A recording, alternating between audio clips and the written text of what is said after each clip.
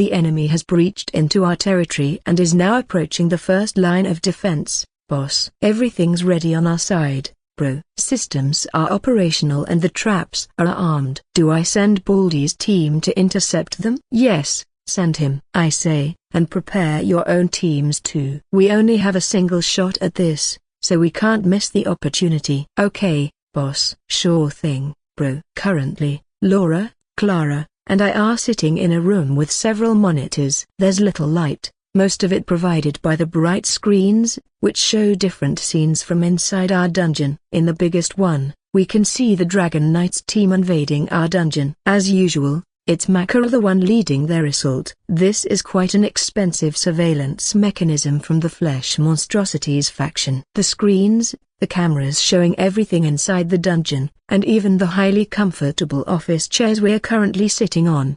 Usually, nobody would spend so much CP on something like this for a match, because it's expensive and thus reduces how many traps and monsters you can deploy. And it doesn't really have any purpose in the normal dungeons because as the owner you can see everything that happens as if you were a Goda broken bar, but we don't have any other option here. There's only one chance for us to surprise Mackerel and kill her. For this single chance, we can spend any amount of CP. Thanks to the surveillance system, we can now see everything that happens in our dungeon, and we only had to sacrifice a broken bar. A broken bar? How expensive was it? Our broken bar? Oh, yeah. We only had to use a quarter of our CP budget for it. Expensive, right? But the chairs are free because they count as decoration. Ha ha ha. I had to pay for them but with the CP from the dungeon. They don't cost. Take any CP from the CP budget we get for this match. Though the Flesh Monstrosities isn't the only faction that has similar mechanisms,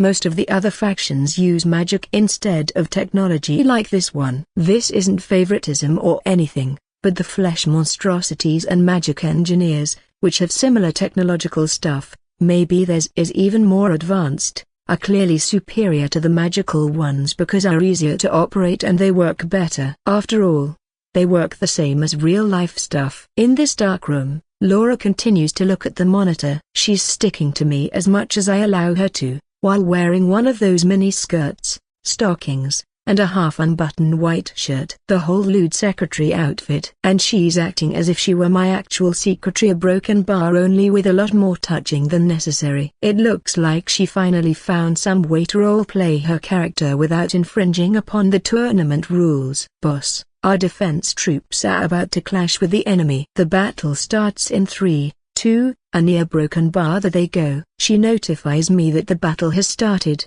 and at the same time, keeps track of everything else the enemies are doing. I finally detected the enemy's assassin squad. They're trying to surround Baldy's forces and force him into a bad situation, then make Baldy retreat as soon as possible. We can't afford to lose them. Sure thing, boss. Before communicating the situation to Ricard, who's currently engaged in combat with Mackerel's squad, she doesn't forget to rub my knee with her hand. Hey, that hand got too close to another area. I know you're role-playing, but please stop. That's harassment. For this match, we too have some speakers and a microphone. This way we can give instructions to anyone from this room. Very convenient, but very expensive too. I count them as part of the necessary expense to increase the chances the plan works. Baldy, do you hear me? Laura's voice echoes through the whole dungeon. The enemy is trying to surround you. Retreat right now. There's no way for us to hear what's happening. We only receive image from the cameras. No sound at all. So Ricard raises his hand in acknowledgement and immediately prepares to retreat. Oh,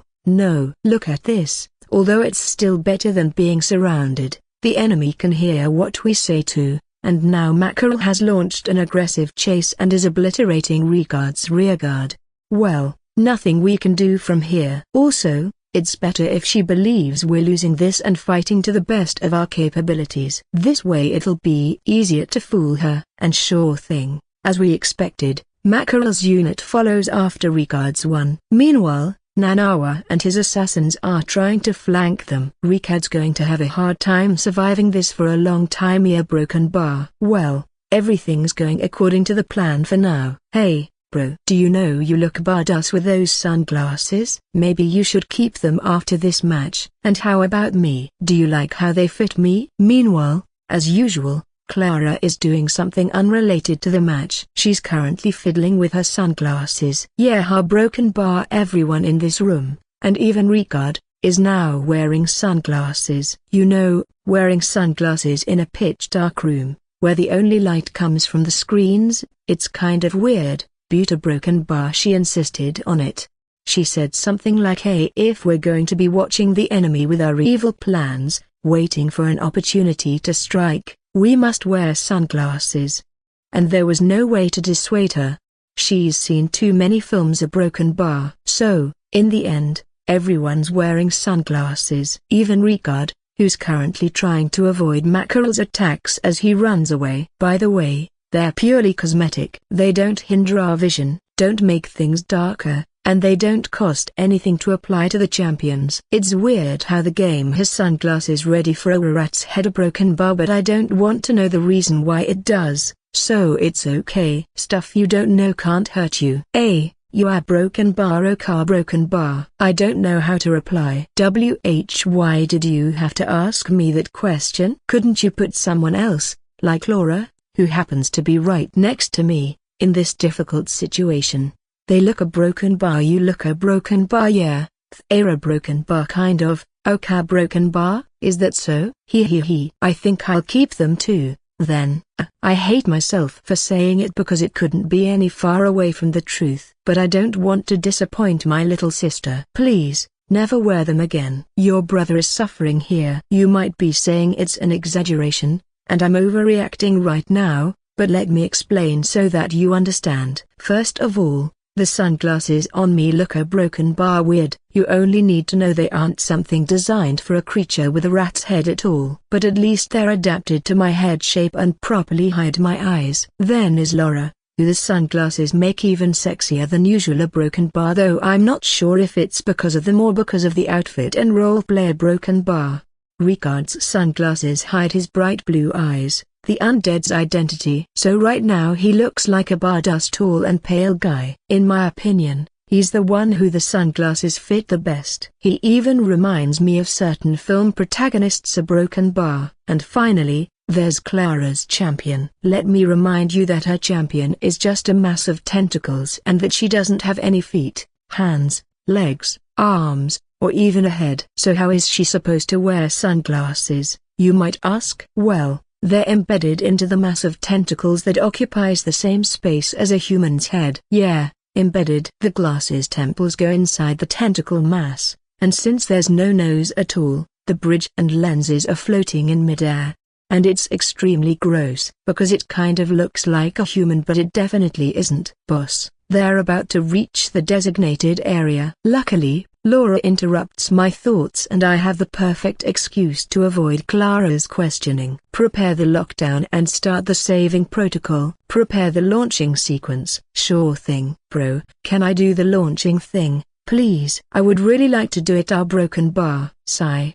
Okay, but don't miss the timing. Okay? It's very important. Don't worry, I'll do it properly. Now I'm worried. Very worried. I don't know why, but I somehow feel like she's making a sinister grin right now. I don't know if it's a good thing or a bad one that her champion doesn't have a face here. Broken bar. Lily, from now on, I leave everything to you. I must do my job too. Sure thing, boss. If you do your job properly, I can reward you later, you know? Come on. Can't you stop making those suggestive movements right now, and focus on the match? Please focus on this first, Lily. A broken bar, we'll talk about it later. Yes, foo.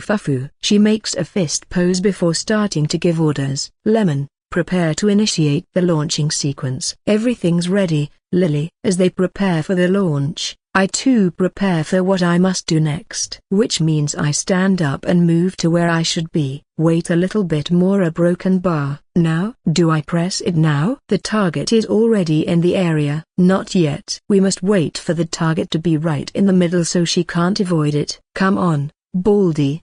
Bait her a little bit further in. Our broken bar. Okay, here we go. Launch the bomb. Okay. Launch start. Good luck, bro.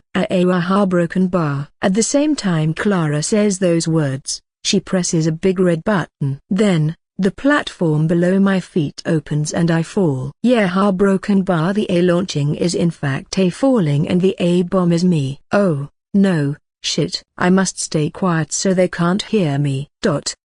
Like this, I fall to the room below, where Mackerel is waiting. Well, where she currently is. Baldy managed to make her come to where we needed her to be. Yuga broken bar. I hate this so Mika broken bar. Why did I come up with this plan again? A broken bar? Oh, yeah, it was so I could safely get into reach and she didn't have enough time to avoid me. But I still don't like falling like this. This is true freefall and everything else is just a joke in comparison. I just hope my character doesn't turn into a mess of flesh and organs upon touching the ground. A broken bar. It'll be too disgusting. Fuck this shit. Why can't I land a single hit? Ha ha ha. Did you think you were good enough to fight with me? Such foolish thoughts. I might not be your equal, but I'll at least stop you for enough time to let my comrades destroy your dungeon core. Ha ha ha. In the middle of my fight with Mackerel, we take a short break to taunt each other. I use this chance to put some distance between us. Contrary to me, she looks composed and is leisurely walking in my direction as I retreat. I'm sure I look pathetic right now. Why do I, the great bald sage, suffer like this? I should be massacring my opponents and feeding on their souls to grow my undead legion instead of fighting this clearly superior opponent. The undead faction isn't suited for 1v1 fights but on many versus many ones. It isn't like any of us is actually alone. But what am I supposed to do when both my and her units are currently locked in combat and she's free to come at me however she wants to? So, shall we go for the second round? I'll let you make the first strike once again. Saying this, Mackerel waves her hand, telling me to come to attack her at any moment. I look at my status and then at the HP bar on top of her. Shit. I've lost 100 horsepower already and I didn't manage to touch her a single time. Not even when I activated Whirlwind. How can you evade a skill that only takes 0,5 seconds to activate? She managed to use Blink in time to get out of reach. Now I'm sure about it. She's a pro player, and if she isn't, she's going to be one soon. I know this stuff, and only those players can do these kinds of stunts. Not coming?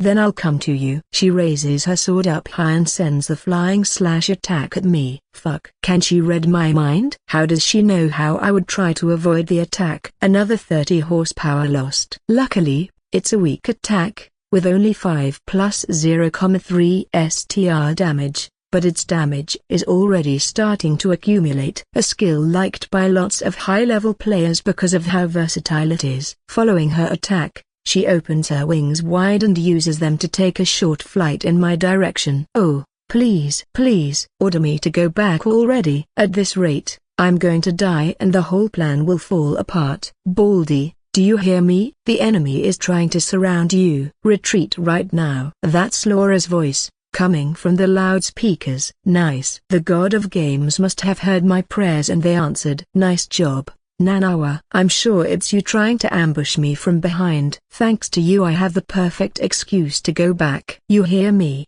my undead legion? Those sneaky bastards plan on surrounding us and send us all of us to the clutches of death once again. But we won't accept it. We're retreating. Hey, who are you calling a sneaky bastard? Isn't it normal to use everything at your disposal to crush your opponents? I'm not going to argue with you, Mackerel, because I too believe in it. But our situations are currently reversed, so I'll complain anyway. Zombies, cover our retreat. Let them understand why you're one of the most feared meat shields. Ha ha ha. I and the rest of the units start to retreat as the zombies make a little wall of flesh to stop Mackerel and her kobolds from following us. That's what it should look like, but in fact, I'm just turning us some time so that we can bring Mackerel to the prepared space for the ambush.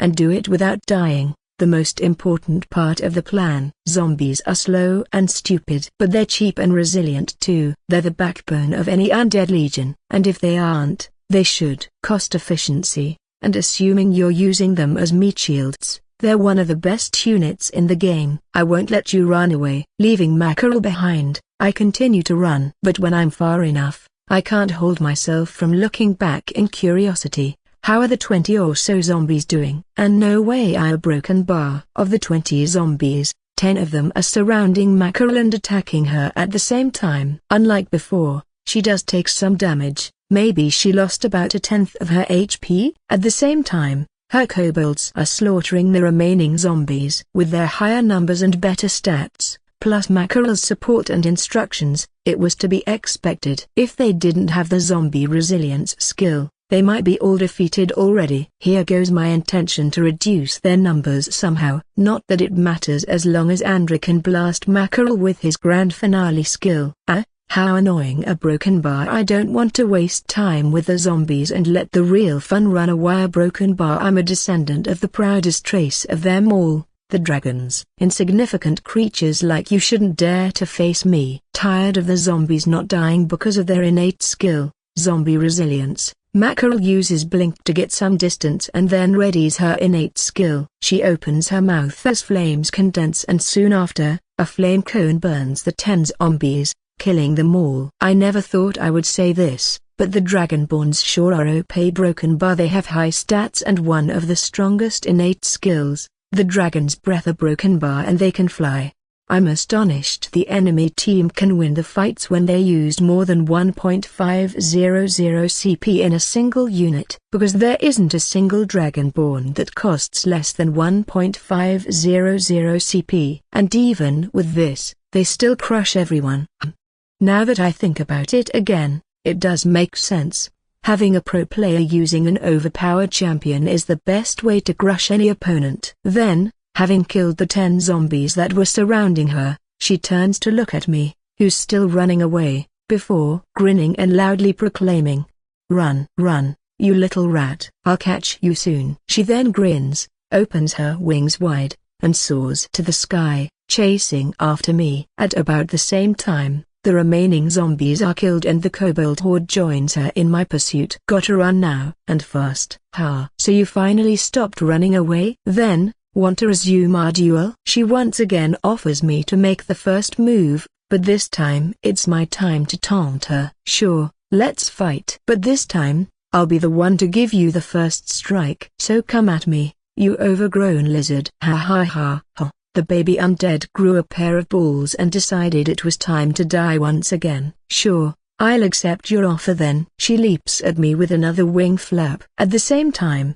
the little remaining undead engage with her kobolds. I make sure I'm standing where I should be. Broken bar. Yes, the platform is right below. Okay, then it's time to activate our plan. Please, Andreu, Laura, Clara. Broken bar. Don't miss this chance, because it's the only and last one we'll have. At the same time as her blade is about to reach me, I see something falling from the ceiling. That must be him. Then, the ground opens and I fall to the room below, narrowly avoiding Mackerel's strike. Nice timing. This strike might have killed me if it dealt more than 50 damage. This is everything I could do for this match for now.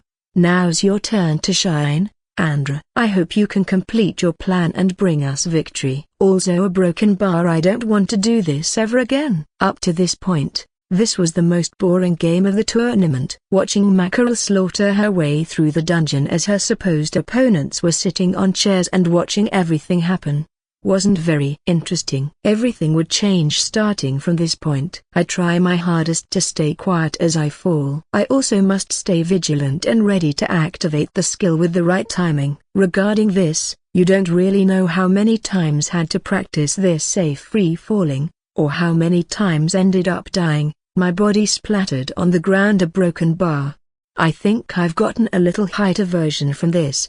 The important thing about this tactic is that I must activate Grand Finale right before I smash into the ground. This way I won't die from the falling damage, because I'll be invulnerable, but it isn't the important part. A broken bar. The important part is that if the skill activates just as I impact the ground, the area of effect will be right next to Mackerel, and there won't be any way for her to avoid it at all. Not even with a blink skill. I see Ricard, waiting right below. He then disappears as the shuttle opens, leaving only Mackerel and all her kobolds. Ricard's undead are already a broken bar. Well, mostly dead, in the area. Hey, Yeah, I'll manage to kill them all at the same time. Ha ha ha. I managed to activate the grand finale skill right before impacting on the ground with a resounding thud. Onk, this is painful. Okay, it isn't, because I'm invulnerable right now. A broken bar, but the image of it, and the experience of hurting so many times,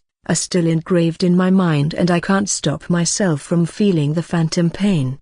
Not like damage hurts in the game, but I like to complain anyway. It's because of the roleplay, I swear. Don't look at me with those eyes. Human. A broken bar. Nuclear broken bar. Haha, broken bar. I barely managed to squeeze out those words before the grand finale's light explosion activates. Right in front of me, Mackerel's looking back with a surprised expression on her face. Ha ha ha. It serves you right. Your oh so high and mighty self is going to die because of a stupid scheme like this. I'm sure you never expected anything like this to happen. She does manage to activate Blink, but it isn't enough to escape the explosion because she was right at the center of it. We got her.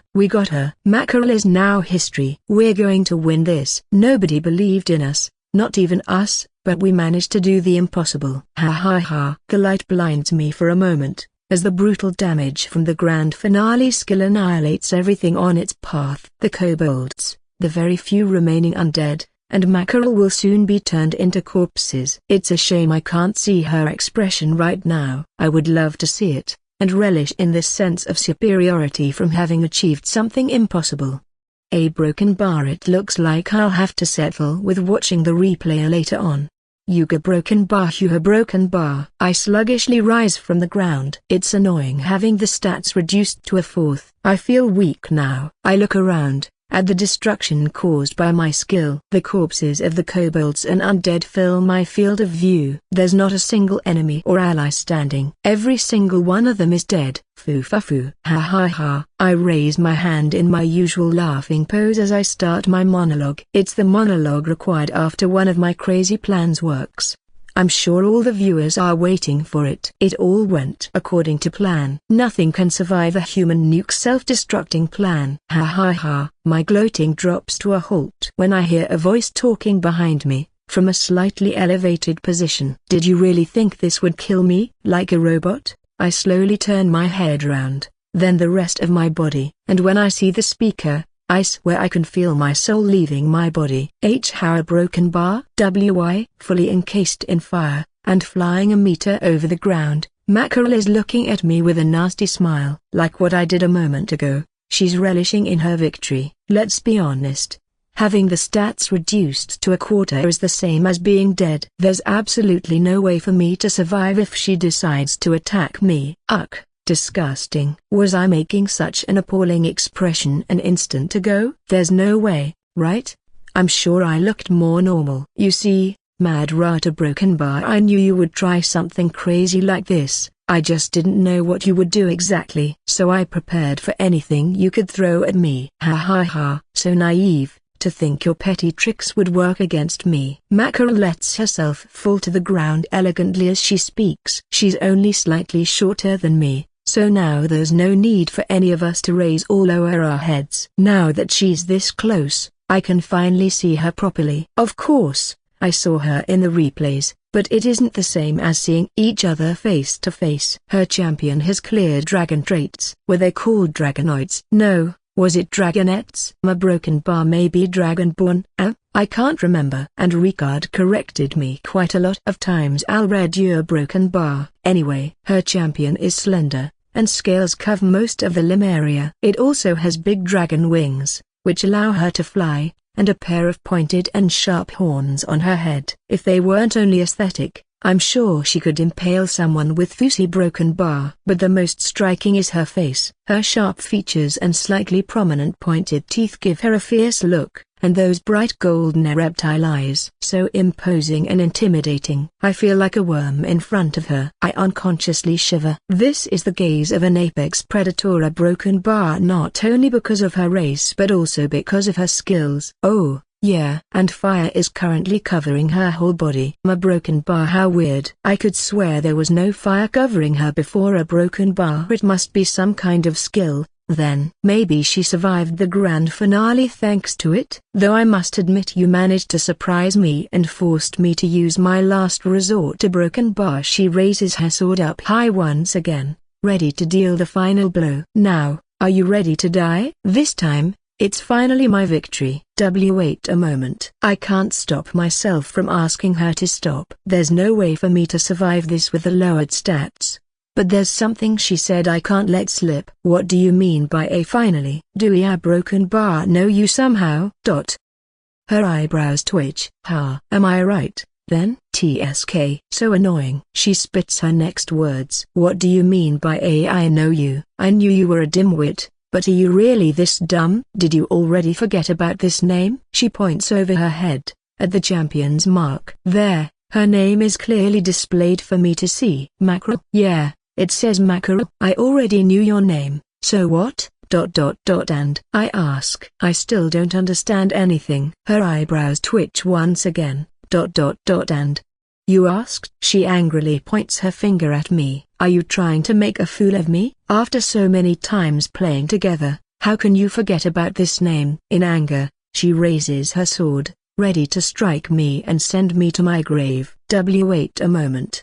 A broken bar. I think I remember now. She lowers the sword. How a broken bar looks like I can survive for a little while longer. A broken bar. Now, think, Andreu. Think quickly. I must find an answer before she kills me, or I won't be able to find the truth once I die and it'll bug me eternally. Mackerel broken bar. Mackerel broken bar. As I said before, this name reminds me of something. A broken bar. Where did I hear it before? A broken bar? Also a broken bar. That condescending attitude, treating me like a fool. A broken bar. Not like I'll refute her point of view because it's kind of true, but a broken bar, it still kind of hurts. Wait a moment. That way of speaking, the nickname, and the fact that we played a lot in the past. There should be only one person who fits everything. But it can't be. She should be somewhere else right now. Because a broken bar, the only one that can fit everything is my older sister, Marta broken bar. She liked to use that nickname when we were kids. Andreu.x has stopped working. Please wait while we reinitiate the Ozar broken bar. Once again with this, it is happening a lot more than usual lately. A broken bar. There must be some hardware problem somewhere. I hit my head a few times until my thoughts clear up. The good old trick of hitting it until it works. Haha broken bar. Where was I? Oh, yeah, broken bar. Marta. My older sister. Mara broken bar. Oh. No, I shouldn't say her real name here. I don't want to infringe upon the rules and be disqualified because of it. I mean a broken bar sister. Sister? Is it you? She grins as I finally recognize her. It took you long enough. Hey there, brother. A broken bar. Long time since we last played together, isn't it? But why? Why are you here? Sigh. Do I really have to explain everything to you? You never want to play with me. I had to think of something myself, so I decided to come and have some fun with you. Yeah, broken bar. And I'm sure part of that fun is killing me in the most humiliating way imaginably. Broken bar. Like right now, when I can only drag myself around like a pathetic worm due to the reduced stats, figuratively speaking. Anyway, I've always been beaten by you in games, but not this time. My time to destroy you has finally come, and you can do nothing against it. After so many defeats, my victory has finally come. I'm the best. And I'll prove it now. Oh, yeah, I almost forgot about Thesa broken bar. It's been so long since we last played together. When was it? Was it our broken bar about the same time when Clara had those problems? Yeah, I think it was since then. The thing is that Marta is very competitive. And I mean very competitive. Since we were kids, and because we're only 1 year apart, we used to play together quite a lot. And she managed to beat every near broken bar except for me. And she's still angry because of it. Don't misunderstand. It isn't like I am better than her in every game. It's just that my approach to games has always been a broken bar different. While she perfected her moves and tried her best to improve, I just did random stuff that, somehow, worked well. Sometimes. But the funny thing is that it always worked when it was against her. You can imagine it like a rock-paper-scissors game. She won against most other players, while I lost against them. But when it came to me against her, She couldn't predict my random actions and ended up losing. She used to call me a cheater by then a broken bar. How nostalgic. I hate that foolish expression. I'm sure you're in your own world right now, thinking about unrelated stuff. Her shout snaps me out of my memories. No, wait. I swear I wasn't. Well, she got it right, I was. But I'll first try to calm her down. So, how are you doing, sis? Weren't you supposed to be playing in the level 20 tournament? Why is a player like you in the lowest level tournament? So what? I'm tired of serious fights. And it's been so long since the three of us played together a broken bar, and since you never want to play with me, I decided to come and force you into one of my own games. She smiles evilly. I'm sure that a game was to punish me. But that isn't true. It isn't like I have too much free time between the college stuff and the persistent insistence of Clara to spend time together. Plus I spend all my free time playing my broken bar. Ha ha ha. Now that I think about it, what a shameless excuse. If we both play DMA, we could easily play together at any time. A broken bar, it just never crossed my mind. But she never asked either. So it isn't only my fault. I try to refute her words, but before I can, she puts her index finger on her lips, telling me to shut up. Not now, brother. We'll talk about this later. Remember, we're not alone right now. She gestures with her hand, as if waving through something imaginary floating in the air. Oh, yeah, ha, broken bar. The audience. Now then, a broken bar. She grins. This is goodbye, brother. Wait, a broken bar. I try to stop her, but it's too late. Her sword pierces through my body and I receive the message that I died. When she retrieves her sword, my body falls to the ground, lifeless. I forgot about it because of the surprise, but the idea was to kill Mackerel here so that we could have a chance to win this match. And now I'm dead, but she's still doing okay. It looks like we lost this fight, a broken bar. I'm sorry, guys, or maybe not, because he broken bar. Sister, that's a deafening and scary shout. It looks like a small but very dangerous monster is coming. Ha ha ha. Put her in her place, Clara. Kill her so we can win this match. My cute little sister decided to show up to avenge our foolish brother. In my phantasmal form, I prepare to enjoy what's going to happen next. I sit down on top of the nearest rock and take a comfortable position. Not a single one of the players can interact with me right now, but I can still see and hear everything. It's a shame there's no popcorn. A horrendous figure comes from one of the side passages. Wildly swinging her tentacles around, the figure closes up to the proud dragon humanoid. In contrast, the dragon calmly waits for the other to come closer. Meanwhile, I feign eating imaginary popcorn. There aren't real ones here, but I can still feign to eat them. Fight, fight, I say. Not long after the conversation between Andreu and Marta, and using the rumors that were already circulating as a base, the viewers found the truth about Mackerel, that she was one of the most famous players, and that she was using a side account so that she wouldn't be recognized. Some players complained about it being unfair, but the DMA staff ignored them, explaining that everything in the tournament is balanced and the only thing that matters is the player's skill, and that only the dungeon stuff unlocked at or before player level 5 could be used, so everyone was playing on the same limitations and the matches were fair. Sister, Clara's shout fills the whole room as she runs towards Marta, wildly swinging her tentacles around. At the same time, Marta sheaths her sword. What is she doing? Is she taunting Clara? I'm not sure. Maybe she has some other plan. A broken bar, but it's a very effective way to proclaim you're better than the other. I would do it if I could too. Just maybe not against my little sister, because it would be too much. Well, let's see what happens next. I fill my mouth with imaginary popcorn and continue to watch the show. When she's close enough, Clara swings her tentacles in a wide swing. Go, kill her. So we have a chance to win this match. Though it's a very easy to predict attack, and I'm sure Marta will avoid it without trouble,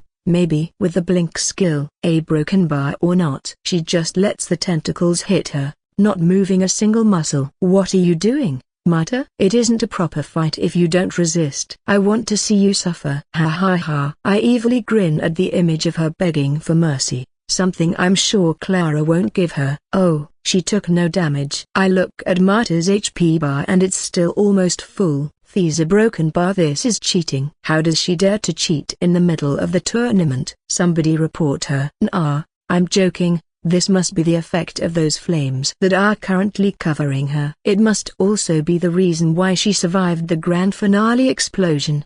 What an op skill, a broken bar. I never knew something like this existed. Maybe it's a skill exclusive to the dragon faction? Clara makes a few more swings before realizing she isn't achieving anything at all. Then, she latches her tentacles around Marta's champion. Why did you do this, sister? Why do you hate me so much? Finally, her annoying sister cry has ended. It's weird, it lasted for more than a minute. Didn't she get tired in the middle of it? She kept shouting even while pummeling Marta with everything she had. She didn't even breathe during that time. A broken bar. It's possible because this is a game, but it's weird in any way you look at it. Humans have the instinctive need to breathe even while inside the game. After all, calm down a little, won't you? No, I'll make you pay for this. Marta tries to stop Clara's futile efforts to kill her, but she refuses. Is it me, or she looks disgusted at being grabbed by so many slimy tentacles at the same time? Because if so,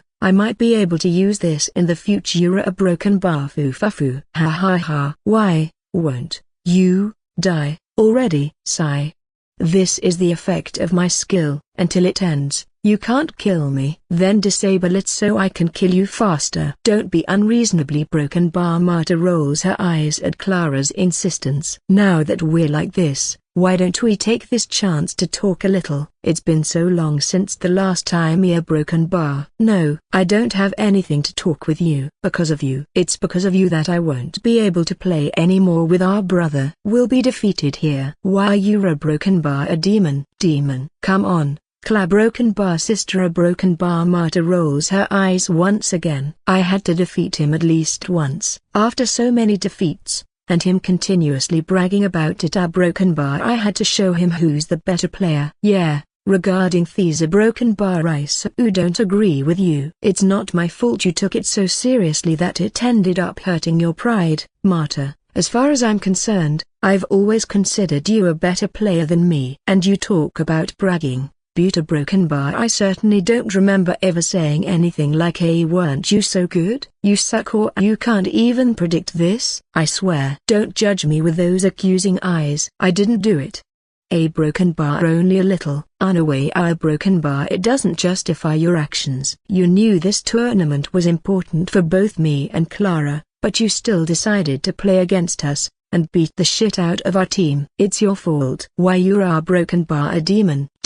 Haha. Broken bar. It looks like Clara's childish anger has infected me. A broken bar. Or was I naturally childish? A broken bar? Nah, that's impossible. It must be because of her. I'm 100% sure. Also, who says I came here to eliminate you from the competition? After hearing Marta's last sentence, Clara stops attacking, releasing her from her grip. By the way, my brain stops too. Why you don't? Clara asks in doubt. I too want to ask this question, but I can't because they can't hear me right now. A broken bar. No, you silly. Marta wipes Clara's non-existent tears from her non-existent face. If this wasn't a game, I'm sure she would be crying right now. And Marta knows it too. A broken bar. I know it makes sense, but the whole situation certainly sounds absurd. I just came to settle my score with him and to play a little with both of you. But now that it's come to this, my skill's effect is about to end and you can freely kill me. Then you'll only need to defeat the other 3 guys or destroy our dungeon core. How does it sound? Really? Are you saying the truth? I am, you silly. Look. The effect is already disappearing. As she strokes Clara's cheek, meaning the tentacles that occupy that area, the fire that was covering her whole body dissipates as if it was never there. Come on, do it now. I'll do it. Clara and Marta hug each other. In this way, when Clara's passive skill activates, Marta will start to take damage until her HP drops to 0, killing her. Though it might take a while. But before she dies, Marta whispers something in her ears. I can't hear it. Please, whisper loudly. As much as the DMA staff allows the viewers to see and hear everything that happens during a match, even including things the players can't see like invisible enemies. They took into account that, sometimes, players might need a little bit of privacy. So if you whisper into another player's ear, it isn't registered and nobody knows what are you saying. It's a very good feature for when you need it, but not now. This makes it impossible for me to listen to what are they whispering to each other by playing the match's recording. And I can't miss what they're saying right now. It's as if you're watching a drama and miss the most important dialogue. I quickly run in their direction and manage to hear the last part of it. Phew. I made it. It isn't everything, but at least is something. ... The third portal should be free right now. Go there and destroy our core. Sis, I always wanted you to win this match. Thank you, sis. I wipe my translucent cheek. These aren't tears, I swear. It's just that my eyes are itchy right now. Fucking onion cutting ninjas. Don't you have enough when you come in real life, that you have to come inside the game too? Having said this, Marta's HP bar is suddenly reduced to 0 and she dies. That was fast. I thought it would take a while. Then, her phantasmal champion appears next to me and we look at each other. Yeah, once you're dead, there's no need to prevent the players from interacting with each other. She frowns when she sees I'm so close. Then, with an angry expression, she asks, "Did you hear it?" I'm sure she's talking about the part 1 Missida broken bar shit. So it was important. If only I was Klazira broken bar. I'm a broken bar. I only heard the last part about the dungeon core. Are you sure? I nod at her. I don't want to fight with her. At least not right now. Then it's fine. She then looks at Clara and sees her sprinting into one of the passages. Is that a broken bar? Yes. It's the passage that leads to the third portal. I confirm Marta's thoughts. It's good then. It might sound weird, but each portal has a number and it always connects to the enemy's portal with the same number. This way it's possible to make strategies around the portals, and easily communicate important information between teammates. What are you going to do now? I'll return to the control room and watch what my teammates, Baldy and Lily, do during the rest of the match. And you? Illa broken bar. She looks in the direction of the same passage Clara used. I'll follow her, I think. I want to see her playing for a while. Okay broken bar then, let's talk later. Yeah, let's talk later. With this, we both go our separate ways. There's no need for big goodbyes. After all, there should only be about 10 meters between us once we disconnect from the game. We can meet each other as soon as the match ends. I must say a broken bar. I never expected what would happen in this match. So far, it's the biggest surprise in this tournament. The all shall despair? Yeah, that too was a surprise, though not as big in my opinion. And it was a bad one, a horrible one. The worst surprise I could imagine. If they told me if I wanted another surprise like that one, I would certainly say no. But there shouldn't be any more surprises in the tournament, am I right? How broken bar. That was very closey broken bar. I was on edge all the time. Luckily, it ended well for us. You're right. Dina broken bar. Can you release me a broken bar? Release you? Oh, I didn't notice. Sorry. A broken bar. I quickly release Laura, because of what happened between Andreu and Makarov, and then between her and Clara. I got so nervous I grabbed and squeezed the first thing I found, a broken bar, which turned out to be Laura's arm. After being saved, I quickly returned to this room to watch the results of our plan. But I almost had a heart attack when I saw it didn't work and Makarov was doing fine. At first, I couldn't understand, but then I noticed the fire wrapping her champion and I wanted to kill myself. Then she killed Andreu because of my blunder. How could I forget about it? The Dragon Faction's exclusive ultimate skill. The Dragon's Wrath. OMG. It's the basic of the basics. The first thing when planning this match should have been to take into account the possibility of Makarov having the Dragon's Wrath skill. Dragon's Wrath, active skill, cost, 200 EP, 200 MP for the next 1 minute. You are invulnerable, and all your stats are increased by 20%. After this time ends, your maximum HP becomes 1 until the end of the dungeon invasion or dungeon battle. This skill can only be used once per dungeon invasion or dungeon battle. As with all ultimate skills, the Dragon's Wrath has a huge drawback. Having your maximum HP reduced to 1 means that absolutely anything can kill you. After all, the minimum damage is always 1. Regardless of how high your defense is, and how low the enemy's damage is, the minimum is always 1. Unless you have complete resistance to that damage type. This means at least our plan managed to somewhat eliminate Mackerel from the match, only that it went in the opposite direction as we expected. Instead of Andreu being reduced to a cripple and Mackerel ending up dead, he died and she would soon turn into a cripple. But then, just as I was about to exhale in relief, it happened. The loud sister cry. It came from the passage I used to come here. I turned my head in surprise and noticed something I didn't expect. A broken bar. Clara wasn't in the room anymore. We saw her running in Mackerel's direction thanks to the cameras that caught her. It must have been then that I grabbed Laura's arm. In a mix of surprise and tension, she didn't even notice it, because she was as altered as I was. We already got this match. We managed to reduce Mackerel to a cripple. We only had to wait until the skill's effect ended and we could freely kill her. But then Clara left the room and ran in Mackerel's direction. No, stop her somehow, I shouted, shaking Laura. She's invulnerable right now. If Lemon fights against her, she'll be killed. Yeah, broken bar. I can't do anything. We can only hope she doesn't do anything stupid. Shit. And why did she shout hey sister? I don't know. A broken bar. Maybe she got angry because it's the team her sister trained? The cause must be because Mackerel killed Madrad. Not convinced, we decided to keep watching everything develop. There was nothing we could do on the way our broken bar. Despair ensued. Watching Clara attack Mackerel repeatedly without any effect, I knew everything was lost. But a broken bar. Why wasn't Mackerel doing anything? She just stood there, receiving Clara's attacks. A broken bar. She even let Clara grab her with her tentacles. A broken bar. Then, she said something and Clara stopped. What's going on? I can't understand anything. Yeah, broken bar. Have no idea. But it looks good for us, doesn't it? Well, yes. Then, Clara and Mackerel hugged each other. Soon after, the Dragon's Wrath skill ended and Mackerel died. Then Clara ran to one of the passages, the one that connects to the third dungeon portal. A broken bar. Which brings us to the present. Maybe we misunderstood and Mackerel is actually their sister, instead of only the trainer. Maybe a broken bar? I don't know anymore,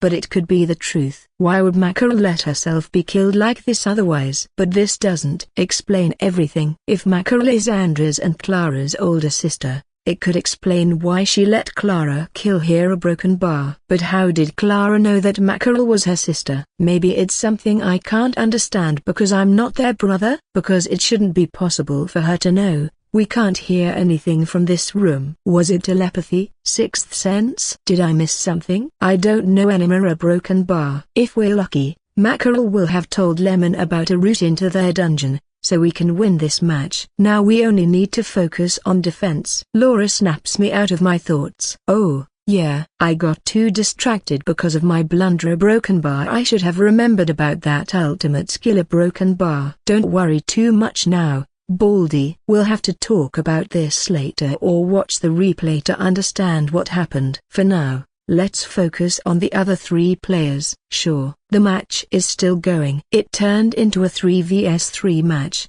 but there's nothing sure yet. The best thing is that our worst enemy, Mackerel, is dead. Do you know where Fredlock, the archer, is? I need to vent some stress and he's the perfect target. I do some stretching as I wait for her answer. A broken bar. I think I last saw him in that area. A broken bar. Yes, there he is. I'm going then. I leave the defense to you. Okay. Don't be too reckless. A broken bar. Reckless? Me? You must be wrong. A broken bar. Ha ha ha. Laura makes a worried expression as I leave the room. Why is she so worried? I'm just going to kill some pests. A broken bar. I think I aged about 5 years when being chased by Mackerel today, and another 5 because of Clara's unexpected outburst. A broken bar. Now I must recover by feeding on our enemy's juicy, tasty souls. I'm going to kill them all, release the accumulated stress, and feed on their souls. My time to show my skills has come. Tremble in fear, you puny mortals, for I'm coming for your delicious and eternal souls. Ha ha ha ha. You know what's the worst about dying? It's having to wait for the match to end, without being able to talk to anybody. Luckily, Ricard managed to distract me with his antics and not so good tactics. And they call me crazy, a broken bar. I'll kill you all and turn you into my eternal undead soldiers. Ha ha ha. On the screen, I see Ricard recklessly jumping into a group of enemies. Those are Fredlock's vanguard. The monsters he uses to give himself some time so he can snipe out the enemy. This is a very good tactic, a broken bar, but it doesn't always work, like right now. After all, surrounding Ricard's champion with lots of weak enemies isn't a good plan. He can not only kill them fast thanks to Whirlwind, but he also heals as he deals damage. So any amount of damage Fredlock can inflict upon Ricard will be offset by the health restored by his innate skill. In not so long, I expect Ricard to emerge victorious, and then Fredlock will have nowhere to run. Which makes me think, are they really that bad? Did the rest of the Dragon Knights team rely on Mackerel so much that they can't properly act now that she's dead? Or it might be just Fredlock. I don't know, but a broken bar, we'll see how it goes. Of course, it isn't like I can actually hear Ricard's screams and shouts. After all, we can't hear anything from this control room. It's just that, after so many times having to listen to him when he turns into a roleplay mode, I can imagine everything he says just by looking at his movements and actions. Honestly, it isn't that hard. He mostly repeats the same things all the time. I can almost see his spit flying everywhere, like a completely deranged maniac. If only this wasn't a game, a broken bar. Ha ha ha ha. So tasty. This is what I live for. Now that I finally recovered my peak, it's time for the main dish. Ricard raises his hands up as he laughs, before turning his head in Fredlock's direction, who, by the way, is trying to run away right now. But it's too late now. A broken bar, poor guy, a broken bar. He unleashed Ricard's full crazy mode and there's no way to stop him now. A broken bar, only one of them can survive, and I certainly wouldn't put my bet on Fredlock. Mostly because he's a ranged champion who already lost his frontline mobs. Oh, and I forgot to say, but Ricard isn't alone either. He has the few remaining undead, those that didn't participate in his clash against Mackerel, with him. In short, 4 skeleton archers, that's all. The rest were destroyed at the start of the match. But since that's too few support mobs, he borrowed my good followers. And he didn't ask about it. Not like I could have given him permission since I'm dead, but still. He didn't ask me if I could lend them or not. I swear, Baldur broken bar, if a single one of them dies, you're going to pay for these. A broken bar. I put an evil face. At the same time, I strike my palm with my fist, in the typical thug-like pose. If a single one of them does, a broken bar, no. If they get a single scratch, you're going to pay. Baldy, I'm going to force you to broken bar. I don't know, I'm going to force you into doing something. I'll decide on what later, but assure you won't like it. Ha ha ha. After fooling around for a while, I once again turned to look at the screen. As expected, Ricard caught up with Fredlock and has him surrounded with the help of the skeleton archers and my good followers. If nothing goes wrong, Baldy will kill Fredlock and we'll have the advantage. It's going pretty well now that Mackerel is dead. A feminine voice says right next to me. Oh, yeah, I'm not alone in the room. Still wearing her sexy secretary outfit and those sunglasses that make no sense in this dark room, Laura's sitting on her chair and watching Ricard's foolishness too. I'm tempted to stick close to her the remainder of the match, like an actual haunting spirit, so that she gets the creeps when she watches the replay. A broken bar, but I'll hold myself back for now. I don't want to upset her too much. Just blowing into her ear will have to do. I move right next to her and prepare to blow into her ear. Not like it will have any effect at all, but it'll show when she watches the replay, as every viewer can see and hear the dead players. When I notice something, a shadow, a broken bar, something is moving through the room. I can't see it properly. What is it? If I didn't try to blow into Laura's ear, I wouldn't have noticed. The shadow jumps at us after getting close enough. I'm dead right now, so the target must be Laura. Shit. This isn't a shadow. It's Nanashi. Now that they're moving, I can see there are a few more shadows. This must be Nanashi's assassin squad, moving undetected to achieve victory while we're distracted by Ricard's and Fredlock's fight. Lily, it's an ambush. Run. You can't die here. But as expected, she can't hear my voice, and the shadow draws closer. Oh, no. I call bullshit. Now that we finally had a chance to win this game, having defeated Mackerel Broken Bar. This room works as the core room too. If Nanashi kills Laura, they'll win this match because the core is right next to us. The shadow moves forward. I see a dagger appear, reflecting the screen's light. The shadow then swings the dagger, surrounded by an ominous light. This must be the effect of some skill. Who knows how dangerous this attack might be? Lily of Aid. I want to pull my hair right now. I can't do anything. We're doomed. No, we can't lose like this. But then, Laura disappears and Nanashi misses the attack, passing through my phantasmal champion and dropping to the floor. What? Both of us shout at the same time. I'm as surprised as Nanashi right now. TSK. Did you really think I would forget about you, Nanashi? With so many cameras, it was easy to know where you were all the time. From my right, Laura's voice makes me turn my head. Oh, she knew about the attack and used blink at the last moment. I knew you wouldn't be deceived like this, Laura. I always knew you would avoid that attack. Haha, Broken Bar. As I try to deceive myself, Nanashi raises from the ground and raises his weapon once again. So you knew our Broken Bar, but this doesn't change anything. You're surrounded and outnumbered. At his words, more enemies appear from the shadows. Yeah, Broken Bar, this doesn't look good. Who said I'm outnumbered? She presses one big blue button and the ceiling opens, dropping several monsters into the room. What? Once again, both Nanashi and I exclaim at the same time. Hey, stop copying me already. Do you want to be like those crazy fools from the Mad Rats cult, who copy everything I do? Because if so, I'll have to take drastic measures. A Broken Bar. Oh, now I remember. This is what Laura asked me when planning the match. She wanted to have some surprise in case an enemy managed to reach the control room. A Broken Bar. I just didn't expect her to use it to drop several monsters on top of the enemy. Yeah, all those big colored buttons come from my faction, so she had to ask me to create the mechanism first. A Broken Bar. I just didn't listen to the rest of the plan. Now that things are balanced, let's fight this out, Nanashi. Let's see who's the best. She seductively licks her lips and strikes the ground with her whip. He snorts in response. HMPF. You're going to fall today. Killing Mackerel is the most you can achieve. You did the impossible, but we'll show you we can hold our ground too. Ha, what a prideful guy. Look at him, being so proud about being carried through the whole tournament. You got it so easy thanks to my older sister. But now you want to be recognized by the viewers as a good player. A Broken Bar. You're so shameless. It's the first time everyone will see if they are as good as they seem. Because let's be honest, fighting under Marta and winning every match can make anyone look powerful, even if they're total noobs. The fight starts as Laura's demons, those that fell from the hidden ceiling traps, and Nanashi's assassin squad, clad in dark hooded robes, clash. Unlike what happens in most fights between players, both Laura and Nanashi focus their efforts on reducing the number of enemies instead of directly fighting each other.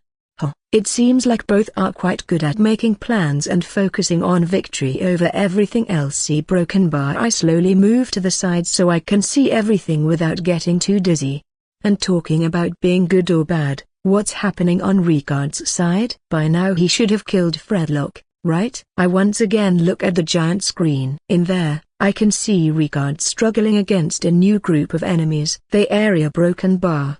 Isn't that the last member of the Dragon Knights team, Drago? It looks like everything was a trap. Fredlock was the bait, and Ricard was the fish who ate it. Right now, Ricard's troops are struggling to survive, and Fredlock, who was surrounded a while ago, is now about to escape the siege. It doesn't look good. A Broken Bar. If nothing changes, Baldy will be against two players at the same time. A Broken Bar. Something is launched in my direction. I instinctively duck, and it passes over my head. It's a Broken Bar, a humanoid charred corpse, with molten lava-like veins. One of Laura's hellspawns. The cloaked monster that threw the corpse in my direction receives a fire spell attack from behind and dies too. That scared me. Wait a moment. A Broken Bar. I'm dead already. They can't do anything to me. There's no need for me to worry about them at all. But still, it's annoying. I can't see the screen like this. Angry at the situation, I shout. Hey, can't you see I'm trying to watch that screen? If you want to fight, do it somewhere else. But they ignore my plead and continue the fight. As expected, they can't hear me. A broken bar. I return to look at the screen and see Ricard continuously slashing at Fredlock's corpse while laughing like a lunatic. He did it. But it isn't really good, because to achieve it, he had to jump into a group of enemies, and those aren't weak on a broken bar. The combat continues. More corpses come flying my way. Hey, do you have something against me, or what? And the number of support units from both sides falls at an incredibly fast rate. Ricard managed to survive so far, but Drago is now facing him. He spent too much EP and MP in the previous fights, so there's no hope for him. Also, Ricard himself admitted that Drago is better than him in melee combat. A broken bar. The outcome of this fight is evident. By the way, he's on top of a corpse pile right now, shouting something. I'm sure it's something like ha ha ha. It doesn't matter how many weaklings you send against me, I'll kill them all and feed on their souls, I'm sure about it. My surroundings finally calm down as only 2 or 3 slackers from each side remain alive. Laura and Nanashi turn to each other, preparing for the final clash. You were quite good, but now there are no more weaklings to protect you. Any last words? A broken bar. I never said I needed them to defeat you, you know. Laura stretches her whip between her 2 hands as she talks. Now that we're alone and have some time, a broken bar, tell me, how do you want me to punish you? Foo. Nanashi quickly gains the upper hand and moves behind Laura, ready to attack. But once again, she avoids the strike with blink and swings her whip. Ignoring the damage he took, Nanashi throws the dagger at Laura. It hits its target and leaves a purple mark. Is that a broken bar poison? She clicks her tongue and uses Revitalize on herself. Playing dirty tricks? I like it. There are no dirty tricks in combat, succubus. Both of them clash a few more times, and Laura realizes she's disadvantaged in melee, so she decides to use drastic measures. Let's see how you survive this. Hellfire. The whole control room is engulfed by black flames, damaging everything inside it. Yes, this includes both Laura and Nanashi. Are you crazy? Well, I just need to kill you faster. Like this, the fight reaches a new height. Nanashi is hard pressed because he's taking lots of damage, and assassins aren't the most resilient of units. In contrast, Laura has revitalized to heal herself, which means she can survive for a lot longer. That is, only if she doesn't run out of MP first. This fight would be so easy if she could use the charming ice broken bar, but she was forced to use them to save herself before, during the grand melee, when Nanashi surprised her by suddenly switching targets to her. So the skill is now on cooldown, otherwise, she could easily kill him. Go, Lily. You can do it. I cheer from the side. If you kill him and survive this, I'll follow one of your wishes. The fight continues, and the first one to fall is Nanashi. The trigger for the guilty pleasure skill activated at the worst time for him, and he was immobilized right when he was going to release his last attack. The dark flames disappear as she releases the spell. Broken bar. I'm out of MP. Broken bar. Laura looks at her stats. If only I had enough to cast Revitalize on a broken bar. I'm sorry, Mad Rat. It looks like it's my end to a broken bar. I want to ask why, but then I notice there's a purple color covering part of her face. My broken bar. It must be that damned poison again. No, Lily. Not you. My most devout and sexy assistant. I cry as her champion drops to the ground, and soon, there's a phantasmal version of herself looking in my direction. I see Nanashi looking at me with a weird look on his face. Oh, yeah, I forgot about these. A broken bar. The enemies turn into phantoms too. So he heard my shameful cry. A broken bar. Somebody kill me so I don't have to face that stare. He leaves the room in the direction where Drago is, though I'm not sure why. Not like I care. I'm sorry, a broken bar. I die too. She apologizes once again, dropping her head in shame. Don't worry, you did well. At least you protected the core. Do you know what's the best about this? That even if she watches the reply and listens to my promise, I don't need to follow any of her wishes, because I said I would do it if she killed him and survived. But she died, so broken bar. I look at the screen again. Oh, What a nice timing to be able to see the exact moment Baldy dies. A broken bar? Oh, so he died too. I was too focused on my combat to watch what he was doing. Will we lose the match, then? Because the only one remaining is him, and it's coming in this direction. A broken bar, he'll break the core and win the game. TSK, TSK, TSK. I make sure to do it in the most annoying way I can, giving myself as much importance as possible. I think you're forgetting about someone else. You mean a broken bar, Lemon? But didn't she disappear somewhere? Yeah, but I look at the game's clock. Since everything started, quite a lot of time has passed. It should be about time to know what Clara was doing all this time. Either she dies, or she breaks the enemy's core. But it should come any moment now. Ah, here it is. At the same time I say it, the game's window announcing the end of the match appears in front of us. Hey, if I'm not wrong, everyone except for Drago and Clara died in this match, right? Ha ha ha. We were like dominoes, falling one after the other. A broken bar. Wait a moment. Now that I think about it, our broken bar, what did I exactly do in this match? Weren't I quite useless all along? The only thing I did was press the auto-destruction button, and I didn't even manage to achieve my objective. A broken bar. Lame. I suck. I didn't achieve anything at all in this match. Literally, everybody participated actively in it, and it was only I that did nothing at all. Shame on me. Though I won't admit it in front of anyone. Let's keep this a secret between us. Okay? We achieved the impossible. We won. I shamelessly say. We did it. Excited about our victory, Laura forgets about acting cool as she usually does and hugs me. A broken bar, because it can't be a convoluted tactic to seduce me, can it? Nah, there's no way. I quickly refocus on what's important. We won this match. The match that nobody thought we could win. Against the strongest team with a crazy pro player, my sister, and we managed to win. Ha ha ha ha. Nobody can stop our team now. Surprising everyone, even themselves, the League of Evil defeated the Dragon Knights and reached the semi-finals. What nobody expected was the influx of viewers, curious about the team who defeated a professional player. The next match, the one against the Sword Sorcery team, would reach the highest viewership of them all, including those matches between high-ranking players at the Level 20 tournament. The League of Evil's popularity, as well as its awfully lame name, was skyrocketing. Would they reach the moon, or self-destruct midway? Though most viewers wouldn't mind the former, the general opinion was closer to the latter. Knock, knock. I'm relaxing on top of my bed when somebody knocks on the door. Hey, Andrew. Do you mind if I come in? I think we need to talk about what happened today. Our broken bar. I can hear Marta's voice coming from the other side. It looks like she came to talk about the reason why she was playing as our opponent in the last match. But I don't feel like answering as I usually would. A broken bar. Let's provoke her a little bit. Who is it?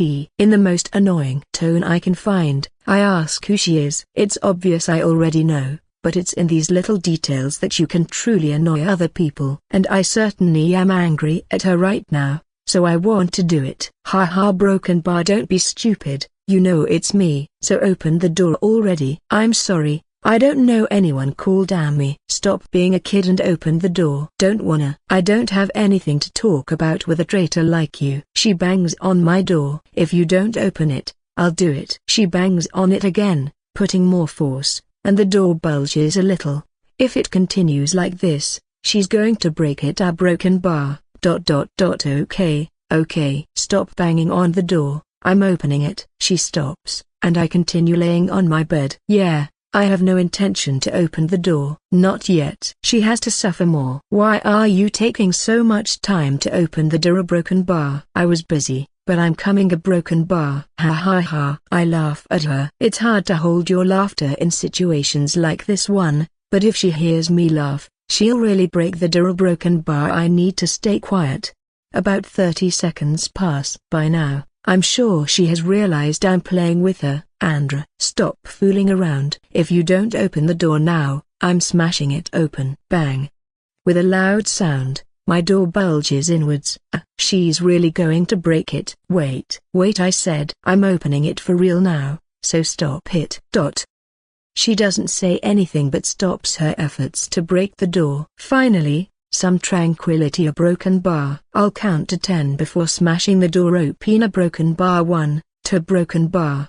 My tactic to lie to her yet again has failed. She knew I wasn't going to open the door. A broken bar. How did she know? Does she know the future? I raised from the bed and opened the door reluctantly. So broken bar, who is it? After I unlock the door, I open it and stick my face out. A broken bar and receive a punch. Yeah, I kind of deserved it, though there was no real need. A broken bar. Why are you so violent, Marta? At least she didn't put too much force on it, so it doesn't really hurt. Well, it hurts my pride, but who cares about it? Ouch. It hurts. I pretend I'm really hurt, rubbing my face and spilling some tears. Let's see if she feels bad about it. A broken bar. Stop doing stupid stuff already and move aside. A broken bar. But in response, she kicks the door, forcing it open. And, of course, it smashes on my poor left foot.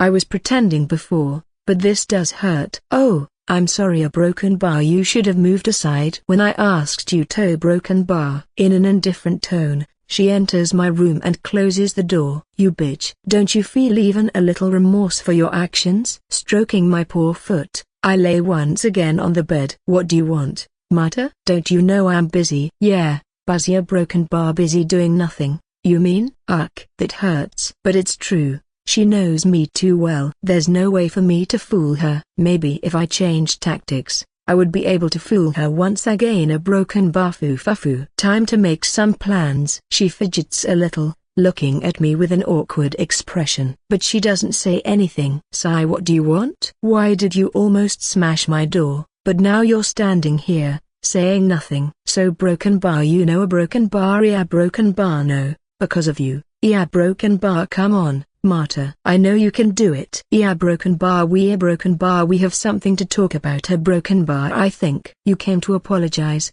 then? Yes. No, I mean a broken bar. She struggles for a while until she finally says, in a voice so low I can barely hear, I'm sorry. A broken bar. Was it really that hard, Marta? Is apologizing really that difficult for you? Also a broken bar. Why was there a question at the end of your apology? Are you sorry, or not? For what are you sorry? Yeah, I'm going to force you to say it. I won't show mercy. Ha. No, wait. Don't say it yet, Marta. I'm going to ask Clara to come to my room too. Wait for a moment. A broken bar. No buts. If you're going to apologize and explain, Clara deserves to hear it too. Okay. Ha. Today is a glorious day. The day I managed to force my older sister to do what I want. Even if it's only because she's sorry. I'm going to save this scene in my brain for the rest of my life. Now that I think about it. A broken bar. I'm a little pitiful, getting so happy because of this situation. A broken bar. Well, who cares? I'll enjoy it to the fullest.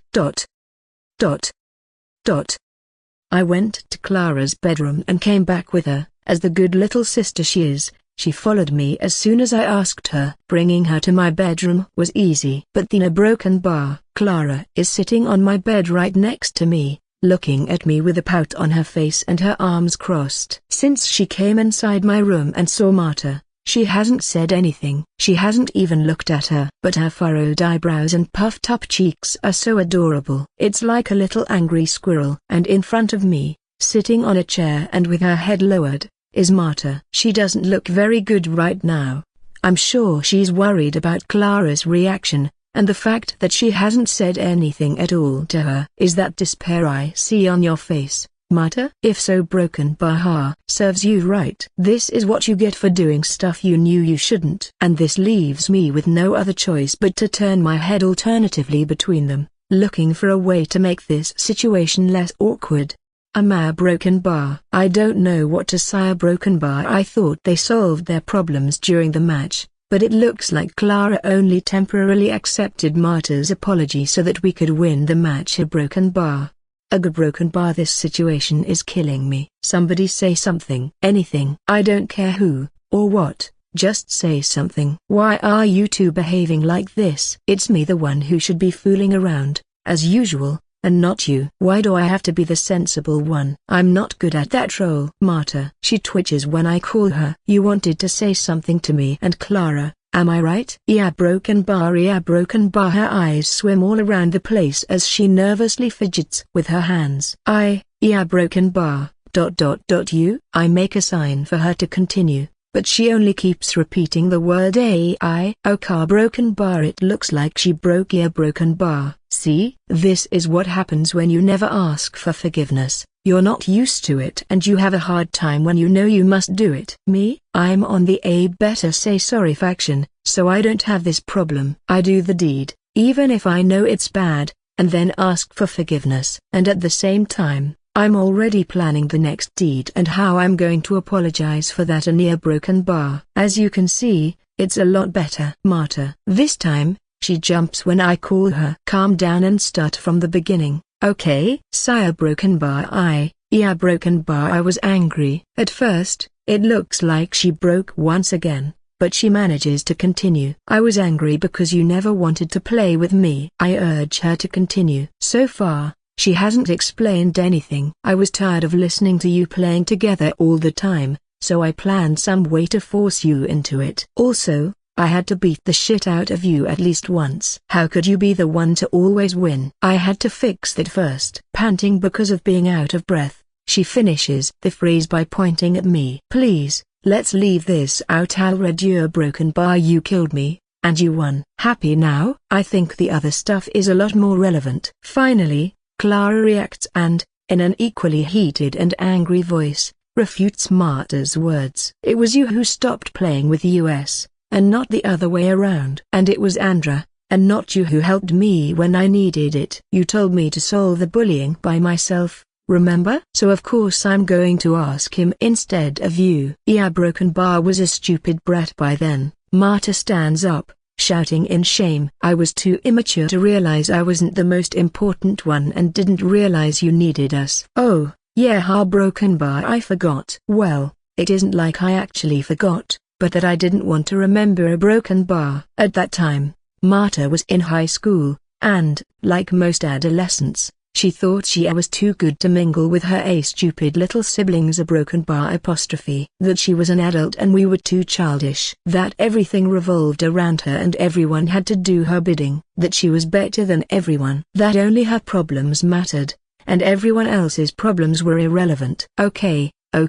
Let's stop here. Broken bar. I think you got what I mean. A broken bar. It's just that I was in the middle of it, between the egocentric Marta, who just started high school, and Clara, who needed my help. And I was going to start high school next year too, so I was busy with lots of other stuff. A broken bar. You must understand I can get heated too when remembering about it. So what? You were a brat? Is this really everything you have to say to me? And to Andreu? Do you know how much I needed you? How much we needed our elder sister. And you weren't there for us. Marta lowers her head in shame and drops to the chair. Yeah, broken bar. I'm sorry. A broken bar. I'm sorry I was so stupid then, and ignored you when you needed it the most. Are that tears I see in Marta's cheeks? It's the first time since a broken bar. I don't remember the last time. I just want everything to return to how it was before. A broken bar. HMPH. If this is what you want, you'll have to do a little bit more than apologize. Clara crosses her arms and adds in a lower voice, Though, well, this is the first step, I suppose. Broken bar. My broken bar. Is it me? Or the more mature of us three is actually Clara, the youngest one? At least, this is what it feels like right now. A broken bar. Marta is crying on the chair, and Clara is looking at her with the same furrowed brows as before. Come on, why do both of you have so much trouble saying what you actually want to say? A broken bar. This might be the time for me to intervene. Come on, Clara. Broken bar. It's clear that she feels bad about it. She even asked for forgiveness. Don't be like her and forgive her. She can make it up for you from now on, don't you think? Marta raises her head and looks at me with an incredulous expression. At the same time,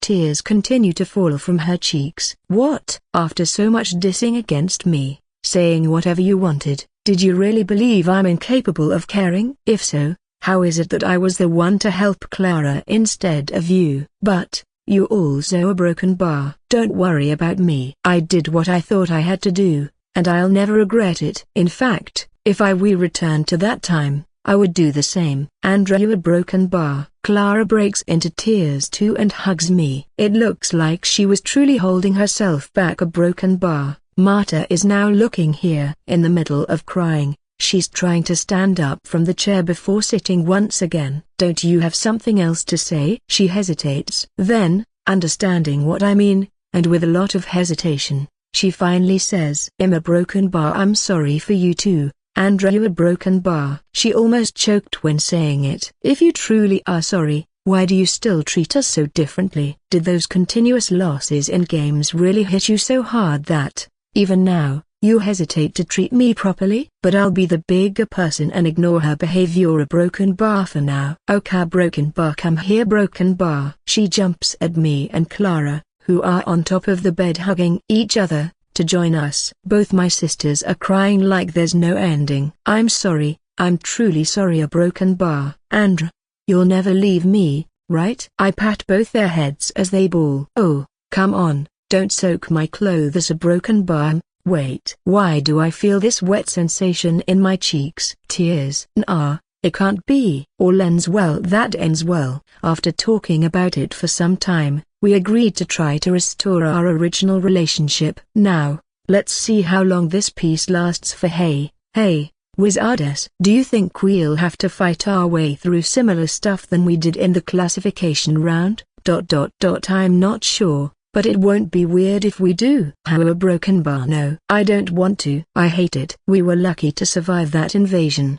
but who knows what'll happen now. I only want to face normal enemies, battle my way through lots of powerful enemies until we find the core and crush it. Like this. Wah, hi. Barbarian swings her axe around as if she were fighting an invisible enemy. But I don't want to fight tricky enemies. Hey, Wizardes, don't you have a way to solve it? She looks at me with expectant eyes and a puppy face. But she's taller than me, so the puppy face doesn't work. How many times do you have to ask the same thing? A broken bar. No, I don't. Maybe we will find them, and maybe we won't. It can't be. Broken bar. She drops to the floor as she releases a desperate cry. I put my hand on my face in exasperation. This barbarian, a broken bar. Why is she always behaving like a musclehead? She isn't like this in real life, but she turns into a lost cause when she starts role-playing. A broken bar. I turn to look at Rogue, but he avoids my gaze by covering his face with the hood. The same happens when I look at Druid. Don't look at me.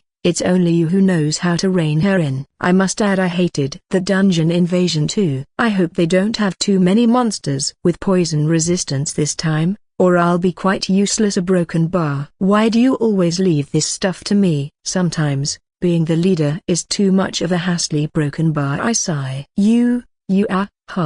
Now, she's making annoying sounds as she rolls on the floor. My eyebrows twitch. You're doing this on purpose, am I right? It's a good thing I know how to make her stop. Barbarian, can you stop behaving like a child? I don't want to, and I'm not a child. I snort. If you don't stop, you'll lose the chance to fight some enemies when they come here. Broken bar. Enemies? Where are they? Bring them to me.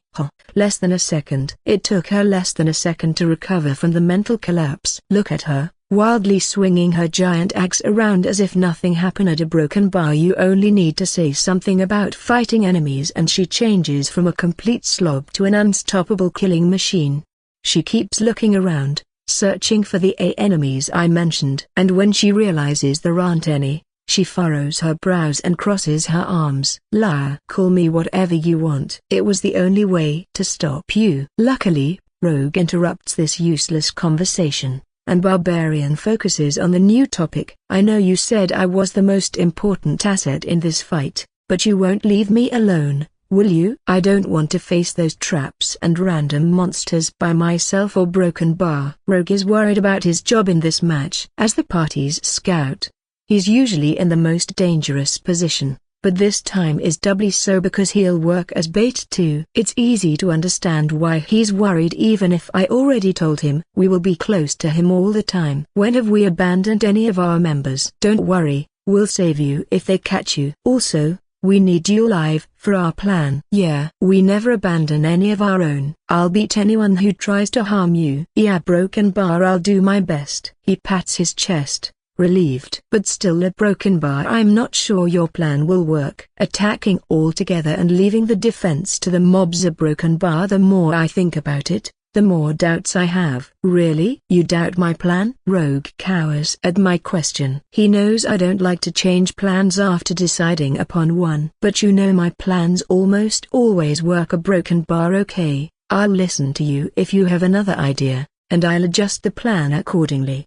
No, number. It's fine. I just wanted to make sure. A broken bar. Are you okay with it? We can still make some changes. Why yes, I'm sure. He enthusiastically nods. Yeah, I already knew you didn't have a better idea in mind. You're just afraid of going into that dungeon, which might be full of random stuff. After we watched their replays, I don't know if our monsters are going to defend the dungeon properly or not, but I sure feel relieved about going with the four of us together. I think we all agree with Rogue. It's weird not being with you in a dungeon invasion. A broken bar. Yeah, it was weird not having you nagging all the time at what I do. Barbarian laughs. Rogue and Druid look at me and her alternatively, not sure what to say. Stop yourself. Wizardess. Don't say anything about how many times you got a headache due to her impulsive roleplay during this tournament only because you weren't there to stop her. Well, I too prefer moving with you all. This way I can better control everything you do. I put extra emphasis on the AU. Good for you, we'll be together. But I'll have to scout ahead, alone, and also try to bait the enemy. A broken bar. Rogue complains, saying he's the only one who'll have to be alone during this match. But everyone knows he only does it because of his character and doesn't really mean it, so we ignore him. It also isn't completely true. You know we'll be close by. I know. But still. A broken bar. Okay, broken bar, don't complain anymore. We decided to do it like this when we were planning the match. It's too late to make big changes now.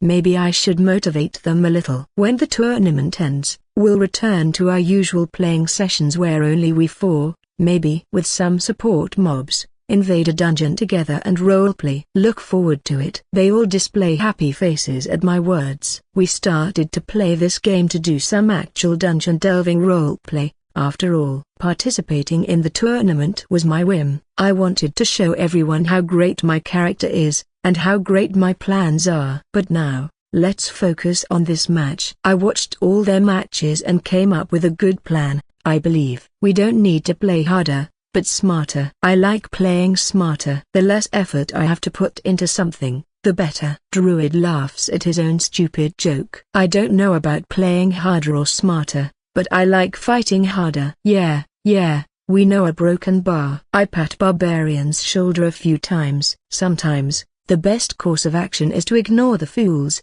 or those that behave like one, and keep moving forward. Rogue acts like he's too cool to say anything, standing some meters away, with his arms crossed and his back touching the still inactive dungeon portal. He likes to roleplay the cool guy, but then he sometimes breaks his own character by whining about something, like what he was doing before, whining about being the scout. 10, 9, 8. A broken bar. The countdown until the match starts appears in everyone's vision. Enough fooling around. We must focus now. I'm talking to you, Druid. I know a broken bar. You am. He stands up and slowly stretches, raising his arms up and then to the sides as he yawns. Until now, he was laying on the ground.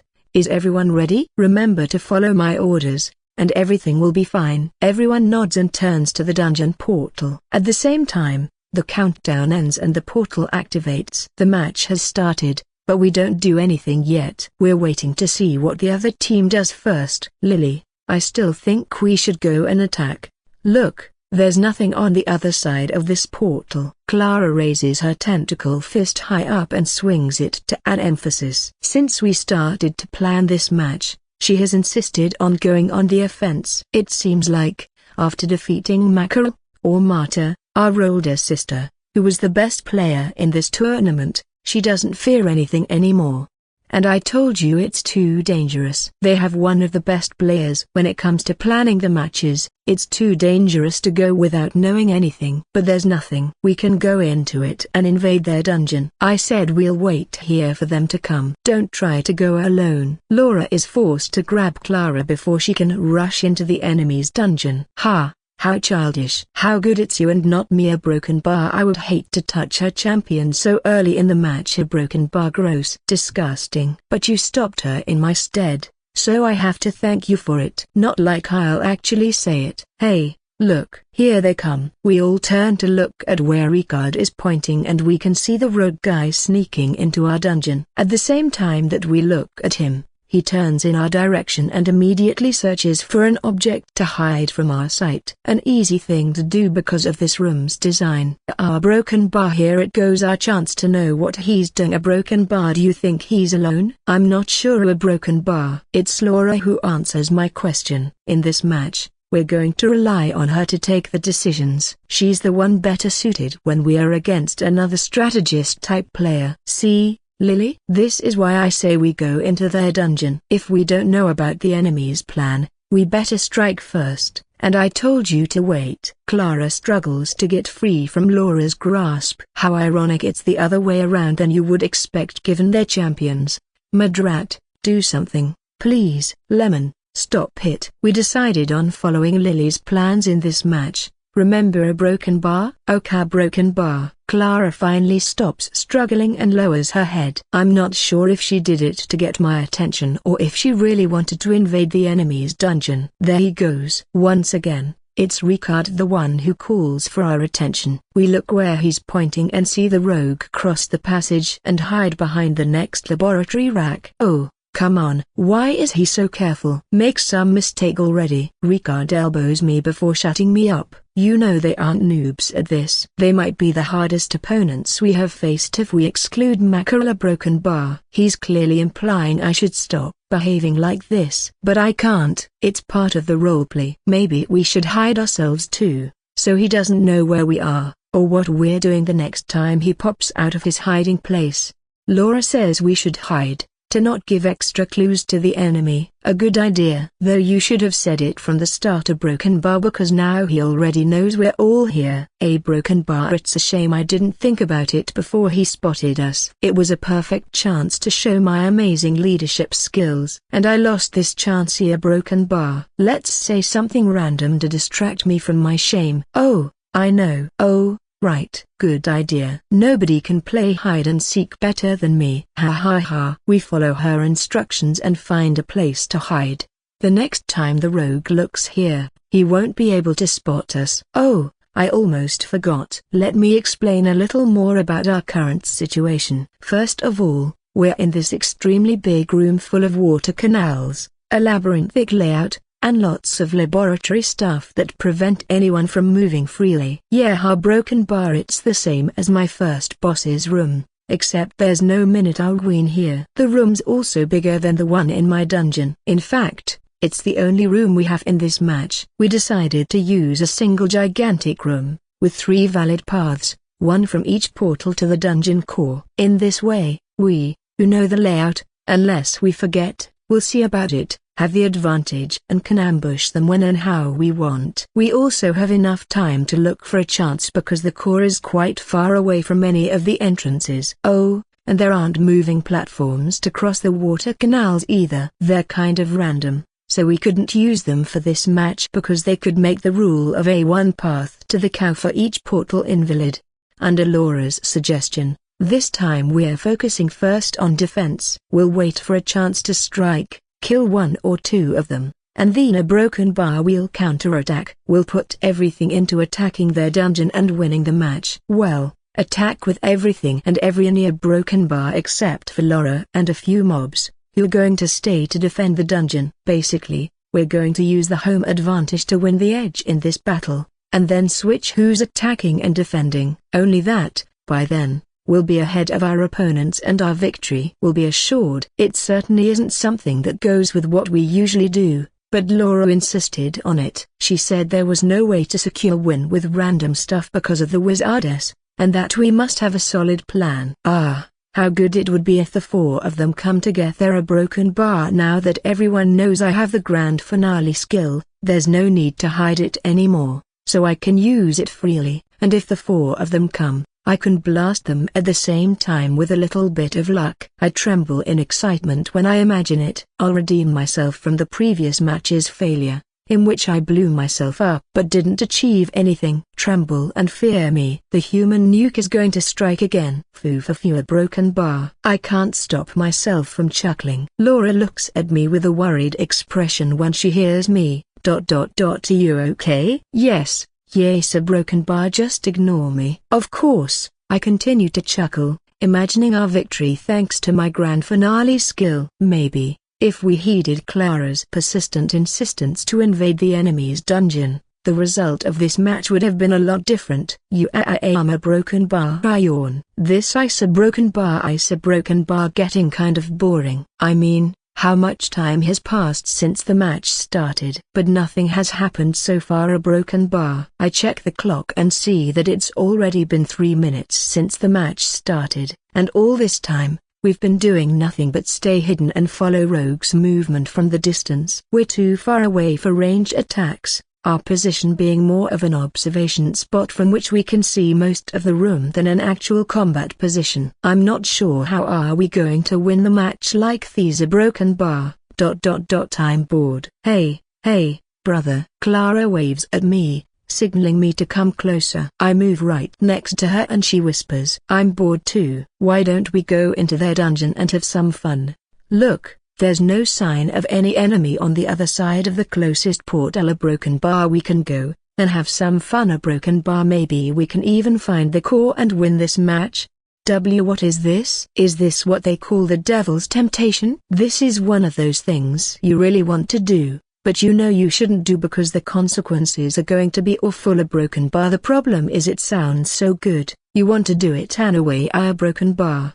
I really want to say yes. But then I also don't want to. If I say yes, I won't be bored anymore, but then I'll have to suffer Laura's wrath. A broken bar. I agonize for a moment, and when I'm about to answer a broken bar, so you want to sneak a wire broken bar? What did I tell you? We won't invade the enemy dungeon until we deal a huge blot to them first. That scared me. I almost shouted out loud. It's the demon, an actual demon. The real demon came to assert dominance over the pretender. Did she use blink? Right next to me, Laura appears without making any noise. She heard Clara's devilish proposition and came here to check on us before we could do something stupid. Luckily, I didn't shout and thus didn't humiliate myself. But the best is that I didn't say anything. It's a good thing I don't have to give any excuse, because a broken bar. I was going to say yes. Quick, Andreu, quick, think. What can you say so that she doesn't suspect you? I know. I just need to say this. Hey, Lily. Lemon was asking me if I wanted to invade the enemy's dungeon without telling you. A broken bar. Yep. When you're suspected of being an accomplice, the easiest way to show it's a false accusation is to quickly betray the other one. Hey, you traitor. Clara looks in my direction. I can't see because her champion doesn't have a face, but I'm sure she would show a mix of anger and surprise otherwise. Surprise at being betrayed. What a good thing for me. Now I don't have to feel too bad about this. She doesn't want to make Laura angrier, so she can't say anything, and her face doesn't show any expression. A broken bar. It's the same as if she didn't show any reaction to my betrayal at all. I'm sorry, Clara. Your older brother doesn't want to ally to Laura. Broken bar. Of course, I didn't agree with her because we already have another plan. A broken bar. I didn't agree. So I'm technically not lying. Even if I was going to say yes if Laura didn't come, it isn't a lie. And a broken bar. I was going to stop here. A broken bar. Yes, I was going to stop her, before a broken bar, before she could do something stupid. A broken bar. Laura looks at Clara, with a smile on her face. She asks her a simple question. Scary. Is that true? A broken bar? No, I was just joking. Broken bar. Yeah. Sure. Nobody believes you. Clara. Laura stares at Clara's face. Is she broken bar trying to force my sister into admitting the truth? I take this opportunity to turn around and hide behind another laboratory rack. La. This doesn't go with me. I have nothing to do with this. I was just yawning because I was bored, but I never considered following Clara. I swear. A broken bar. Let's keep this between us, okay? Hiding behind, I peek in their direction so I don't miss anything. Under her pressure, Clara trembles and raises her fists. She clearly wants to hit me right now. She knows I'm lying, but at the same time, she knows I didn't say anything, so I'm not lying at the same time. Yeah, broken bar. Sometimes, life is complicated. Haha, broken bar.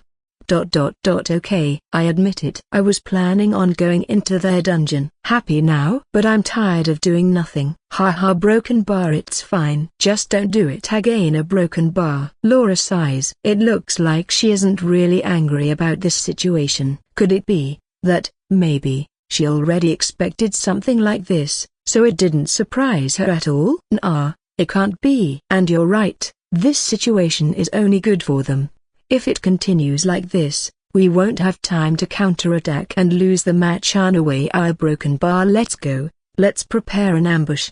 Finally. Yes. A broken bar. If I had known, I would have done this a lot earlier. A broken bar. Huh? And nothing. I said nothing. It seems like Clara isn't angry at me anymore. Well, it makes sense. She achieved what she wanted. I pumped my fist in ecstasy. She wasn't the only one who was bored, so I like this change too. Though I first turn around so that Clara doesn't see it. A broken bar. I don't want any more trouble. Broken bar. Although the match has just started and it was uninteresting so far, being angry at each other would only increase our chances to make a mistake and die. We advanced through the cluttered passages full of laboratory equipment, hanging cables, and capsules filled with mysterious liquids and disgusting body parts.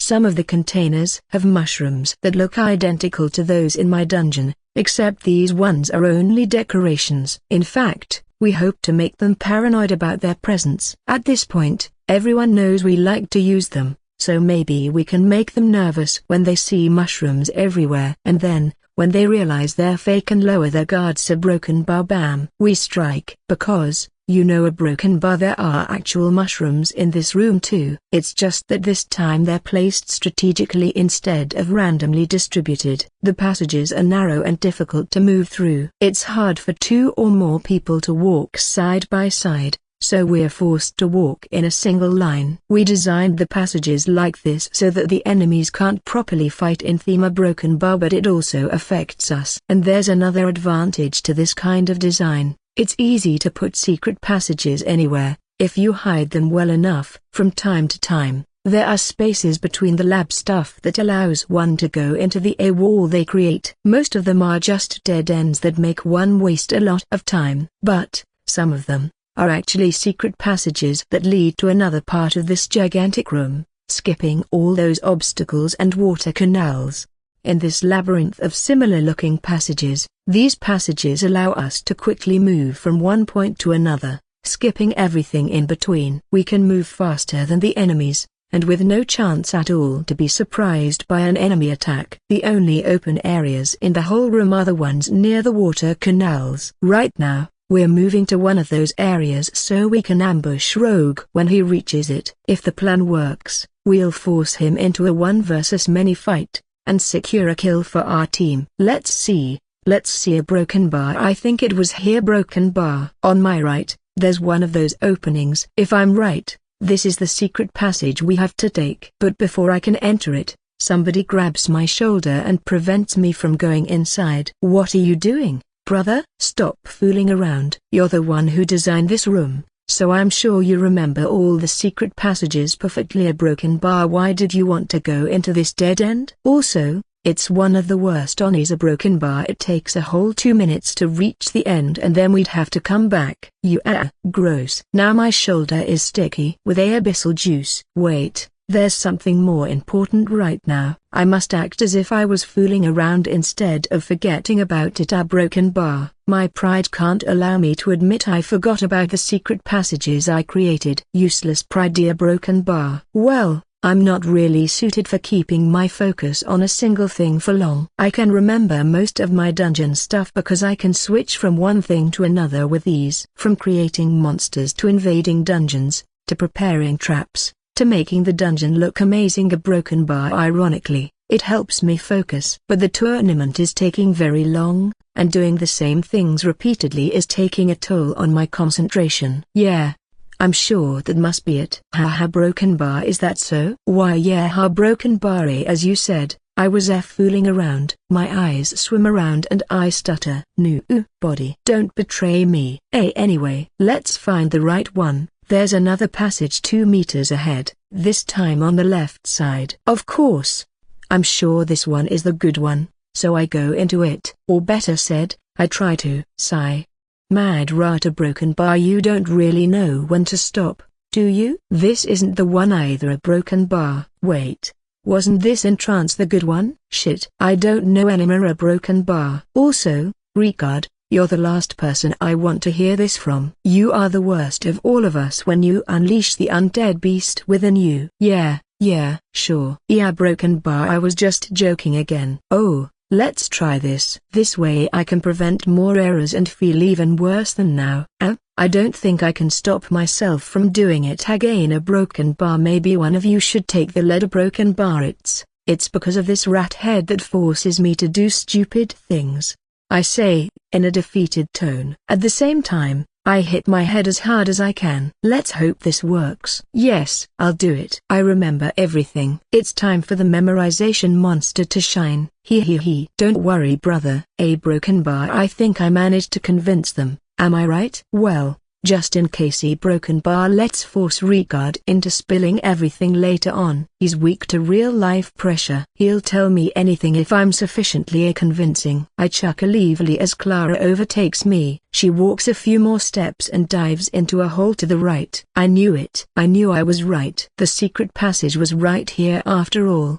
A broken bar, I just forgot the exact entrance. Deluding myself like this, we enter the secret passage. Lily, what's the plan? I ask. Go there, wait for him, and attack all at the same time? More or less. We're also going to take the closest mobs with us, just in case. Who knows what will the wizardess has planned. At a broken bar. I see. Just in case, I need an excuse so that somebody else retrieves the mobs. I don't want to get lost in the dungeon. I need a broken bar again. Right now, we're going to one of the wider areas in the dungeon. It's a place where several water channels intersect and create a difficult to move through area, but without obstacles that provide cover against ranged attacks.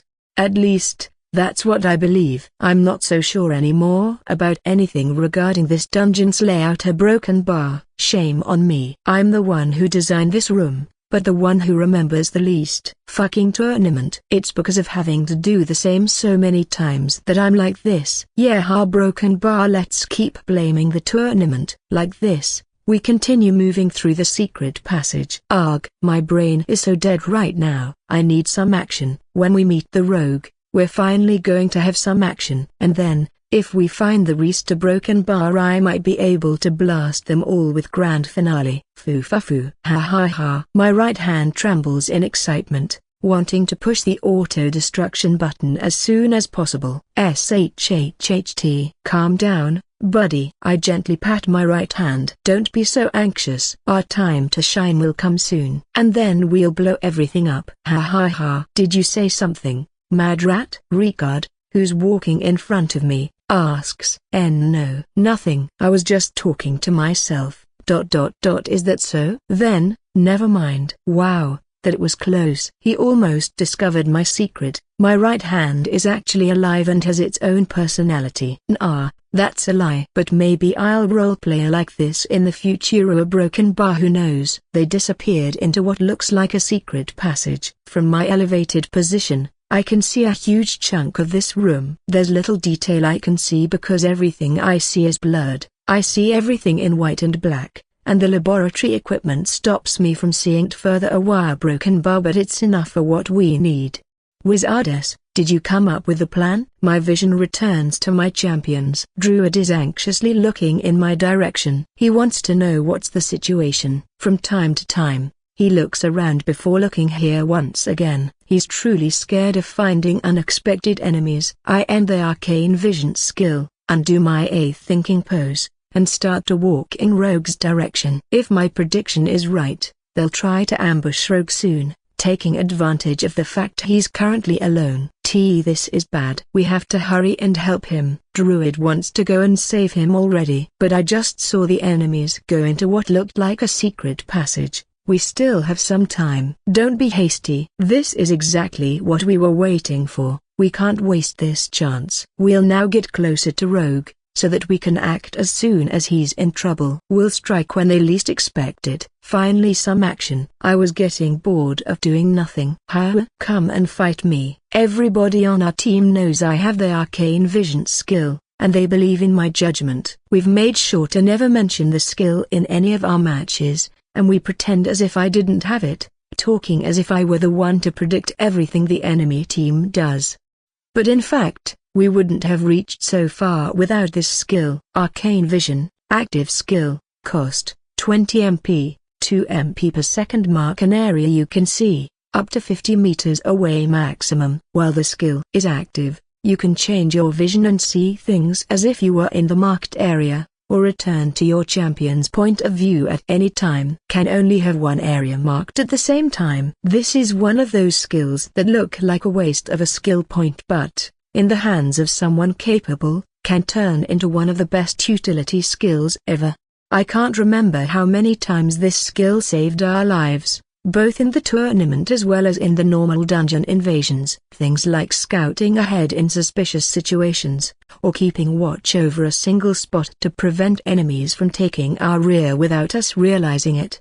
Or my favorite, in big rooms like this one, watching the whole situation from above. The perfect way to know everything the enemy team is doing. Arcane Vision is one of those skills only useful for players unless you're really good at modifying the monster's AI, which I can't. But it's also one of the less appreciated skills. Why would a player pick this skill when they can take another skill to blast the enemies away with a fireball? They don't know shit. Being able to see everything before it happens is way better. Knowledge is power. Knowing what the enemies are up to is way better, and an attack skill. Planning your next move according to what the enemy team is doing is the best way to win. The only drawback it has is that it costs a significant amount of MP if I want to keep it active for a long time. But I'm a wizard. I can spare a few MP points if it means we get important information that might help us survive, or even win the match. But we had to think about some way to prevent the viewers from realizing I use the Arcane Vision skill a broken bar because I have to stop moving when I activate it. So we came up with this A-thinking pose. The A-thinking pose is a name our followers gave me when I'm using the skill.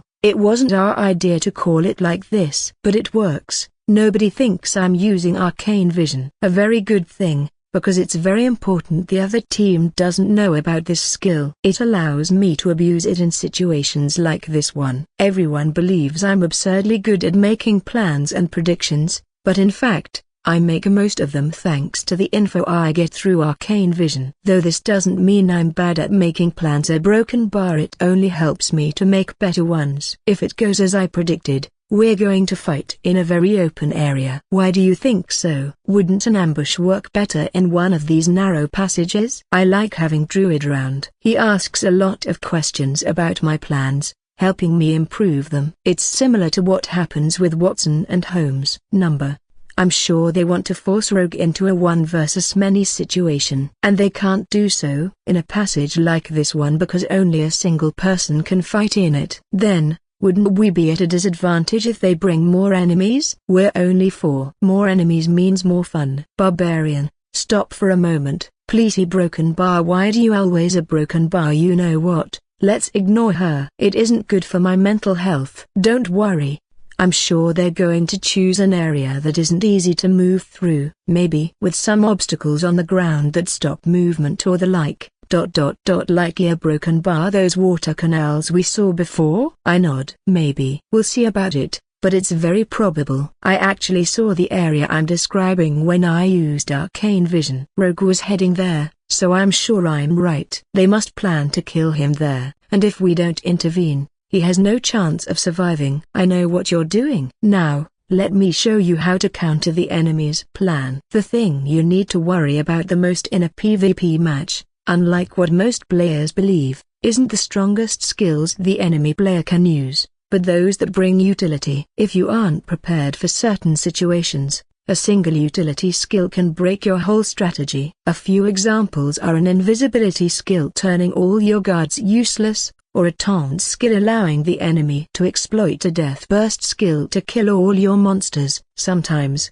even a skill that only allows the enemy to see ahead is enough. You should fear those utility skills. So, if you don't want to cry later on, plan your PvP dungeons taking them into account. A tip from a professional DMA player to newer players: stay calm. Stay calm. A broken bar. Don't let my nervousness show. A broken bar. Wizardes has my back and a solid plan. I am sure of it. Our broken bar. I hate this. Why did we have to fight against these guys a second time? I had enough when we entered their dungeon in the preliminary phase. No, this won't do. Before I break my character, I mentalize myself. I'm the coolest rogue in the world. I never doubt. My actions bring certain death to our enemies. I'm a shadow. Nobody can see me unless I allow them. I'm the silent and eternal watcher, always taciturn, never nervous. Haha, broken bar. It looks like I managed to calm myself down. It's all because of this fucking dungeon. Do you know what's worse than a dungeon full of traps and random monsters? A dungeon you know it's full of traps and random monsters,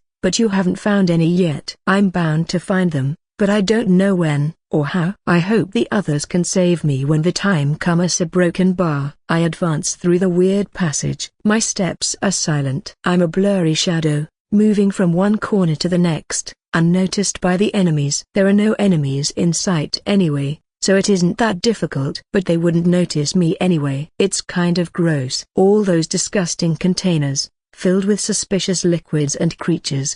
The worst are those that only contain organs. A broken bar. And this, Yuga broken bar. What the hell's this thing? Inside a container, there's a humanoid figure. A humanoid figure with body parts of different creatures added together in a monstrously hideous silhouette. Flesh that shouldn't match, stitched in weird places. A hand too small for the giant green arm. The right eye is popping out of the socket, but the left one is sunken in. A head that looks as if it would fall off if poked. I saw monsters like this one in the replays, but I never expected them to be this disgusting when seen in person. I hope this one is just a decoration because I don't want to fight this shit. It's a good thing this creature isn't alive. I'm not sure how did the enemy team do it, but it's a decoration. You aga broken bar. I want to puke. A broken bar. But I must stay calm. I can't break my character. I'm imperturbable. Gore, viscera, and disfigured bodies are something I'm used to. That's my rogue character. Maybe I'll have to reconsider my character after the tournament ends. I turn my eyes away from the disgusting creature. I'll need to bleach my eyes. A broken bar. I'm a broken bar. Now that I think about it, it's been some time since I saw the enemy team. At the start of the match, I saw them looking in my direction from afar. But now, I can't see them anywhere. Wizardes must have the situation controlled, right?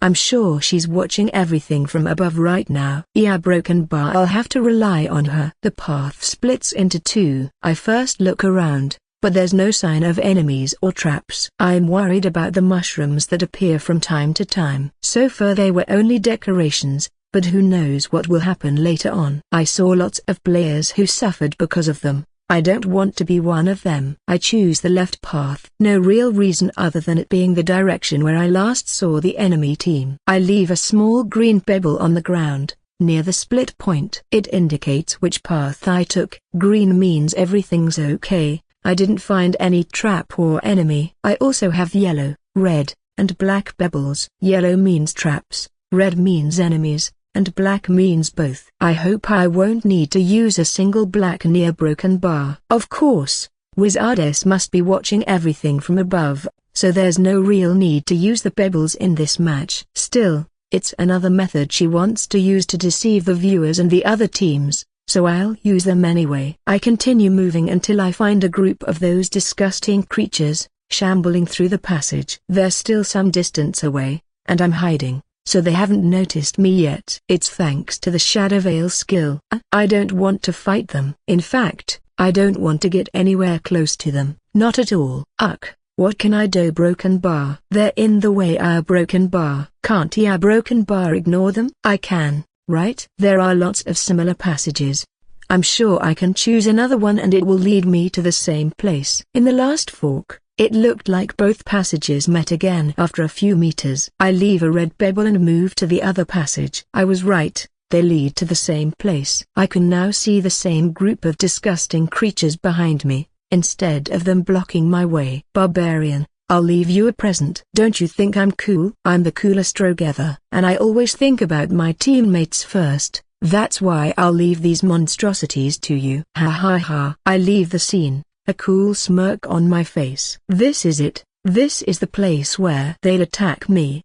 I'm sure of it. After a few more cluttered passages, I finally reached an open area. Here, a water canal intersects with another one and then merges with a third. They are too wide to jump over, so the only way to cross them is by using bridges. This really limits my mobility. And if this wasn't enough, there's nowhere to hide. A broken bar. There were almost no enemies in the way, only a few scattered groups of those disgusting monsters. This must mean they're either used to invade our dungeon or the enemy team is saving them to throw at us when they find a good opportunity. And what opportunity would be best than the one right here? A place where I can't hide, and from which enemies can overwhelm me in numbers. It's also a good place for ranged attacks since there's no cover at all. Sigh. Yeah, broken bar must go into it. I know it's a bad idea, and that I might kill myself if I do this, but I must. I'm sure Wizardes is aware of the current situation and they'll save me, so I'm not worried about dying. I'm more worried about breaking character or doing something shameful. A broken bar, something I'll never be able to recover from, like screaming like a girl. A broken bar. I especially don't want to find any disgusting or random mobs. I don't know how I'll react if a bunch of those grotesque monsters surround me and attack from all sides. But there's no need to hurry. I first take a look at the clock. A broken bar. It's been almost 8 minutes since the match started. If Wizardes' plans work, we'll finish this match quite early. A good thing, because I don't want to stay here any more than absolutely needed. Before I enter the open area, I take a look around. I don't see any traps, and there are no enemies in sight. They must be hiding. Well, a broken bar. I'm tasked with being the bait. I know it's a bad idea, but it's my job. So far, Wizardes' plans worked almost all the time. I'm sure this time won't be any different. There are several passages I can go to after this area. I'm sure I'll get ambushed, which means I won't be able to use them, but this doesn't mean it'll be easy to lure them out. I must think about this properly, taking into account how far I moved, and how big I think the room is. A broken bar. There's a high chance the dungeon core is in that direction. In that case, that one is the passage I should use. Assuming there's no ambush, the best way to lure them out is to make them think I'm going for the core, and that's what I'll do. Here I go. I run in that passage's direction, quickly crossing the gap until the first bridge. I have to cross 2 bridges to reach my objective. How weird, they didn't jump at me as soon as I came into view. Does this mean they're waiting for me to be deeper into this area? Puff. A surprised expression leaves my lips as my champion falls to the ground. What is it? I look around. There's a bluish cloud around me that quickly dissipates, leaving only a very subtle greenish one in its place. Aren't these the visual effects of sleeping and poison mushrooms? They put them under the bridge so that whoever tries to cross it falls prey to them. Fuck this shit. I knew it. I knew there would be mushrooms somewhere. Oh, how much I hate them. We suffered so much in the preliminary phase because of Thema broken bar. I really didn't want to find any this time. Well, here goes my hope as a broken bar. Also a broken bar. My character. I made such a stupid Exclamation mark. It isn't cool at all. I want to complain, but I can't. I must focus now. It looks like they're taking action. From all the passages, except for the one I came from, lots of monsters pour out and quickly surround the whole area before coming at me from all sides at the same time. They used the time I was asleep to cut all my options. The enemies are quite good, I'm now surrounded and I couldn't do anything to avoid it at all. As soon as the sleeping effect ends, I roll over the ground to get out of the poisonous cloud. I don't want to suffer more stacks of poison than absolutely needed. I can't see any enemy champion yet, but I'm sure they must be Clusi Broken Bar. They must be waiting to see what I do before showing themselves. If I die to the mobs, it'll be the best. But if I do something unexpected, they aren't risking themselves by staying hidden.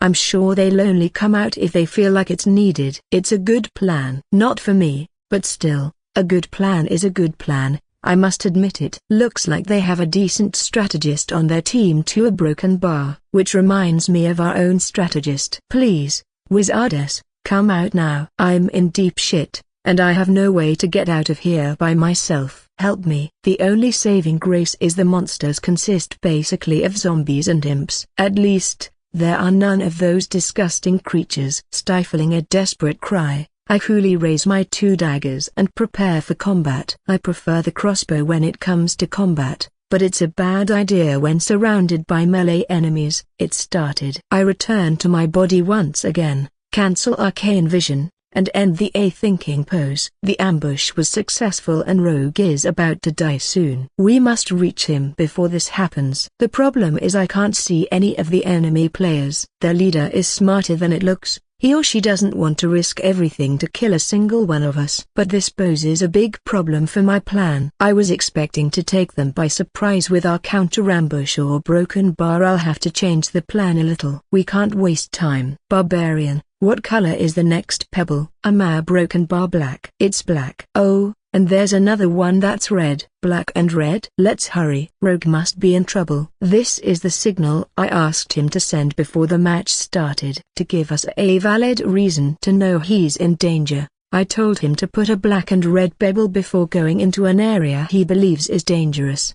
In this case, where he thinks he's going to be ambushed. Do you mean a Broken Bar? Yes, I mean it. He might be ambushed soon. He has already been ambushed, but I need to feign ignorance. We'll run to catch up to him and save him. Druid stands at attention, his face showing high tension. A great contrast compared to his usual sleepy one. Finally, a fight. I'm raring to go. We quickly reach the open area with the water canals. After all, we were closely following him as I watched everything from above. This doesn't look good. A Broken Bar. Should I heal Rogue before he dies?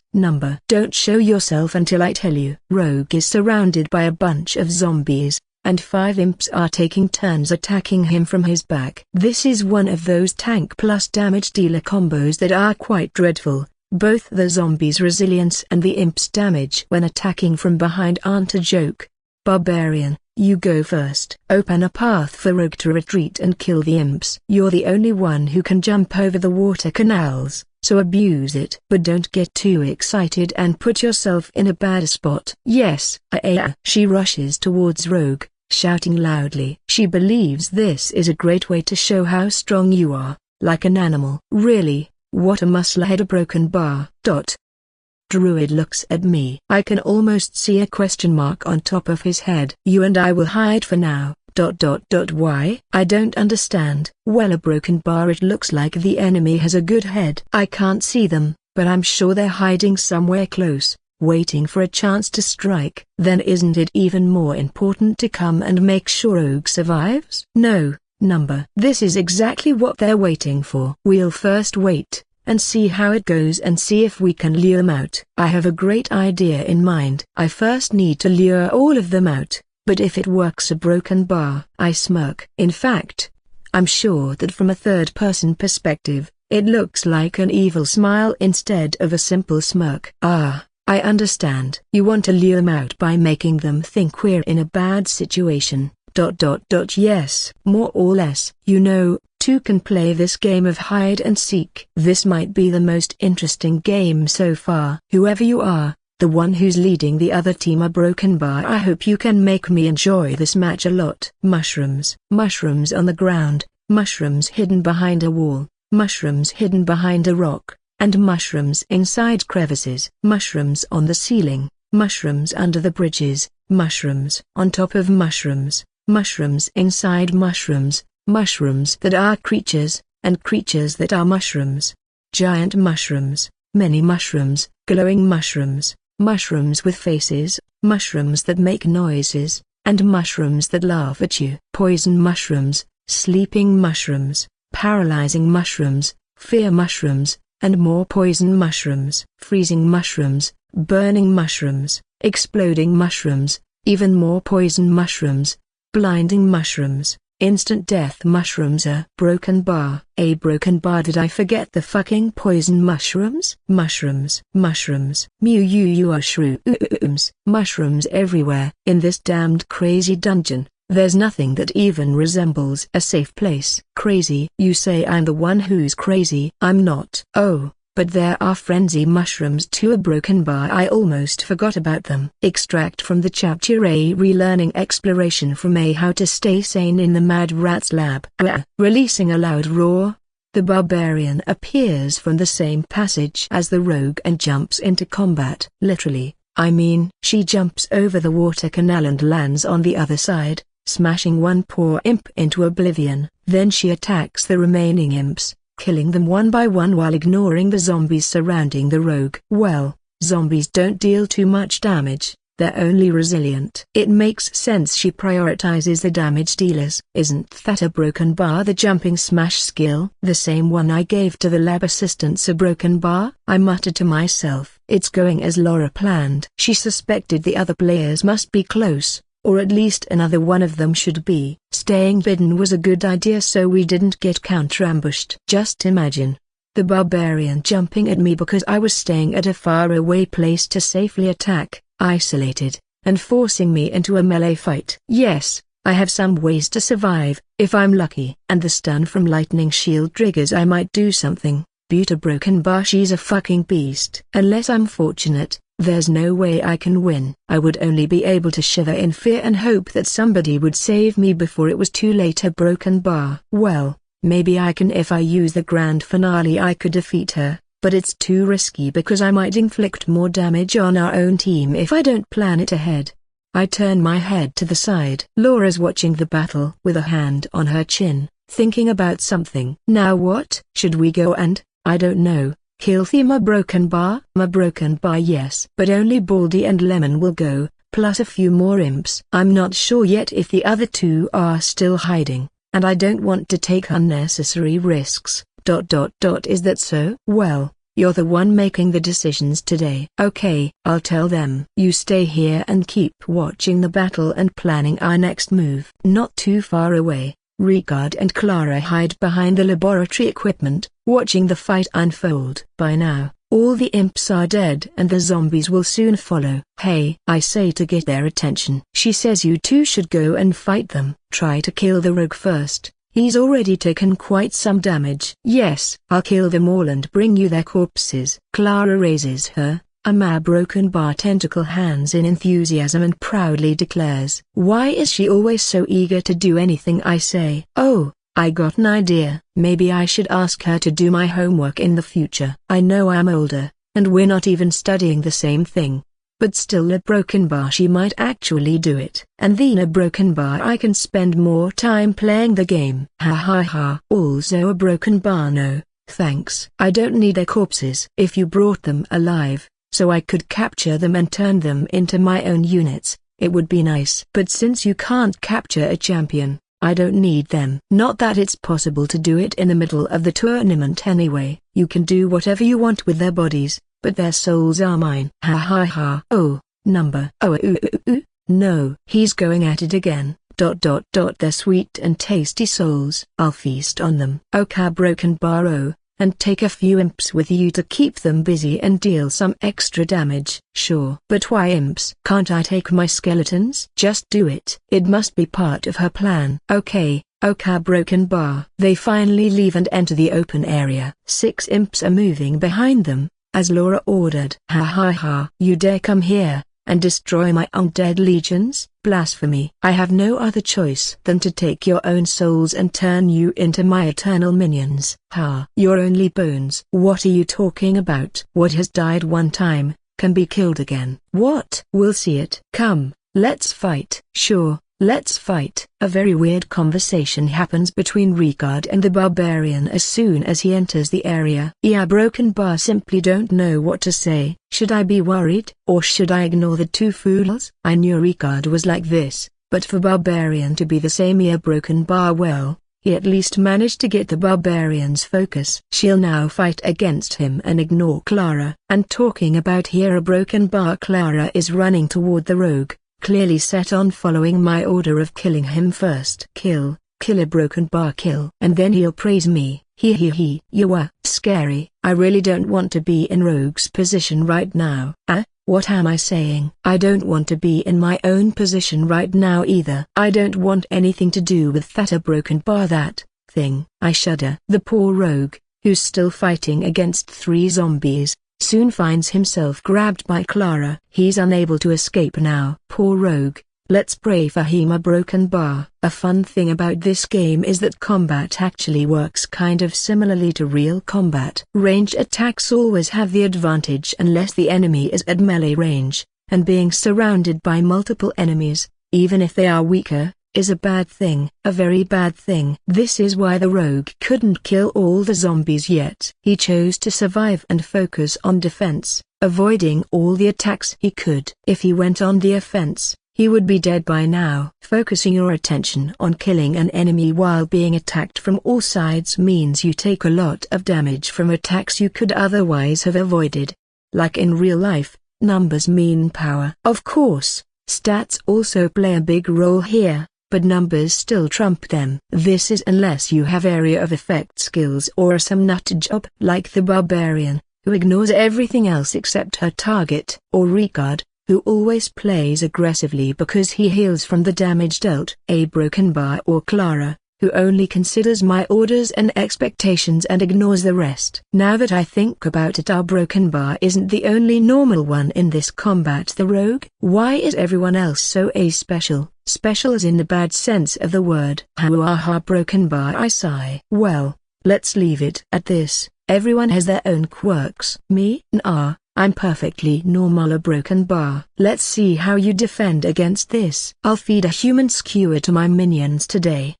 You call this an attack? This is an attack. The barbarian and Ricard are entangled in frenetic melee combat. She's wielding her giant axe around, spinning and slashing in all directions. It's like a metallic tornado. But he isn't slacking either.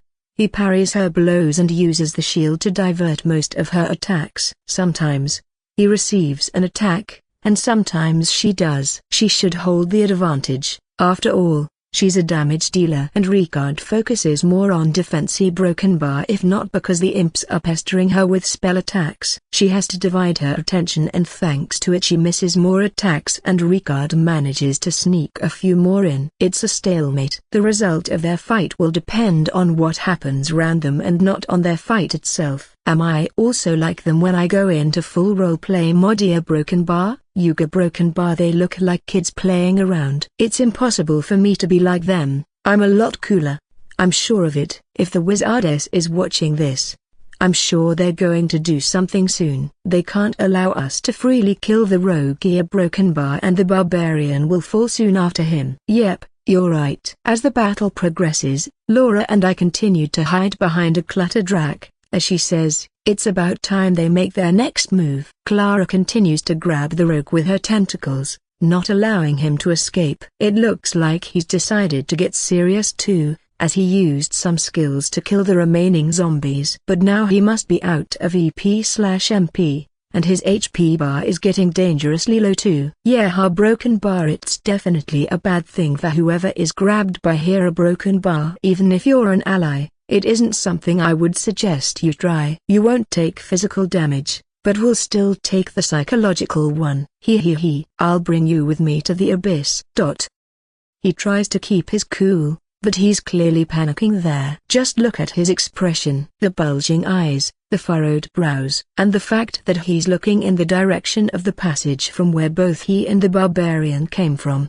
I'm sure they're here. I say, yeah, I know. I said it just in case, but it seems she noticed the rogue's actions too. Get ready, and prepare the skeletons. It's going to be our turn soon. Sir, yes, sir. She looks at me with a weird expression on her face. Let's fix it. I mean a broken bar, yes. Madame. How weird, a broken bar. Her expression doesn't change at all. A broken bar. When I give the signal, I want you to attack their backline, assuming they have one, and stay close to them. You're more dangerous than they are. If they ignore you, you can use our trump card. Yes. Destruction. Explosions. Lightning. I want some action. I want to blow something up. As entertaining as it is to watch a group of people fighting and spouting nonsense, it isn't the same as actively participating. I want to be part of it too. Foo-fa-foo. Ha ha ha. Luckily, it seems my turn will come soon. There's movement on their side. As I expected, they do have someone smart on their team. A broken bar. We must save Rogue. He's going to die very soon like this. Calm down, let me think about it first. But, Rogue, a broken bar. He a broken bar. I ignore Druid's rambling and ponder about our current situation and future actions. First of all, they're good. They first forced us to bring Barbarian into the fight, and now they only use the minimum resources to secure victory. If we don't do anything, they'll kill first Rogue and then Barbarian, no questions asked. But they didn't commit everything to the fight, so we can't be sure about their remaining assets.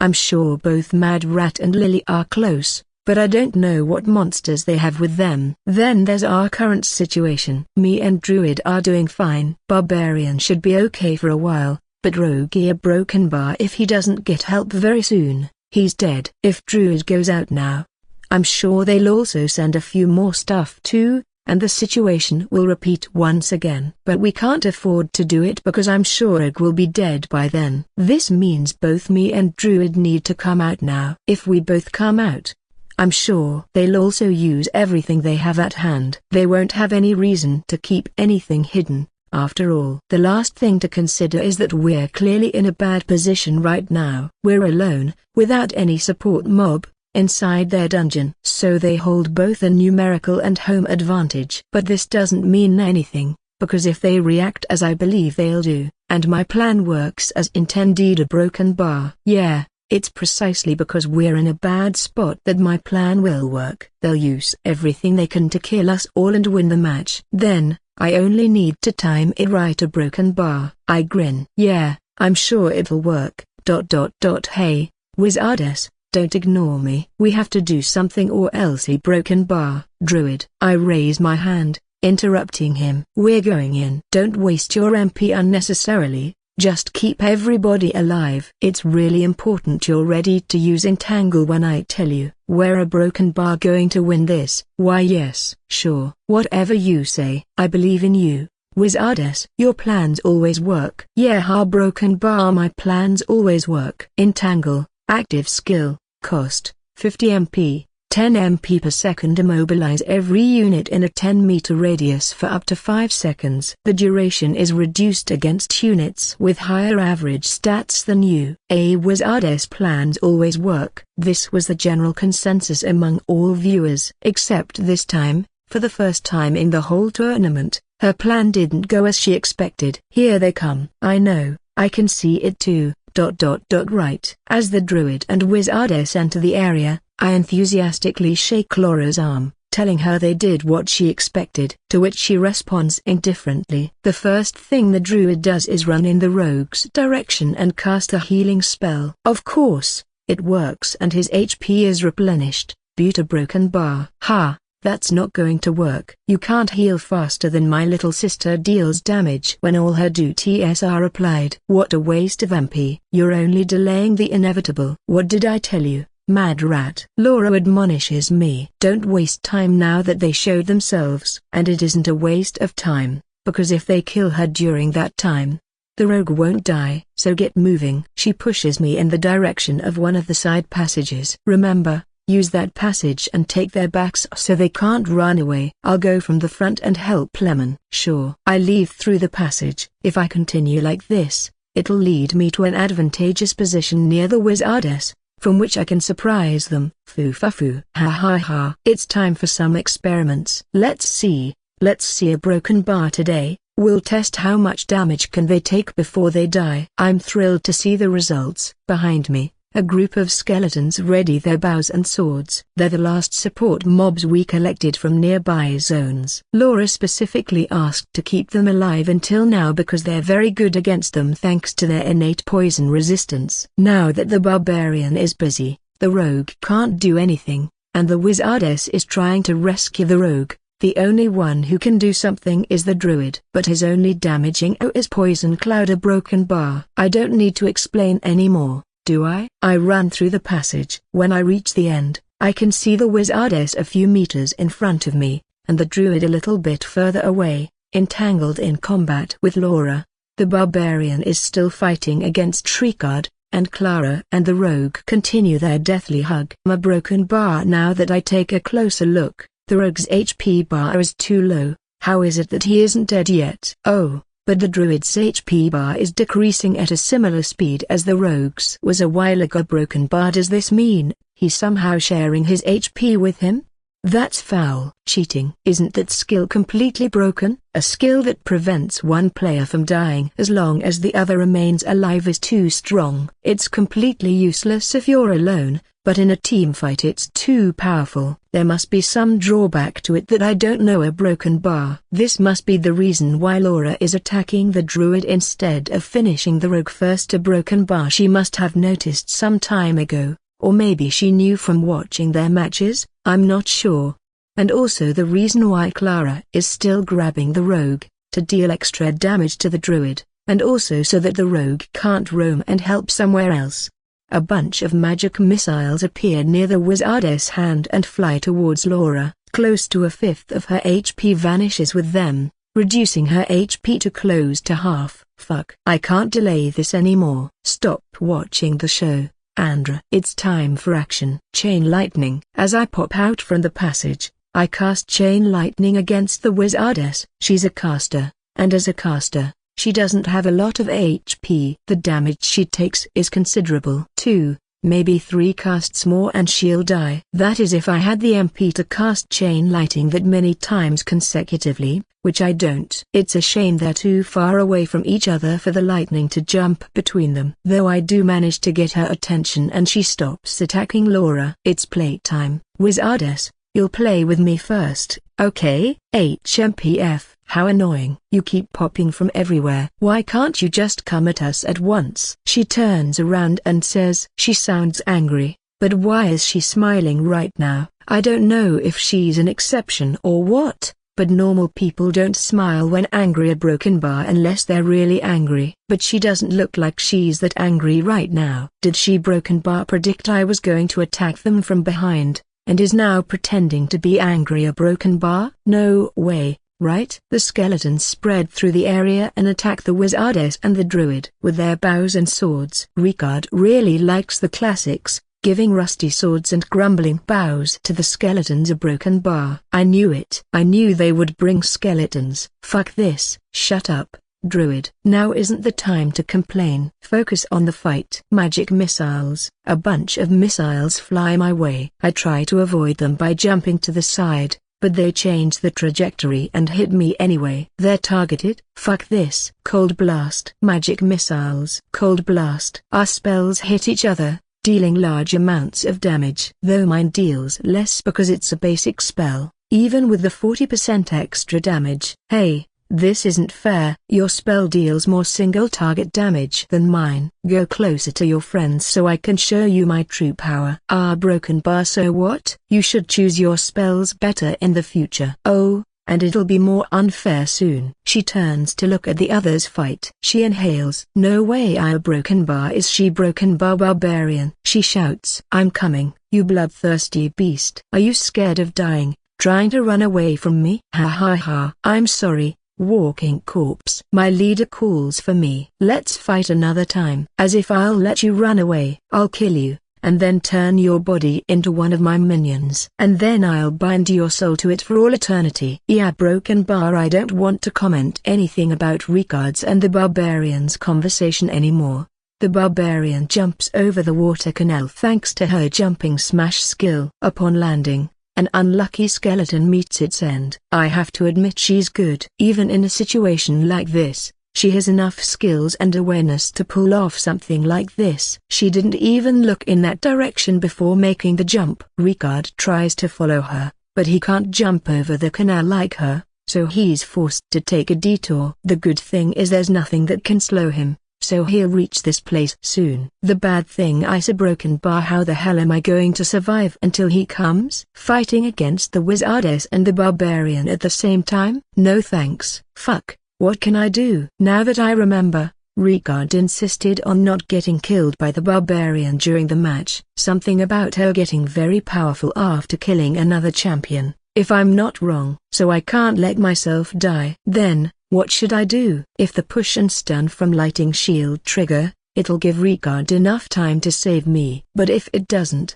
and I don't do something else, I'm dead. Laura's at about half HP. Clara's HP is dangerously low because the rogue keeps attacking her all the time. He takes a lot of damage, which is transferred to the druid, but this doesn't prevent him from attacking her since they're literally hugging each other to death. Ricard is the only one who's doing okay. He didn't take too much damage. The thing is, I don't know how much of a boost will she get if she kills me. It isn't unthinkable that with that boost she could get rid of both Clara and Laura very fast, and only Ricard would remain. The druid and the rogue will die for sure. In the end, it'll be a fight between Ricard with our support mobs versus a powered-up barbarian and the wizardess. Can he win this?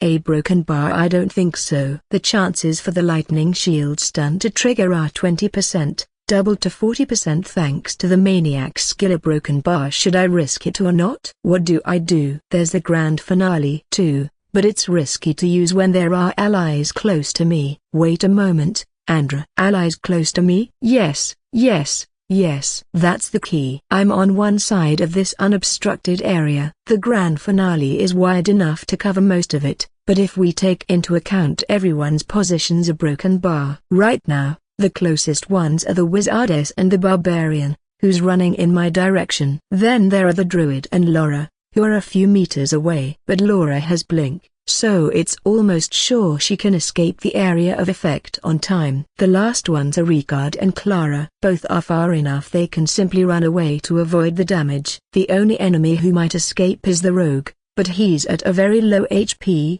and with no EP or MP. Not a problem at all if he survives. While I'm thinking, I receive another magic missile barrage, and the barbarian slashes at me 2 times. Then, what am I hesitating for? A broken bar. The only ones in danger are our enemies. Let's do this. It's time to blow something up. Foo-fa-foo. Ha ha ha. You're asking for death, you know? Did you think I would fear you ganging up on me? I make sure to shout as loudly as I can so that both Ricard and Clara hear me. I'm doing it. Everyone, run. At the same time, I open my arms wide in a dramatic pose and activate the grand finale skill. Foo-fa-foo. Ha ha ha. Let's see how you survive this. Now, druid. Barbarian, do it now. Everybody, get ready. What? I'm astonished at the wizardess reaction. Shouldn't she be broken bar? I don't know. A broken bar scared. The first one to react is the barbarian. She makes another jump,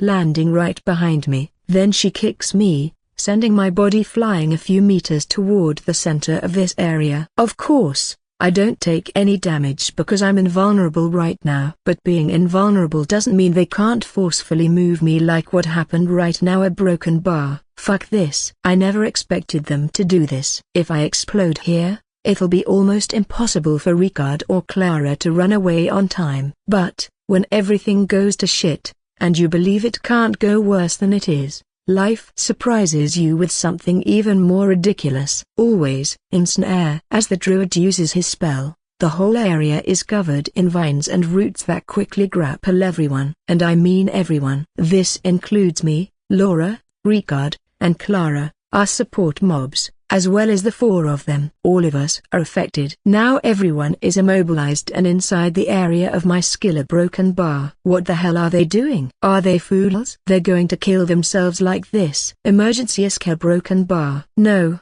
you don't. This time, it's the wizardess who prepares to cast a spell. But Laura, who I'm sure was expecting something else to happen after seeing the druid cast Entangle, blinks closer to her and activates the charming eyes before the wizardess can finish casting.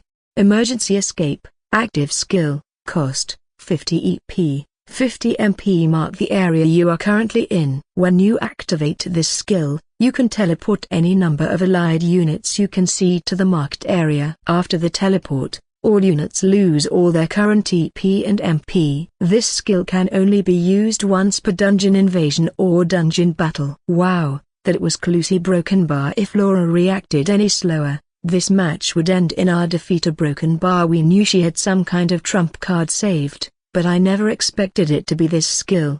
Ahahaha. That must have been their plan all along, to kill us when I used Grand Finale. And I fell into it. It's a good thing they failed, because otherwise a Broken Bar like this, the wizardess can't do or say anything anymore. Not until the charm ends, which means a Broken Bar everyone's going to die, right? Except for me. I mean, I won't die after using the skill. Well, it should be. This means we won. Ha ha ha. We won. And I managed to blow everyone up as I wanted to. Foo fa foo. Ha ha ha. But my laughter stops when I see the barbarian moving. Ah, shit. Don't run away. As a last resort, the barbarian uses jumping smash to run away. If she escapes, she'll survive, kill me after the explosion, and they'll win the match. But my Broken Bar, is that a bug? Or maybe a skill upgrade? In theory, when you're immobilized, you shouldn't be able to use skills that move your Broken Bar unless it's a teleport skill like Blink. Not so fast, you brainless idiot. Ricard forcefully brings her back with his Dark Grab skill, dragging her once again right next to him, and inside the explosion radius. Ha! It didn't work. But fuck you, Ricard. If you had used it before, when she came at me, I wouldn't have been forced to use the Grand Finale and we could have won this a lot more easily. Sigh. No use crying over spilled milk. A Broken Bar. The invulnerability time reaches the end and Grand Finale activates. The last thing I see is Laura looking slightly over my head before suspiring. Over the vines and roots entangling everyone, the black fire of hell appears, burning everyone before the inevitable happens. What is she doing? Boo.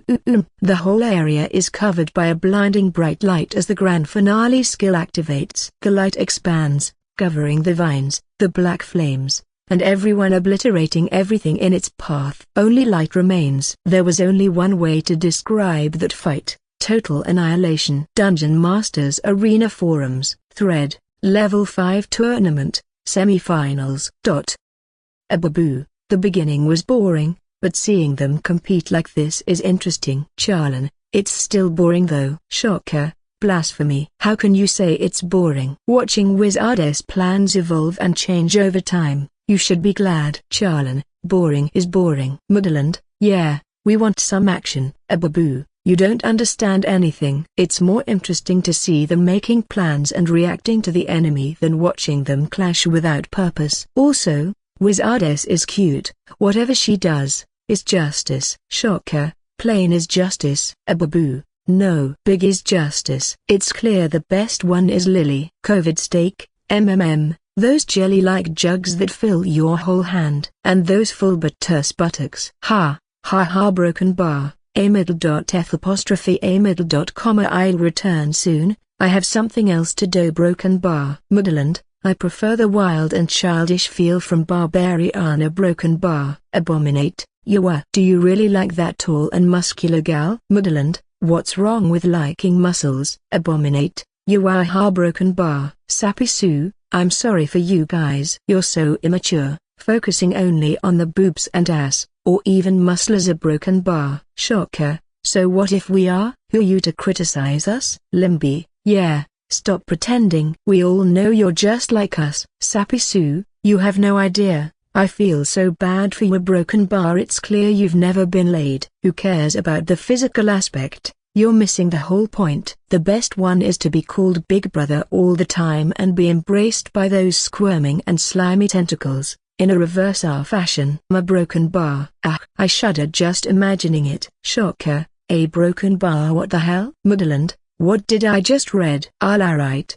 My eyes. Somebody bleached them. My brain too. I imagined the scene and now I can't forget it. Sky Tower, we have a crazy guy here. Call the police. We have an asylum escapee. Limby, I retract my words. I don't want to be related to you and your weird fantasies. A broken bar hash Sappy Sue. Sappy Sue, hey, as I said before, you know nothing. Abominate, you are. N.Ethan. Charlin, let's return to the topic, please. Who do you think will win? I hope the League of Evil wins. I want to see what crazy things they do in the final match. Shocker, of course, it's the Sword Sorcery team. As always, Wizardess plan will work and they'll win. No lag here. I'm sure they'll win too. Wait for Sushi. Nah, you're forgetting they're against the evil mastermind. It's the fucking evil mastermind. He's so much better than the Wizardess that he doesn't even try to fight against her, allowing Lily to take charge. He knows they would win very quickly otherwise. He even cares about us, making sure we don't get bored watching such an unbalanced fight. No lag here. No, I'm sure everything related to the evil mastermind is a fluke. Charlin, careful with what you say. No lag here. You don't want to infuriate his followers. Saddle Wizard, I can't understand why all of you believe the Wizardess is that good. She isn't as good at planning. She's cheating. I'm sure of it. It's just we don't know how she's cheating yet. A broken bar. Rona Ki, who are you?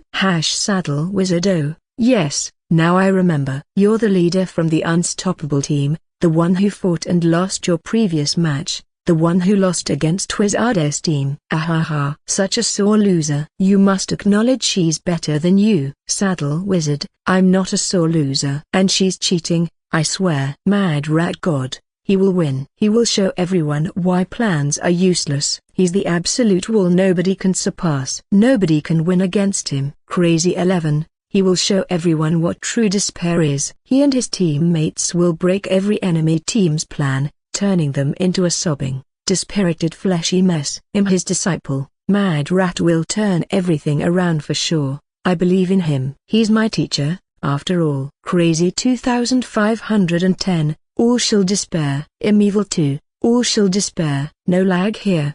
They came. Quickly, block them so they can't flood the chat again. Despair for everyone. 23, all shall despair. Crazy 96, all shall despair. All shall despair. All shall despair. Rona Ki, how annoying. How many times does this make? And the admins don't block them because they only send one message each. So it isn't considered spam. A broken bar. Even if they all say the same. A broken bar. Abominate, it's your fault, fools. It's because you mentioned the evil mastermind. Don't you know it's a taboo name in these forums? Mad Rat God, he will bring despair to the enemy team, bringing this world closer to its final form. He always surprises. It's impossible to predict his actions. Abominate, fuck a broken bar. I wrote his name again. A broken bar.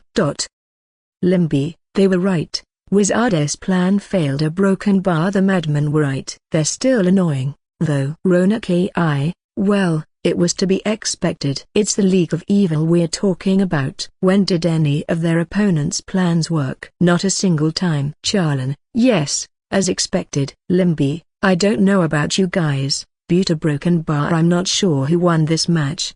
A broken bar who'll reach the finals. A baboo. It should be the League of Evil, right? Shocker, it's clear it's the Sword Sorcery team. A baboo, what are you saying, you noob? It's clear the League of Evil won this match. Shocker, you must be blind because it's clear they lost. A baboo, the League of Evil won. Shocker, no, Sword Sorcery did. A baboo, the League of Evil. Shocker, Sword Sorcery. COVID stake, the League of Evil +1. Mudderland, Sword Sorcery +1. Sky Tower, Sword Sorcery +2. Sappy Sue, the League of Evil +1000. No lag here, Sword Sorcery as. The fanaticism of a certain group of people turned so aggressive that, especially in public forums and chats, it was taboo to mention the name A Evil Mastermind, or the A Mad Rat and A Broken Bar unless they wanted them to appear. Fuck. It's all my fault. If only I didn't activate Grand Finally Broken Bar. No, I'm wrong. It's all Ricard's fault. If he had saved me by pulling Barbarian away from me on time, things wouldn't have ended the way they did. Yeah, it's his fault, not mine. I glare at Ricard, who's sitting right in front of me. He flinches. I'm sure he too knows it's his fault. He won't admit it, But he knows, I know he knows. It's as clear as it gets. Andreu, didn't we talk about it already? He did a mistake. You did another near broken bar. If I had foreseen it, I could have changed our plans so it didn't happen, but it was inevitable. It was bad luck. Stop thinking about it. I know. It's just, if he saved me then, we would have won the match. A broken bar. My anger subsides at Laura's words. It's true, we already talked about this and agreed to stop blaming each other, but it's hard to swallow a broken bar because it's clearly his fault. Clara adds more fuel to the situation, aggressively pointing at Ricard from my side. Yeah, it's his fault. He only had to keep Barbarian busy and didn't manage to do even this. See, even Clara agrees with me. Unlike usual, where she always agrees with me to a broken bar. Wait a moment. If she always supports me, then what's different from usual? A broken bar. He awkwardly scratches his head. I already said I'm sorry. Also a broken bar. It wasn't so bad. We reached the semi-finals, and were eliminated because of the judge's decision. We also were the only ones who broke the wizardess. A broken bar, you know, about her plans always working and stuff like that. A broken bar. I sigh. He's right. We only lost because of a technicality. Let me try to explain it properly. I'm not sure if I can because kind of convoluted. A broken bar. The first and the most important you must understand is that I killed myself with the grand finale skill. If it weren't for this, we would have won for sure. A broken bar, but I was too low on HP when I used it, and with the stat reduction plus the rebound damage from the maniac skill, as soon as the explosion ended, I died. I committed suicide. A broken bar yet again. But it isn't relevant. The relevant part is that, if I didn't die, I would be the only one standing and in a good enough state, giving us the victory. But I died, and the situation turned a lot more complex. At that time, I didn't understand why Laura cast Hellfire right before the light explosion. She looked at me and then cast it. And if she didn't, we would have lost for sure. I didn't remember, but the Barbarian had a skill that prevented her from dying from one single strike, leaving her at 1 horsepower. This is a skill that resets after each kill, which didn't matter in that situation, but since she survived the explosion with 1 horsepower, she didn't die due to my grand finale. This should make them the winners, because everybody else, including myself, died with this skill. But thanks to Laura's Hellfire, the Barbarian died at the same time as me instead of surviving. Some skills last a few frames after being cancelled or stopped, and Hellfire is one of those. Even if Laura was dead, Hellfire triggered once after Barbarian's skill did, effectively killing her. And this led to a situation where everyone was dead at the same time, with no clear winners. Every player died at the same time except for me and Barbarian, who died a split second later. In the end, because the victory wasn't clear, the judges had to decide who won. It was kind of difficult for them to decide too. After all, the one who decided the outcome of the match was me, and since I killed myself and was not an enemy who did it, they were advocating for our win at first. But at the same time, the one who killed Barbarian was Laura, who was already dead then, so it should make them the winners instead. It was the first time in all of DMA's history that they couldn't say the winner of the match until about 5 minutes after the match ended. We even broke a record. Ha ha ha. As you can see, it wasn't easy for them to decide. In the end, they stopped talking about who killed who and if the Barbarian's death should count or not, and decided the outcome by the second victory condition, who reached further into the enemy's dungeon. We didn't even step into their dungeon while they did, even if they didn't come very far. A broken bar. So we lost the match. We lost because of a fucking technicality. If only I didn't kill myself. Or broken bar, I mutter, grabbing my head. What a shame. A broken bar. I managed to blast everyone as I wanted, and I do mean everyone, even my allies. But we lost anyway. My epic win. When will my epic scene where I achieve victory by blowing myself up come? Stop blaming yourself, Andreu. If I had known, I could have cast Revitalize on you and prevented you from dying. A broken bar. I raise my head and glare at her. Aha. So it's your fault, Laura. You admitted to it. But I think the real problem is they could save their trump cards until our match. I don't know if they were extremely lucky, or if we're just that unlucky. Butte. A broken bar. Looking defeated, Ricard scans everyone's faces, Remember our matches? Our second match against that crazy group of fanatics who knew everything about you, your traps, and your monsters, Andreu. Or that gigantic machine that could obliterate everything caught by the light beam. Or the favorites to win the tournament with a professional player, your big sister's team. We fought against way stronger opponents, so we had to reveal our trump cards somewhere during the tournament. While they didn't. It's a matter of course they countered us and even managed to win. They knew everything about us while we didn't. He punches the table, his nostrils are flaring and his eyes have an unusual brightness, a broken bar brightness. Kind of similar to when he's about to start one of his knowledge drilling sessions, but more intimidating.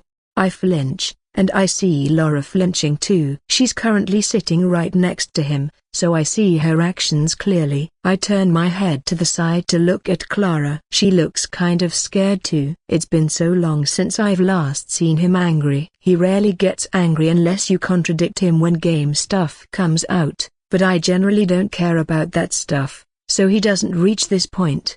While we fought against all the strong teams, they were fighting against the weaker ones, even those that got eliminated before fighting against us, like the Knights of the Round Table, who lost against your sister, were a lot stronger than any team the Sword Sorcery had to defeat. Just look at their last match. They didn't even need to plan anything. They won by a slide because their opponents were a bunch of noobs that got lucky in reaching the finals. Ha ha, broken bar. He pauses to take a breath. I thought he was going to die there. Broken bar. Oh, yeah, by the way. Their team won the final match too. The new newbie champion team, aka player level 5, is the Sword Sorcery team and not us. But we were so close. Oh, here it comes again. The only match they had to put any real effort into was against us. The difference with the others is so big. A broken bar, they had to use everything, adapt their plans during the match. And even with this all of them died and their plans went to shit. If they didn't know about the grand finale skill, or if we had known about the druid's shared HP 1, we would have won so easily. And even with this, they only won because of a technicality. He ends up shouting. Some people, sitting at other tables in the restaurant, are looking at us right now because he's too loud. Ricardo broken bar, I call him, pointing around us. Ha ha, broken bar. He lowers his head in shame. I'm sorry guys, I got too excited there. Broken bar, but you must understand, it was so unfair. A broken bar, we did all the hard work, and they only needed to come and reap the benefits. A broken bar, if we only had a little bit of luck, we would be the champions by now. Note to my future self, do not anger Ricard ever. As always, I'll keep teasing him as much as I want, but if it looks like he actually gets angry, I must stop before it's too late. No, number. Don't misunderstand, I'm not scared. It's just a broken bar. I don't want to listen to his angry ramblings. I have enough with his usual normal ramblings. There's no need to listen to him unless it's an absolutely unavoidable situation. Come on, Ricard. It isn't that bad. Laura pats him on the back. I know what you say makes sense, but we couldn't do anything against it. Also, we still reached the semi-finals, got a bunch of followers, and are now kind of famous.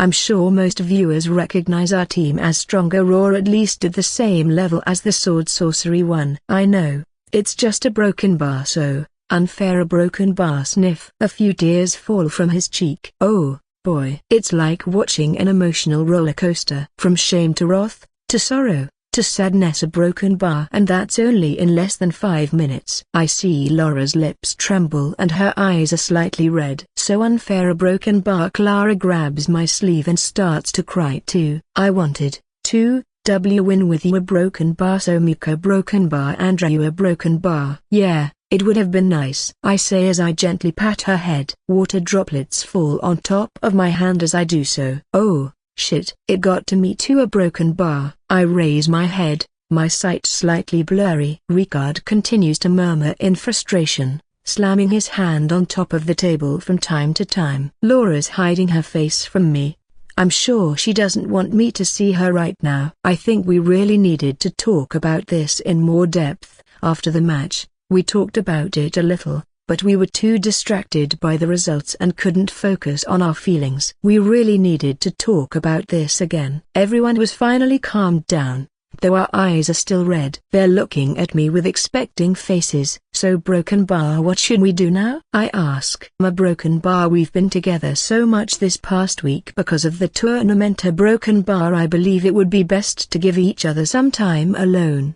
Laura suggests we stop playing together for a while. It makes sense, so I agree. I think so too. A Broken Bar. Also, I'm sure each of us wants to return to our dungeons and spend the CP we gained. We won 1.000 CP for reaching the main phase, plus 10.000 CP for reaching the semi-finals. It's quite a lot for new players like us, and we have to add to this sum all the CP won by the players who entered our dungeons during the week the tournament lasted. By the way, the rewards scaled with the tournament level. For example, players who entered the main phase in the maximum levels tournament, the level 21, received 20.000 CP. New. I want you to keep playing with me. Clara looks at me with a pout and puppy eyes at the same time.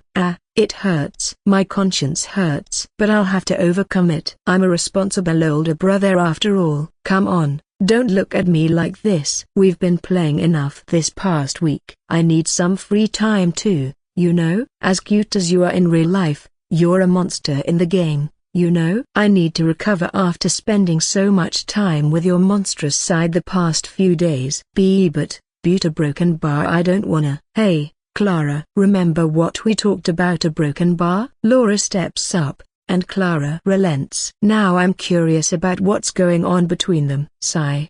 Okay, let's spend some time on our own. A Broken Bar then. In a barely audible voice, she adds, TSK, I'll have to. Broken Bar. Hey, what was that? TSK. What'll you do? What's your intention, Clara? I'm scared now. A Broken Bar. Just in case, I must change the topic to something else. A Broken Bar, but what can I talk about? A Broken Bar. Oh, yeah, I know. I'm going to regret it. But it's better than what might happen if I don't change the topic and Clara gets enough time to perfect whatever plan she's devising right now. By the way, Ricard, did you know there's a bunch of crazy guys who are imitating your roleplay now? I've seen videos of them competing for who gets more souls in a single dungeon invasion. Haha. Broken Bar, is that so? At first, he reacts as if ashamed, but then his expression changes, and his eyes start to glow. Oh, I know, they must have understood the greatness of the undead faction. There's nothing better than slaying hundreds, thousands, of humans and feeding on their souls. Ha. I can imagine their exalted expressions after a fight, sitting on a pile of dead humans. I want to dive into one right now. He hugs himself as he shudders in excitement. I knew I was going to regret it. Our Broken Bar, see this? Even the other customers are looking here in disgust. Laura and I look at each other. We must say something to stop him from running amok. Continued to run amok. And you? I ask. I too got somewhat like a fan club, but I don't really want to talk about the Broken Bar. Now I'm even more curious. You just need to know it's related to my champion's appearance. A Broken Bar. She blushes, lowering her head in shame so that I can't see her current expression. Laura's champion? Does she mean the succubus? What's wrong with it? The horns, maybe? No, that can't be. It must be because of her big boobs and ass. Oh, yeah, I can imagine what her fans are like, and why she doesn't want to have anything to do with the Broken Bar. It's disgusting there's this kind of player in DM8 to a Broken Bar. Another reason why the Eternals are superior to most other factions. Most of them don't have flesh or they're rotting, so we can use any champion we want without having to worry about people like that. Can you imagine somebody falling for a zombie? No, right? Ha. Stop already, Ricard. We're trying to stop you from talking about the undead. Why can't you understand it? And you, Clara? This time it's Laura who changes the topic yet again, with the hope to stop Ricard. Me? I don't know, and I don't care. Clara looks at me from below, once again with puppy eyes. I only want you to play with me. I don't care about the others. Is that so, Broken Bar? I don't know what else to say. You understand I'm not going to change my decision, right? Whatever you say. I'm steadfast in my decision. As steadfast as the biggest and the most resilient rock in the universe. A Broken Bar, unless you bribe me, but that's another topic. And you, Andreu, aren't you the one who should know the most about your followers? After all, you're the only one who already had quite a lot of them even before the tournament started. Ugh, Ricard. You really know how to poke where it hurts. Yeah, broken bar, I don't know. I've been purposely keeping myself away from the forums and other stuff since the beginning of the tournament. A broken bar. I lower my gaze and stare at the floor. Can we skip this topic,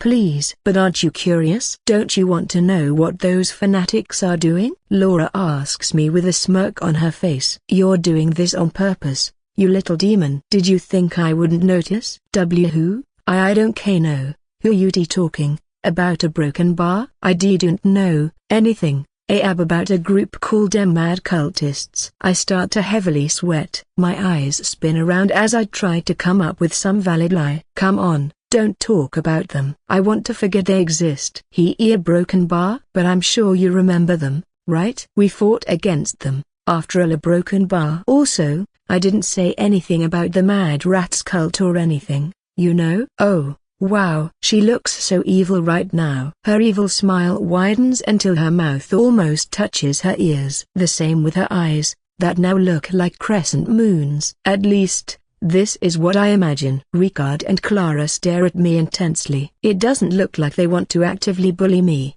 but they do want to partake in enjoying my suffering.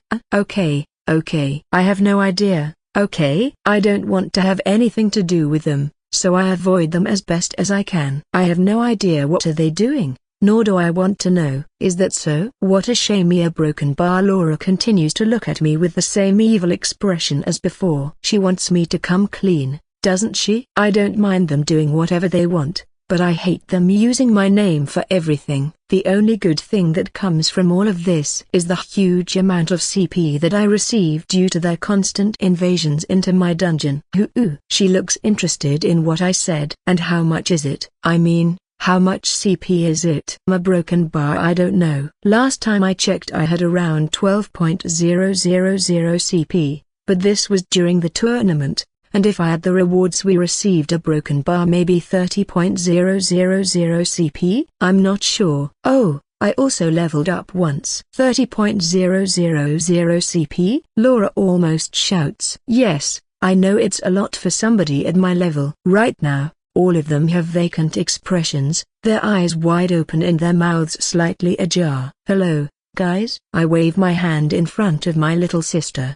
A broken bar. Clara. It seems they're still processing the amount of CP I might have right now. I too am kind of surprised, but think it's weirder to react like them. Well, there's nothing I can do. Until they recover, I'll sip on my tea. A broken bar. It's cold. Most viewers accepted the judge's decision for the sword sorcery team to win the match because they based their decision on an indisputable fact. But the actual consensus was that the actual winners of the tournament were the League of Evil. Even their most devout followers had to agree that sword sorcery might have been eliminated long ago if they had to fight the same matches as the League of Evil did, especially in those matches against All Shall Despair and the Dragon Knights. I'm rich. A broken bar. I'm rich. I stop for a moment in a victory pose every time I shout hey I'm rich as I dance inside my dungeon. I'm rich.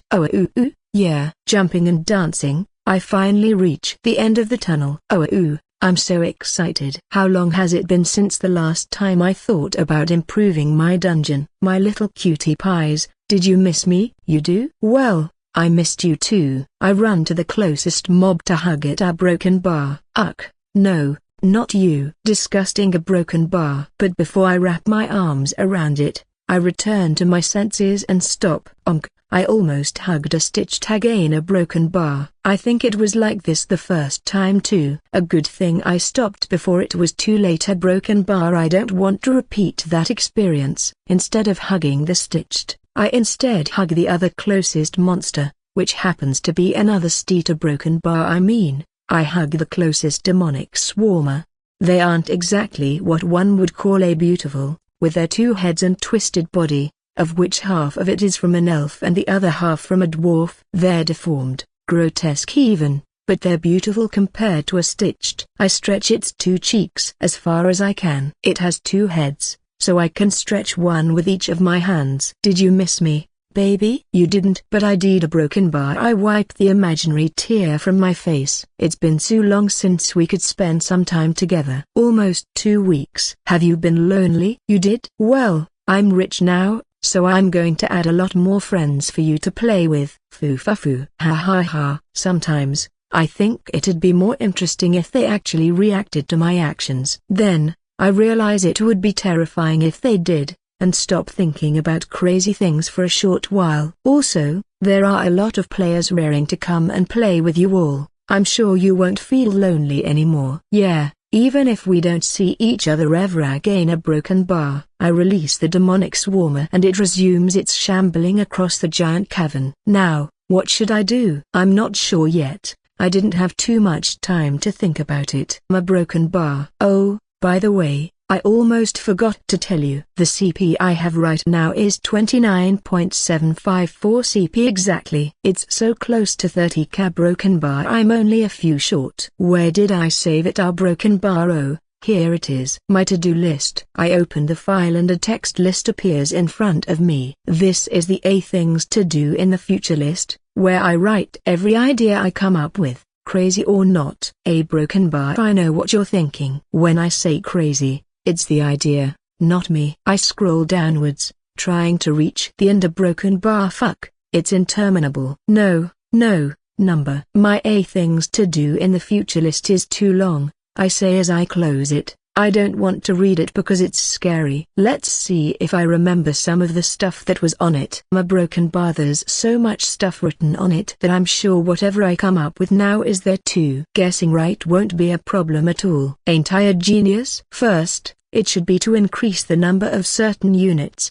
like the demonic swarmer. There are only 9 of them right now. Having only 9 in a dungeon this big, even if all of them are in the same place, is kind of lame. What swarm is composed of only 9 creatures? None that I know. Then there were those new units I unlocked some time ago, the fleshlings, as well as any other creatures I might be able to unlock now. Talking about new stuff, I leveled up during the tournament. I'm now player level 6. This is the message I received when I leveled up. Reached player level 6. Advanced units unlocked. Advanced dungeon elements unlocked. Maximum invaders in a party raised to 3. Received 5x stasis chamber. Received 1x giant stasis chamber. Received 5.000 CP. So broken bar. Yes, it's easy to understand why the tournament was capped at level 5 and not any other level. It's because of the advanced units and dungeon elements. What are the advanced units, you ask? They're stronger units than the ones I could unlock until now. I haven't taken a look yet, but Shrikard already told me I would be able to unlock new monsters that are a fusion of 3 monsters instead of only 2.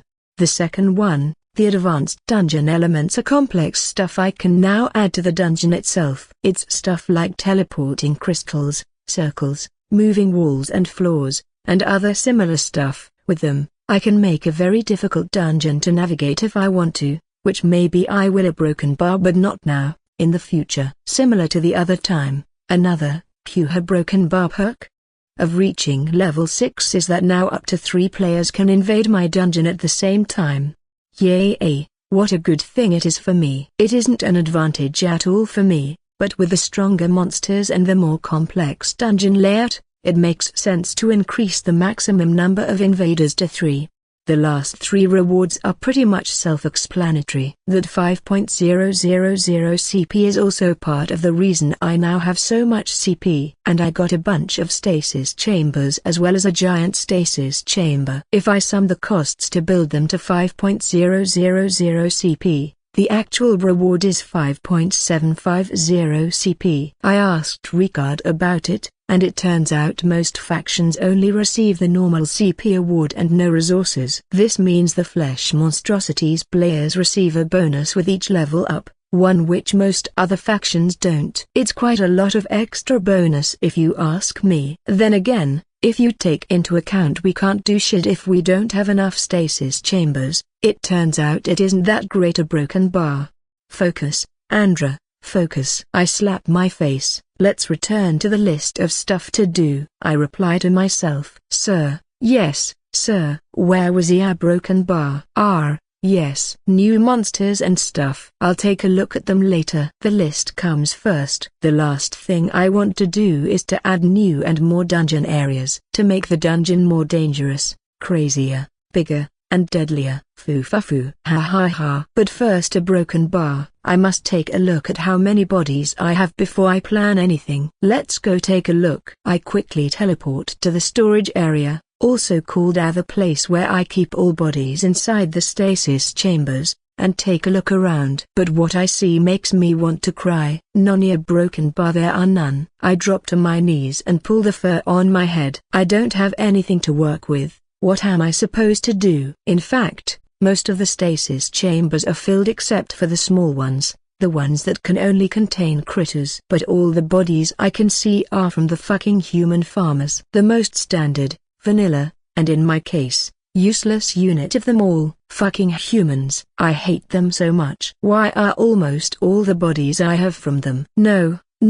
it can't be. There must be something else. See broken bar. I frantically look through the rest of the stasis chambers. Why do I have so many humans? The only other units I have are 2 goblins, an orc, and an elf. Or broken bar. Why do I have more than 40 fucking useless humans? I anxiously scratch my head as I try to make sense of the situation. I can swear I never captured a single one, so how comes I have so many a broken bar? Oh, shit. I know. It's because of the random captures from the silent kidnappers. I remember I had to remove the silent kidnappers from my dungeon so they stopped capturing useless units. At first, they were capturing lots of them, and I used those that were useful, the dwarves, elves, goblins, and orcs. The humans kept accumulating without me using them, and now they're the only ones remaining. If you're asking why most of the captured units were from those 4 factions, is because the Iron Shield, humans, the Sylvans, elves, the Stone Lords, dwarves, and the Savage Horde, orcs, are the 4 factions for beginners. Well, in fact, there's a 5th, a noob faction, and it's the Eternals, undead. But I can't capture any non-living units, so they don't count. The thing is that my dungeon is still an easy one. By easy I mean it's still a low-level dungeon. A lot of my invaders are noobs too, and most noobs use one of those factions. The other players that invade my dungeon, those that want to demonstrate they're better than the noob players, are so high-leveled it's close to impossible for my silent kidnappers to capture any of their support units. In general, those high-leveled players crush everything related to combat. A broken bar, though they still die if they fall for the traps and gimmicks.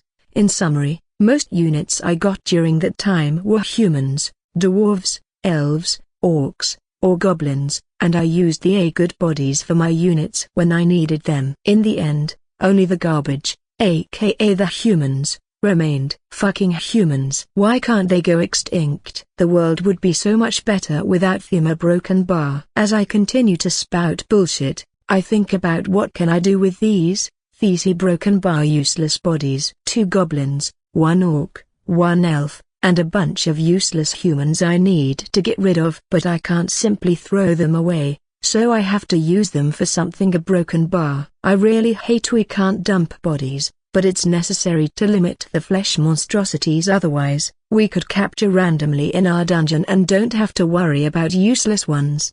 We can already create the strongest units thanks to the fusion mechanics. A broken bar. If we didn't have any limits or trouble obtaining the bodies, the faction would be too OP. There's also 1 basic unit from the Celestial faction and those 2 basic units from the Abyss faction I don't want to waste. Though I can't remember the name of either unit, they're too precious and uncommon to waste just to get rid of some humans. For very different reasons. The Celestial one, because most Celestial dungeons are too high-leveled for me to go and freely capture stuff. I'm incredibly lucky a silent kidnapper managed to capture 1. And the other ones, the Abyss ones, it's because I really don't want to go into one of their dungeons unless it's absolutely necessary. I repeat the words 3 times because it's very important. In short, I'll keep them for as long as I need until I find a use for them, hoping I'll never have to enter an Abyss dungeon again. By the way, the Abyss units are from that time my little sister got angry at me for something stupid I did and decided to dive into my dungeon, film everything, and upload it to the DMA forums so that players could have an easy time invading my dungeon. She knew how to move through my dungeon safely because I told her about all of my dungeon's traps, monsters, and other stuff. She wanted to screw me up with this. Spoiler, it didn't work. She did reach the end of my dungeon and uploaded the video, but those players who tried to imitate her died anyway, without ever reaching the end. Oh, there's also the troll I captured when I was thinking about my first boss, a broken bar. I didn't use it in the end. When I was planning the first boss, the first idea that came to my mind was to use a troll and give it a high HP pool as well as regeneration, but then I came up with a nastier idea and created the Minotaur Queen. The only way I have to get rid of useless bodies is to use them to create fleshlings. A broken bar. What can I do with the bodies I have at hand? Can I make any good combination? I'm sure you know by now, but there are 5 factions that are considerably easier than the others, especially at the beginning. This is because they have easy access to their special resource, which means they can progress a lot faster than the other factions. Most players that want to start fast, pick one of these 5 and switch to another one they like more when they are at a higher level. Do you want to know which factions they are? They are these 5. The Iron Shield, or the humans, only need to create a bunch of farms to increase the number of farmers, their basic unit. That's why they're so succulent for the undead. They always have lots of weak units. The dwarves, the stone lords, are similar but work with metal and mines instead of farms, though their units aren't automatically created.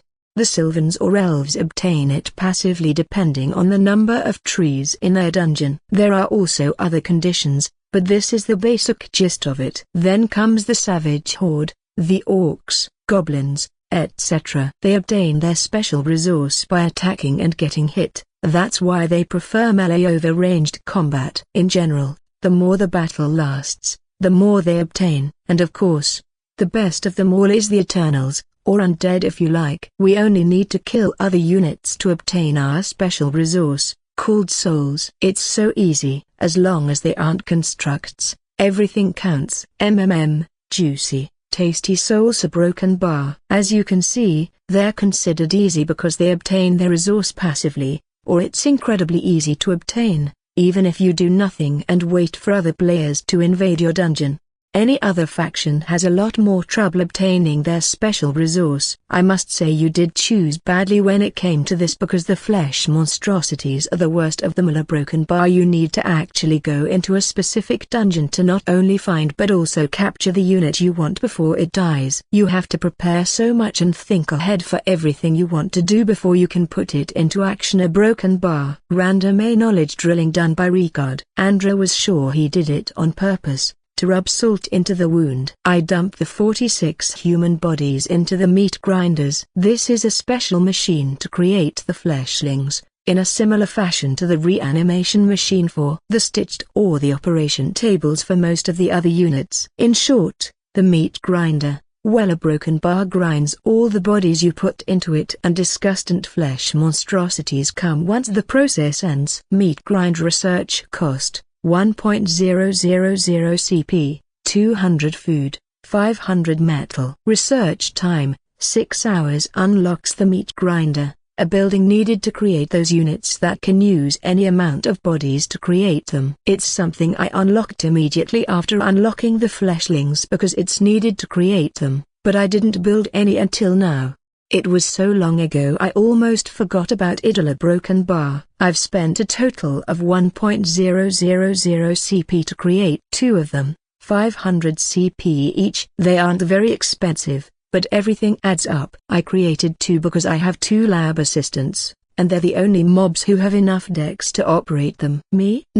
There's no way I'm spending so much time standing there, doing nothing. Each fleshling takes 30 minutes to create. You know? How much time do you think I would have to stay still to create them all? As I was saying, I dump all the human bodies into the meat grinders. Do you remember how the fleshlings work? I only need to use bodies worth 200 CP to create them. Any body will do, and from all those bodies, I can choose up to 2 innate skills for them to inherit. To make things more convenient, I can create multiple of them at once and only need one body with each skill I want to use. This means it's possible to create 5 fleshlings with the stone skin skill by using a single dwarf, as long as the total bodies used add to 1.000 CP. It's the perfect way to dump all the useless bodies and turn them into something actually useful. Furthermore, both meat grinders are linked. I can create all the fleshlings I want, and they'll be distributed among any number of meat grinders I want. A broken bar. It's somewhat similar to a meat dispenser. Fleshlings have a fixed cost at 200 camp, as well as fixed stats that don't depend on the units used to create them. Like the stitched, but compared to them, they're stronger, faster, and more intelligent. The dungeon will be significantly more difficult with them around. Regarding how they look, a broken bar, you could argue they're as disgusting as the stitched, though humanoids tend to be worse because we subconsciously dislike them. I think they call it the uncanny valley. Fleshlings are a half-a-meter height mass of flesh, with 4 appendices that work as legs, and no visible mouth or tail. There's something akin to veins made out of flesh on their surface. Given their speed and body size, you could even compare them to a headless and aberrant fleshy dog. A dog that can't bite, nor bark, and constantly drops a reddish substance I don't want to ever touch. Hell, I don't even want to know what it is. Beware, unaware invaders, or they'll bludgeon you to death. I laugh at my stupid joke as I prepare the other bodies. In total, it's 1.080 CP. 44 farmers at 20 CP each, and 2 soldiers at 100 CP each. With this amount I can make 5 fleshlings a broken bar, but I'm still missing the most important ingredients. I prepare the next ingredient. It's the troll. I know. It's a shame to use a monster that it's so hard to find and capture in the lower level dungeons. Most of the time they're bosses and I can't capture them. But a broken bar. Can you imagine a bunch of fast fleshlings running through the dungeon, all of them with regeneration? Crazy, right? There's no way I can pass up on this. As for the last near broken bar, goblin, orc, or elf, each one has its own benefits. The goblin's slippery makes them avoid attacks from stronger enemies. The orc's bloodlust gives them attack speed when below half HP, and the elf's nature attuned gives them immunity to my mushrooms as well as other irrelevant stuff. I imagine what role I want them to take. They're fast, and have decent stats. With regeneration, they could stand their ground against weak opponents, or heal themselves after running away. I could also make them move together. In a pack. A broken bar. I scratch my head. This is hard. There are so many options. Focus, Andreu, focus. What's their strong point? It's their speed. Then, shouldn't we be abusing it to our advantage? We should. Evil grin. Then, how can we do it? My broken bar. Turning them into little sneaking assassins. Well, not exactly assassins, but more like disruptors that attack at the worst time before running away. They'll be similar to the goblin pests, but a lot more dangerous. Oh, I see where you're going, Andreu. A broken bar. You already got your answer. Now, scram. Yes, thank you, Andreu. You're welcome. I grin. I got a nasty idea of how to use them. If they're going to run through the dungeon and pick up on the opponents when they're in a bad position, the best skill I can give them is nature attuned. It might not seem obvious, but it's the best choice. This way, they can attack when the mushrooms activate without any consequences, like the demonic swarmers. And I plan to add a lot more mushrooms in the future. A broken bar. Fufu. Ha ha ha. Having finished my evil monologue directed to the lab assistants, who looking here without any expression on their faces, I prepare the last ingredient, the elf, and put it into the meat grinder. Oh, yeah, until the creation process ends, both lab assistants will be standing in the same room now, the one right before the Minotaur Queen. This means any player who invades the dungeon will have to fight both at the same time. A broken bar. I wish you good luck with that, unlucky fellows. A broken bar. A minute of silence for the victims, please. With the troll and elf, The total CP from all the bodies is 1.570 CP. It's 20 for the elf and 470 for the troll. This raises the number of fleshlings to 7. What a shame, I'm 30 CP short of an 8th one. I look once again at the available bodies. The only ones remaining are 2 goblins and an orc. I can't use their skills, but I can use them as ingredients too. Let's do it. I don't think about it anymore and add the 2 goblins to the mix. They're easy to find and capture, should I need them in the future. The best use for them right now is this one. Now the total value is 1.610 CP, enough for an 8 fleshling. This is good. There's almost no wasted CP, and all them will get their regeneration and nature-attuned skills. I rejoice, spinning around a few times in ecstasy. Let's do it. Grinding, start. As I press the confirmation button, all the bodies disappear from their respective stasis chambers. Oh, I feel incredible. So broken bar liberated. I got rid of 46 useless bodies and freed the same number of stasis chambers. I can now go and capture actually useful units to further upgrade the dungeon. I also want to create a new area, and it'll need a lot more bodies to fill it up. I don't want to create a new area, but not having anything to fill it with a broken bar, it would be too lame. Now, I won't have to worry about not having enough space to capture more units for a long time. Well, just in case, I create a few more stasis chambers, raising the total to 70. Yeah, I know, it seems like a lot. But believe me when I say it isn't. There are never enough stasis chambers. Every single time I thought I had enough, I soon found myself crying because I couldn't bring X or Y units with me after the next dungeon invasion. It always happens, and I swear I'm not the only one. The other Flesh Monstrosities players complain about the same thing. As the fleshling creation process starts, a timer appears on top of the meat grinders. A total of 2 hours for each meat grinder. Yeah, good luck there, lab assistants. You're going to work hard today. A reminder for you, in case you forgot, work hard equals standing still doing nothing, like a statue, between the stasis chambers, the fleshlings, and the meat grinders. I've already used close to 4k CP. Money is always so hard to obtain, but so easy to spend. A broken bar through. I still have a lot more to spend. Ha ha ha. I'm rich. Oh, yes. Before I do anything else, I should prepare the template and assign all the soon-to-be fleshlings to it. I open the template menu and select the fleshling type. Then, I raise the level to level 3. This is so they have 1 skill of each type, and I can freely do whatever I want with them if I decide to level them up in the future. If they're a squad of fast disruptors, a very good skill to give them is Blink. This way they can easily and safely engage and disengage combat at any time. A broken bar. Yeah, let's give Blink to them. The first skill I choose is the active one, Blink. I'll now have to decide on the triggered and passive ones. What do I want? More speed? Nah, they're already fast enough. Damage? A broken bar maybe? But as disruptors they don't really need to deal large amounts of damage, only be annoying. Oh, I have a great idea. I search for a skill called Pounce. It's similar to Minotaur's innate skill, Fierce Charge, but you could say it's the downgraded version of it. Pounce, triggered skill. If you move at least 6 meters in a straight line before attacking, your attack deals 50% more damage and has a 50% chance to stun the target for 2 seconds. As you can see, both the bonus damage and stun chance are half those from the Minotaur's skill, and there's no push or double stun if they hit something.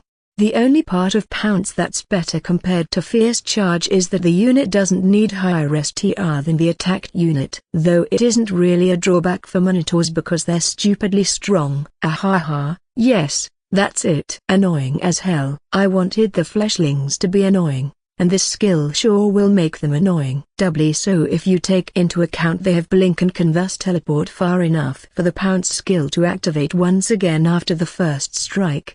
In fact, if somebody is unlucky and encounters a pack of these fleshlings, he or she might suffer from a permanent stun lock. A crazy idea comes to me at this moment. I must change the AI before I forget. I quickly change to the AI addition screen and make the following changes. First, the fleshlings will run away from combat if either their HP or their EP, which they need for both regeneration and melee attacks, falls below 50%. Second, they'll only start combat if the enemy is already in combat or has a status effect that incapacitates them, like stun or sleep. Otherwise, they run away if attacked. Third, they'll only use blink in combat if the enemy is stunned to get in position for another pounce. This doesn't include when they run away because combat and fleeing are two different states. And that's all. They have intelligence 3, so I can only make 3 changes, but they're perfect to make them as annoying as possible. As for the passive skill a broken bar, they're annoying as hell like this, especially if they group up. But I don't want them to clump up, to maximize the chances of enemies encountering them, or better yet, them finding the enemies. I'm sure there must be something interesting. There are so many skills, that it's hard to find what you're looking for. Of course, I could ask Ricard if there's a skill that does this or that a broken bar, but then I'll have to listen to him ramble for at least an hour. I don't have that much time to waste. This is hard. A broken bar, I kind of want them to group up so that they can stun lock unlucky invaders, but I also want them to spread out a broken bar. Wait, what if I give them this skill? Foo. Ha ha ha. I found it. This is exactly what I was looking for. Shared senses, passive skill. You share your senses with every other allied unit with this same skill. This only works if you're within 100 meters of one another. This is one of those skills that are only available for common units and not for champions. I don't think I need to explain to you why, do I? I immediately select shared senses as the third and last skill. With it, the fleshlings can roam the dungeon independently from each other while at the same time joining forces to attack the invaders. As soon as one sees an enemy, all the others within 100 meters will know about it too. What's more, since blink only requires vision, it'll be possible for them to teleport through walls as long as the origin and destination are within 5 meters. In general, this should be impossible, but the tunnels area is extremely convoluted and there are quite a lot of places where the tunnels cross at different heights, or where their walls touch. Of course, this combo will only work if they're close enough to each other and the other fleshling can see the other side of the wall. A broken bar. Imagine finding one fleshling, and having a few more appear by teleporting through the walls, ceiling, or floor, before pouncing at you all at the same time. Now add other monsters or mushrooms to the mix too. Scary, right? What name can I give them? Oh, yeah, I know. Hauntling. They're fleshlings that haunt the dungeon and can appear through any wall at any moment. Ha ha ha. I introduce the name and save the template, assigning all the fleshlings in the middle of creation to it. These are their final stats. Hauntling, LV3, HP 252, 210, STA 24, 20, SU 9, 8, EP 216, 180, MP 144, 120, STR 24, 20, Con 22, 19, Aggie 34, 29, SPI 13, 11, Will 16, 14, Dex 12, 10, SPD 7 INT 3, 1 skills active, blink, triggered, pounce, passive, nature attuned, innate, regeneration, innate, shared senses. Their MP and other magic stats aren't very high, but it isn't important because they can still cast blink quite a lot of times, which costs only 20 MP. As long as they can cast blink, I don't care about anything else. They aren't magic casters, after all. Well, a broken bar. I rub my hands together in excitement. Now that I've finished, I only need to wait for my broken bar. I sneak a peek at the timers on top of the meat grinders. I only need to wait for 1 hour and 40 minutes for them to be created. It's too long. I already emptied the stasis chambers of useless units. Now, the next step should be to go capture more units. This time, useful ones. Hell yeah. It's capture time. To fill the dungeon area I want to create, I'll need lots of bodies from both weak and strong units. If I take into account the theme of the area, I'm sure I'll need a lot of slimes to use as the base. I can start with them, and then look for the other units. I'll need a broken bar. I open the dungeon menu and browse it. My broken bar. This dungeon looks promising. It's settled then, Let's go. I don't waste any time before starting the dungeon invasion. It's been so long since I last delved into a dungeon by myself or broken bar. Well, it's only been a week and a half, but it feels like a lot longer. Tremble and shiver, you weaklings, because I'm gonna catch you all. Foo-fa-foo. Ha ha ha. Of course, now that I'm level 6 I'm going to bring the 3 good followers as well as Siam, the stone eye kidnapper, with me. Laughing like a deranged maniac, me and my support mobs are transported into the dungeon I selected. This is only roleplay. Roleplay, of course. I say it twice so you don't get the wrong idea. Sometimes, the success of a dungeon invasion depends more on the champion you pick than you would expect. For example, bringing a mermaid to an underwater dungeon might trivialize or at least simplify some of the dangers in it. To answer your question, if you want to invade the evil mastermind's dungeon, you'll have an easier time if you have the nature-attuned skill, with an elf, a flesh monstrosity with that skill, or some other skill with similar effects. You can ignore the mushrooms everyone fears. It's what I like to call a easy mode. Or you can also look at it this way.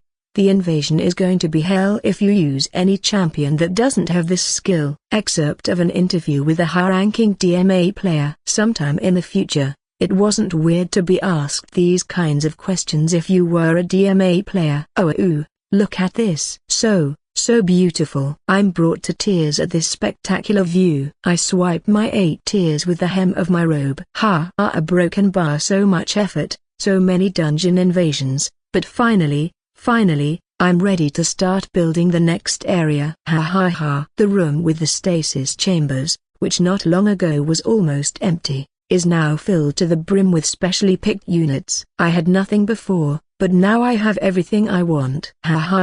Still, I believe it's better for the stasis chambers to be empty than filled with useless human garbage. A broken bar. It took me quite a while to fill my stasis chambers. I've been upgrading the collectionist tech since I started playing the game, and can now capture up to 30 units after every dungeon invasion, which is a lot, but it doesn't help when I need units from several factions. It's a good thing we had the exam season before the tournament because, otherwise, it would have taken a lot more time for me to reach this point.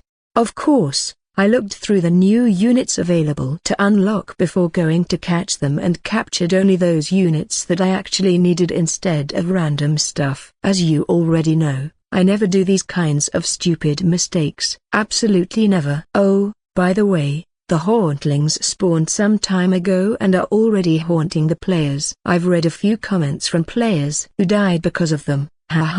Well, continuing with the top eco broken bar, these are the new units I can unlock. As Ricard told me, there are now exciting options that use 3 units as the base now. For now, I only unlocked a single one of them, because it was the only cheap one, and because it'll help me decorate the dungeon. It's called Weirdy, and it's this one. Weirdy research cost, 500 CP, 200 food. Research time, 3 hours. A critter unit. This unit needs 3 critter bodies to be created. It inherits the aspect, innate skills and stats of one of the bodies, plus the innate skills of all of them. The CP cost and ACP value of this unit are the same as the sum of all the units used to create it plus 5 CP. As you can see, the Weirdy is a critter unit, that's why it was so cheap to unlock. It's the same as the Creepy, except I can put 3 critters into a single unit, and can thus give it up to 3 innate skills. Is good that the tech I unlocked to change the Creepy's looks,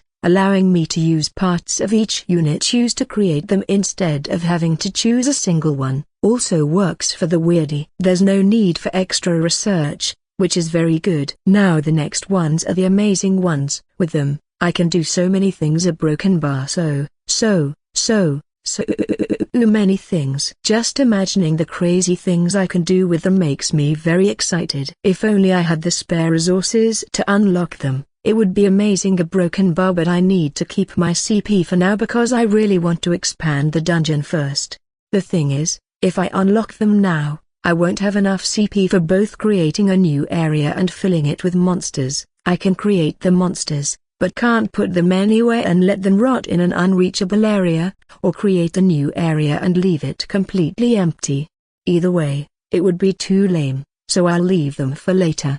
I'm sure you're curious by now, am I right? Well, the units I'm talking about are the respective upgrades to the hybrid and the basic chimera, the amalgam and the chimera. Amalgam research cost, 12.000 CP, 2.500 food, 1.500 metal. Research time, 1 day. Abominations of flesh composed of parts of 3 humanoid units. Every amalgam inherits the innate skills of its original units, and their stats are the sum of the original units. The CP cost and ACP value of this unit are the same as the sum of the 3 units used to create it plus 30 CP. The amalgams are the upgraded hybrids. Instead of 2 humanoid units with all their stats and innate skills added, it's 3 humanoid units with their stats and innate skills added, though this doesn't make them broken, because they end up having similar stats to those in the resulting CP range. I'm sure the extra CP cost is to take into account the extra innate skills. Hybrids don't have it, but they also only have 2 innate skills. The things you can do with them is limited. But things start to get crazy if you give them a third and near broken bar. Another thing amalgams have in common with hybrids is that I must use parts of all the original units when deciding how they'll look. This is so enemies have an easier time predicting what the amalgams can do. Though I am not sure how much this will help them if I add the rabbit's tail to one and the players only get to see its front, for example. Chimera research cost, 15.000 CP, 3.000 food, 2.000 metal. Research time, 2 days. Abominations of flesh composed of parts of 3 non-humanoid units. Chimeras are naturally resilient to pain, because of the eternal torment they suffer for simply existing. Every chimera inherits the innate skills of its original units, and their stats are the sum of the original units. Also, all chimeras start with the eternal pain innate skill. The CP cost and ACP value of this unit are the same as the sum of the 3 units used to create it plus 50 CP. The chimeras are to the basic chimeras the same as amalgams to hybrids. They're the upgraded version. Instead of 2 non-humanoids, it's 3. They too have the eternal pain skill, giving them the ability to survive combat for at least 10 seconds. An excellent skill for stalling tactics, or simply to give them more time to deal damage. The only other thing worth noting is that,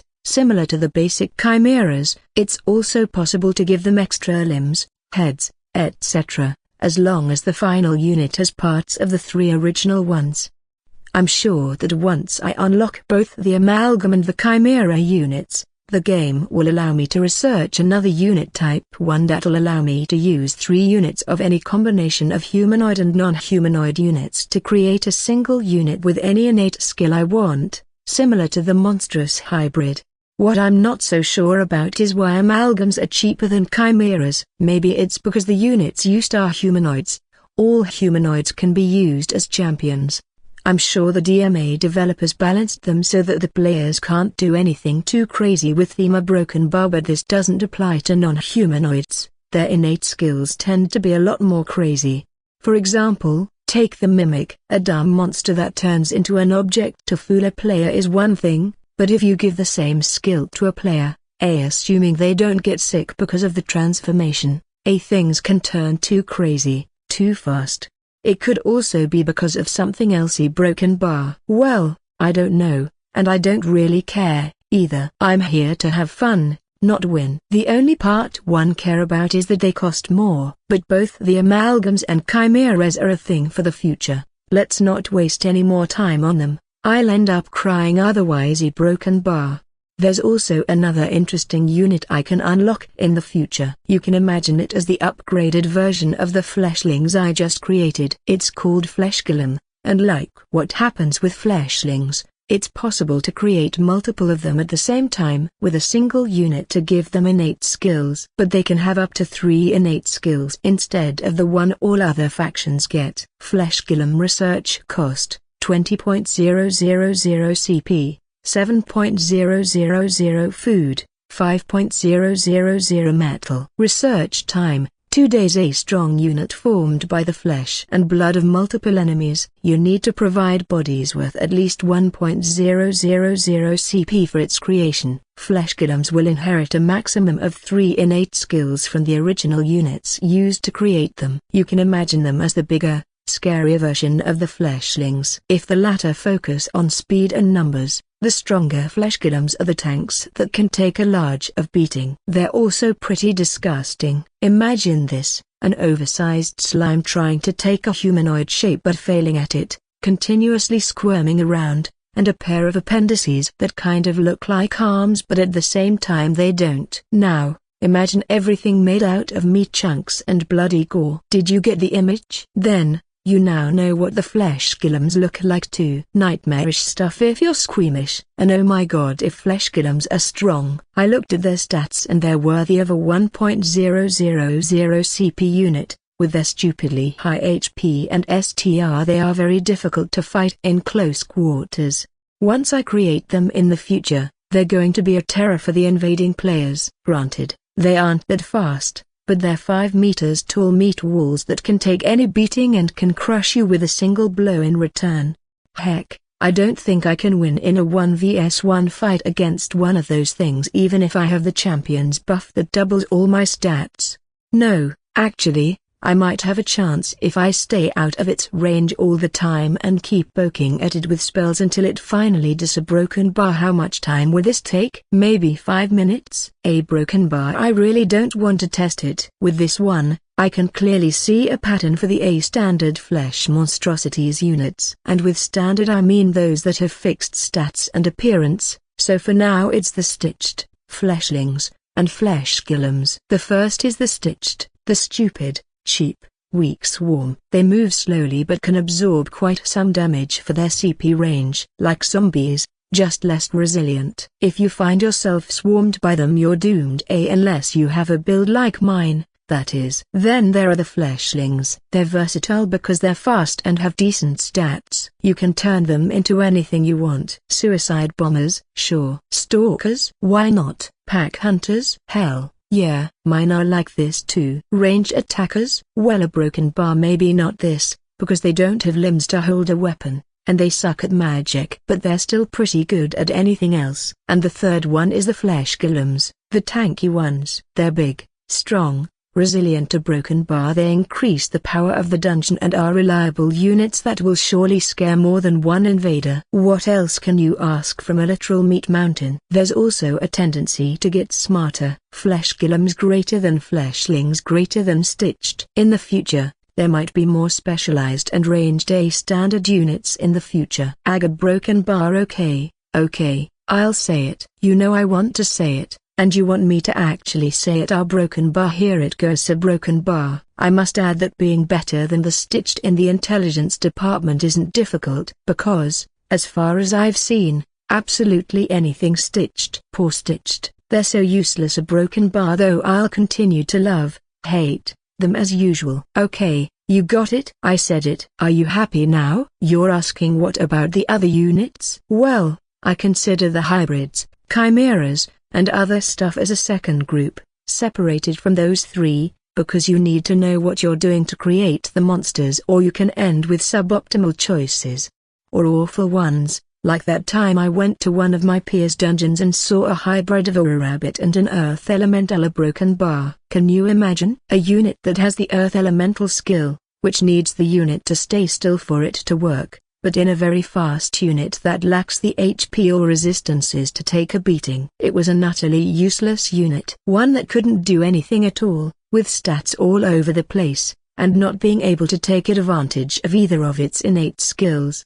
Shame on the rock bunnies, shame on their creator, shame on that dungeon filled with useless monsters, and shame on the DMA developers for allowing the creation of such a random and messed up monstrosity. Hell, shame on me too, for having to see the disaster. Calm down, Andreu, calm down. A broken bar now. Where was I before this stupidly long internal explanation to nobody? Oh, yeah, I remember. My beautiful room, filled with beautiful bodies of useful units. KHM.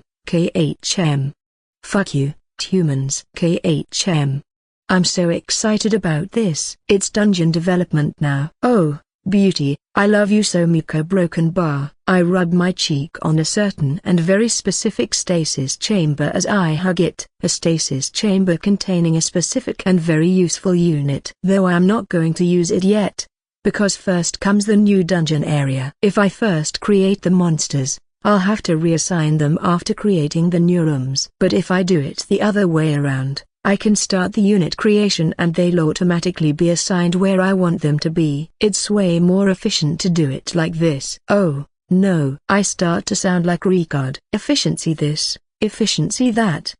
I hate myself right now. A broken bar. Alright then. To the laboratory. A broken bar. Did I hear this phrase before? I'm not sure. A broken bar. Do you know what's worse than having to spend a lot of time and effort to capture the units you're going to use in the future? It's spending a lot of time and effort to capture units and then creating completely useless monsters with them. Believe me when I say this because I've seen players make hybrids that are worse than any of the 2 units used to create them. I assure you, you don't want to be one of those players. Ask yourself this question first. What role do you want the monster you create to take? If you already have an idea of what you want, sure, go for it. But if you don't, first search for 2 units that already do what you want or find something nasty, then fuse them together, and make them even better. Let's use an example here. If you want a melee attacker, you can pick an orc, which is a decent unit for that role. Then, let's say you want to make it very, very dangerous. You just need to smack an invisible stalker together and bam. You have an invisible killing machine. Now you only need to change the AI so that it targets the mages and archers at the back. A broken bar. Foo. Ha ha ha. Can you imagine? It's going to be awesome for you, not for the invaders. But who cares about the invaders anyway? Fragment from A. Introduction to the Flesh Monstrosities, one part of A. The Dark Teachings series. This episode, in particular, was the beginning of an onslaught of invisible orcs in the Flesh Monstrosities dungeons. A not-so-good event for most of the other players, leading to a new meta, tanks in the front, weaklings in the middle, and tanks at the back too.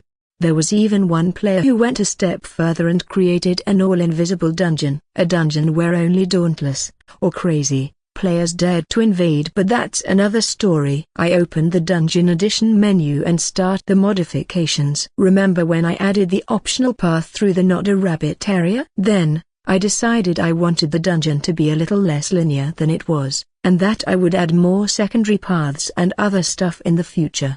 Well, a broken bar. I'm not going to add extra paths yet because I really want to create a whole new area, and I wouldn't have enough CP otherwise, but this new area will be the first step toward that goal. A broken bar. I think this spot is nice here. Broken bar. Yeah, let's put the stairs here. I select the initial point and create the stairs before modifying them. I make them go downwards because the new area will be below the current ones. Where I'm putting them, they're in a corner inside Minotaur Queen's big room. For now, it looks like a classical dungeon, with stairs that go down to the next floor after a boss encounter. Though in this case there's no need to kill the boss at all.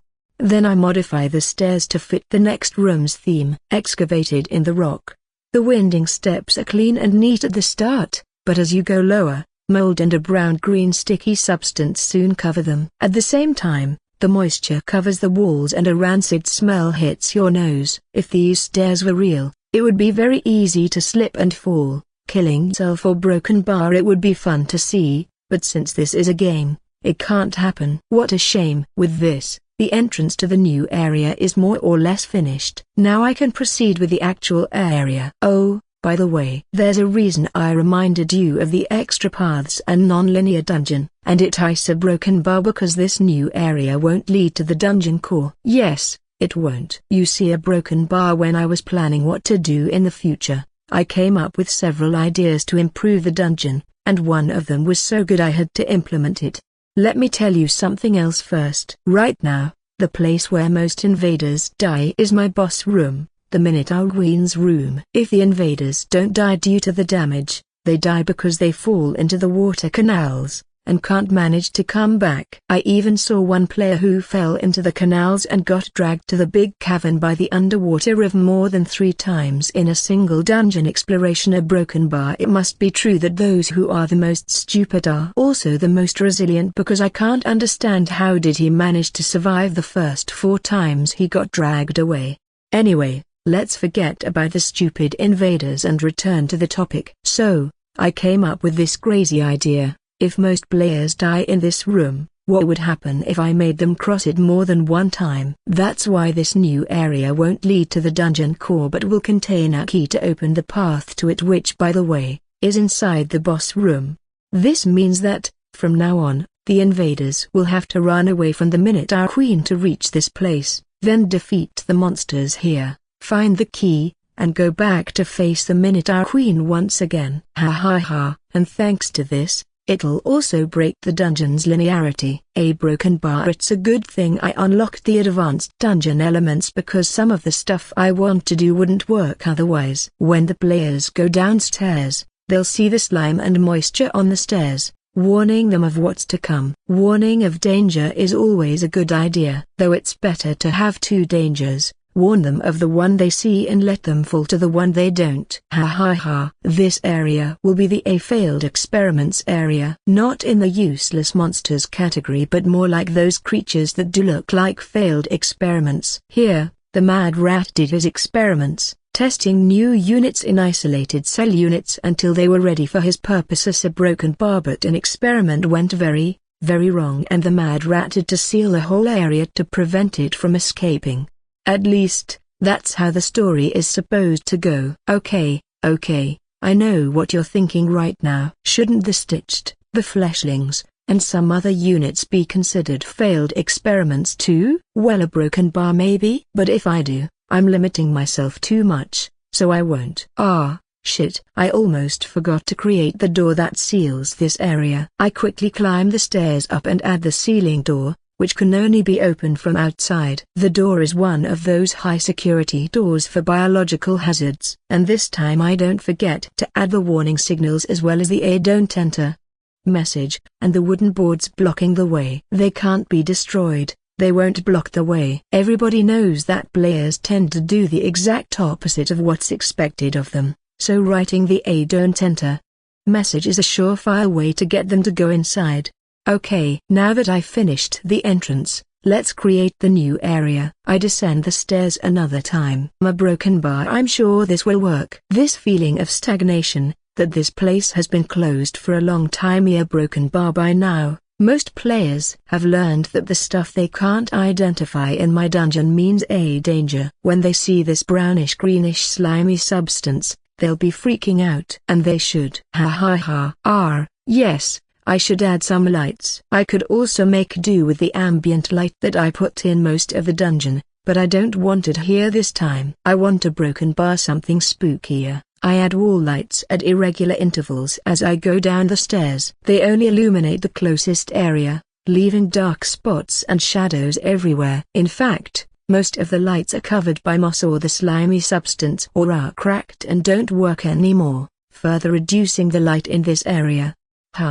Now it feels like a haunted house. Amazing. The next thing I do is create a straight passage from the end of the stairs. Then, I add 2 more, creating a T-shape. The fun part starts now. A broken bar, I say, rubbing my hands together. Let's turn this area into something the invaders will never forget. Starting from the central passage, I add a few rooms of various sizes on both sides of it. Then, I put prison bars on a few of them. There are various sizes and shapes for the bars, indicating they were used to contain different types of units. There's even a very large room with bars as thick as my whole torso, surely to contain a gigantic monster, or maybe a powerful one. In the rest of the rooms, I put biohazard doors. These are containment rooms for monsters that needed special environments to survive, or simply because they could easily escape from a prison cell. In most of these rooms, I put a glass panel on the wall to see what's inside. Oh,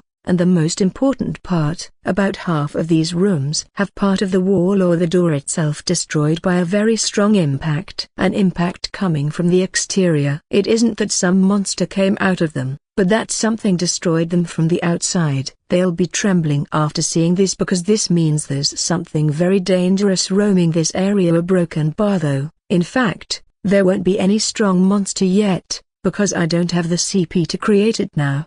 It's a shame I don't have enough CP to spare for a very strong monster, so the boss of this area will have to wait. I'm not sure if I'll create an actual boss or just a strong monster that fits the area, similar to what I did with the Tunnel's Nightmare. But if I choose the former, I'll have to wait a lot more to create it, until I unlock the second boss slot. There are advantages and disadvantages to both options. The bosses have resistance to status effects and double stats, but the number I can have is limited. On the other side, if I create a strong monster, there can be any number of them, but they'll be vulnerable to stuns and other strong status effects. I can also create a unit that has higher stats than any boss by using really strong units as the base to create it a broken bar, but it won't have the status effect resistance.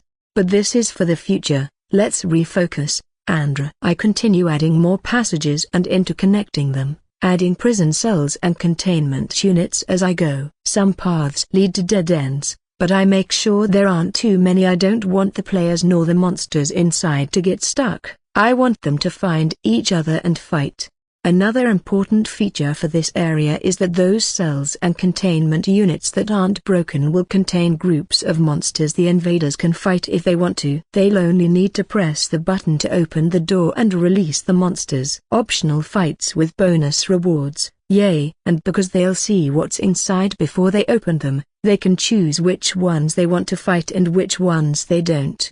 This also means they can use skills from outside, but luckily most ranged attacks and spells can't be used through the walls, glass panels, or iron bars. Those skills that only require vision, like blink, will still work. Also a broken bar. Who said the invaders are the only ones who can open the doors? I certainly didn't. Foo.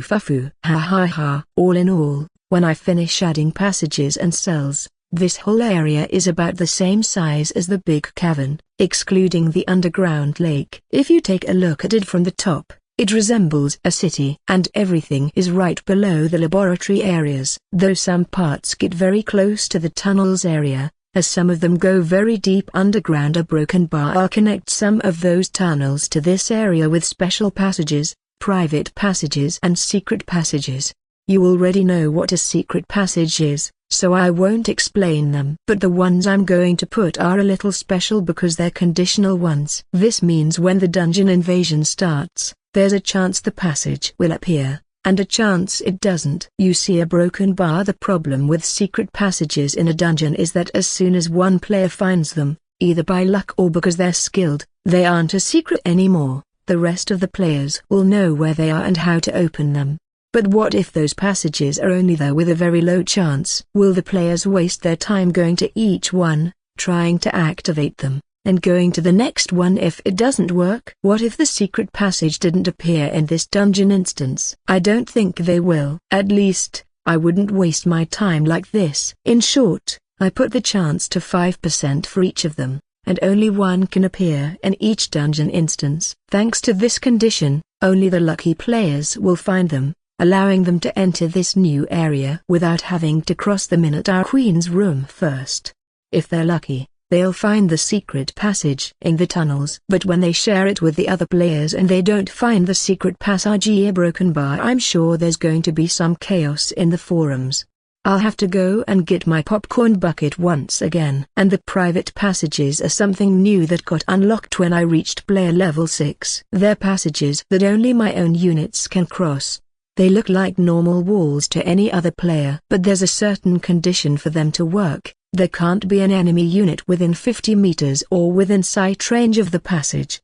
With them, my units will be able to move through the two areas, but the enemies won't. I'm still not sure if I'll allow the monsters to do so or not, but they'll at least reduce the time it takes for me to move through the dungeon when I decide to actively defend it. A thing I like to do when I create a new unit and want to test it against some unlucky players. I finished the rooms and layout, so let's go for the details next. Similar to what I did with the stairs, I put wall lights, some of them broken, and cover most of the floors, walls, and even parts of the ceiling with moss. Then, I add that mysterious brown-green slimy substance throughout the whole area. I also add water droplets on the walls and ceiling, but instead of simple moisture, most of the floor is now covered by a thin film of water. The musty smell is also stronger here, though the game doesn't allow it to be too strong. Then I create a few holes in the ground, deep enough for the players to fall into the mortrip, or for a monster to hide there, but not enough for them to be dangerous. And because of the water film and reduced lighting, it's close to impossible to see them before it's too late. The only thing remaining is the reason I created this area, the key to unlocking the passage that leads to the dungeon core. This won't take me long, as it couldn't be any other way. The key I create is an authorization card, with the Mad Rat's logo and a skull under a do not pass symbol. You know, the red circle with the diagonal line. What's the Mad Rat's logo? Well, it's my face with some lightning, and as you would expect, the skull and a do not pass symbol represent this sealed area. And yes, this means I'll add more areas like this in the future, each with its own respective authorization card the players must obtain to reach the dungeon core. The key will randomly spawn in one of the closed rooms. The players will have to find it and fight whatever monsters are inside to obtain it. The rest of the rooms are optional. They can open them and fight the monsters to obtain extra rewards, or they can ignore them and move forward. Of course, there will also be monsters roaming the passages. Not everything will be easy. Wow, this took longer than I expected. I might have gone a little bit overboard with the details and spent too much time with these. A broken bar. I anxiously scratch my head. Luckily, I'm not late for dinner and Mom won't get angry at me. Let's save it for now, and I'll continue later. If you want the players to remember your dungeon, it should always have a theme. It's also possible to have multiple themes, but it's difficult to find a proper balance between them. Choose wisely. But having a theme doesn't mean the whole dungeon should look the same and have similar enemies. Players quickly get tired of that. Instead, create areas that complement the theme but are different from one another. For example, if your dungeon's theme is zombies in a graveyard, don't just create a gigantic graveyard filled with buried zombies. Add some catacombs with elite undead, create a labyrinth underground filled to the brim with skeletons, or put the graveyard next to a foggy forest with spirits and phantoms.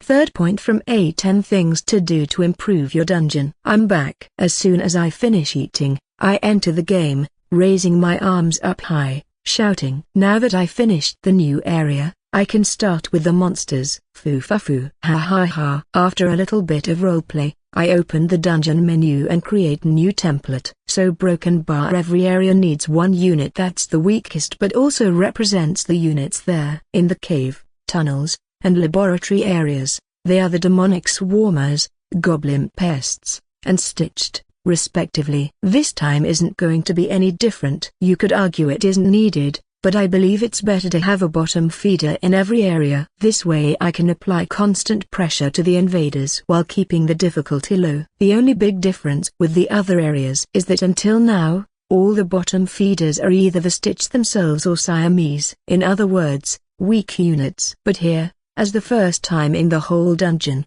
I want to increase the difficulty a level and put basic chimeras instead. This increased difficulty will play a double role in my dungeon. First, it's a sealed area, so it's logical that the units inside are stronger and more dangerous. And last, it's also the area players will find after the first boss. It isn't weird if the area after a big boss battle is harder than those before. Yeah, you got me. A broken bar. Because of how my faction works, I can create strong Siamese too if I want to, with higher stats than any other hybrid I have. But it's a matter of how both units work. Double the stats is always supposed to be stronger than shared passives and two independent actions. Even if you take into consideration the Siamese's double level ups and skills, it's still easier to make stronger basic chimeras or hybrids. So yes, the weakest monster in this area will be a basic chimera. As the first unit I choose the giant bat, and for the second a broken bar I select the bodies I want to use from the list of options.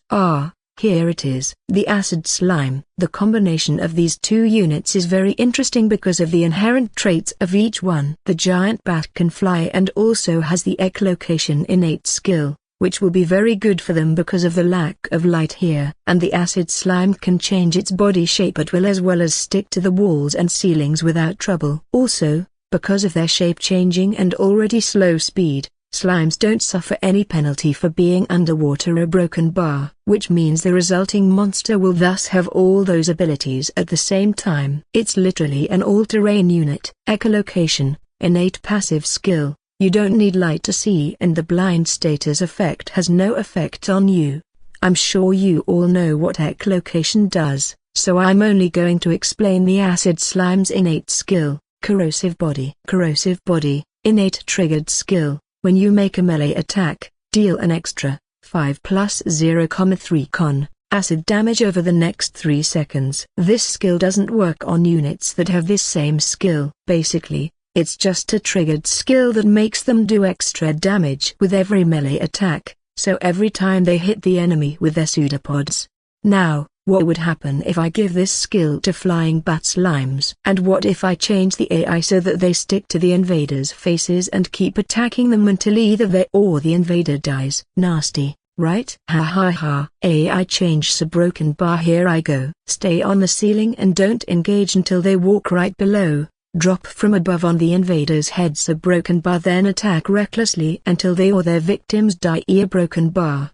Changes done. They're ready for the level ups and the rest of the skills. But first, let's set how they look. Okay, this is important. Do you know what the acid slimes look like? Well, they're green slimes. They also continuously drip a substance that releases smoke when it touches anything else. Broken bar. The important part is that they're green, and the bats are a dark brown.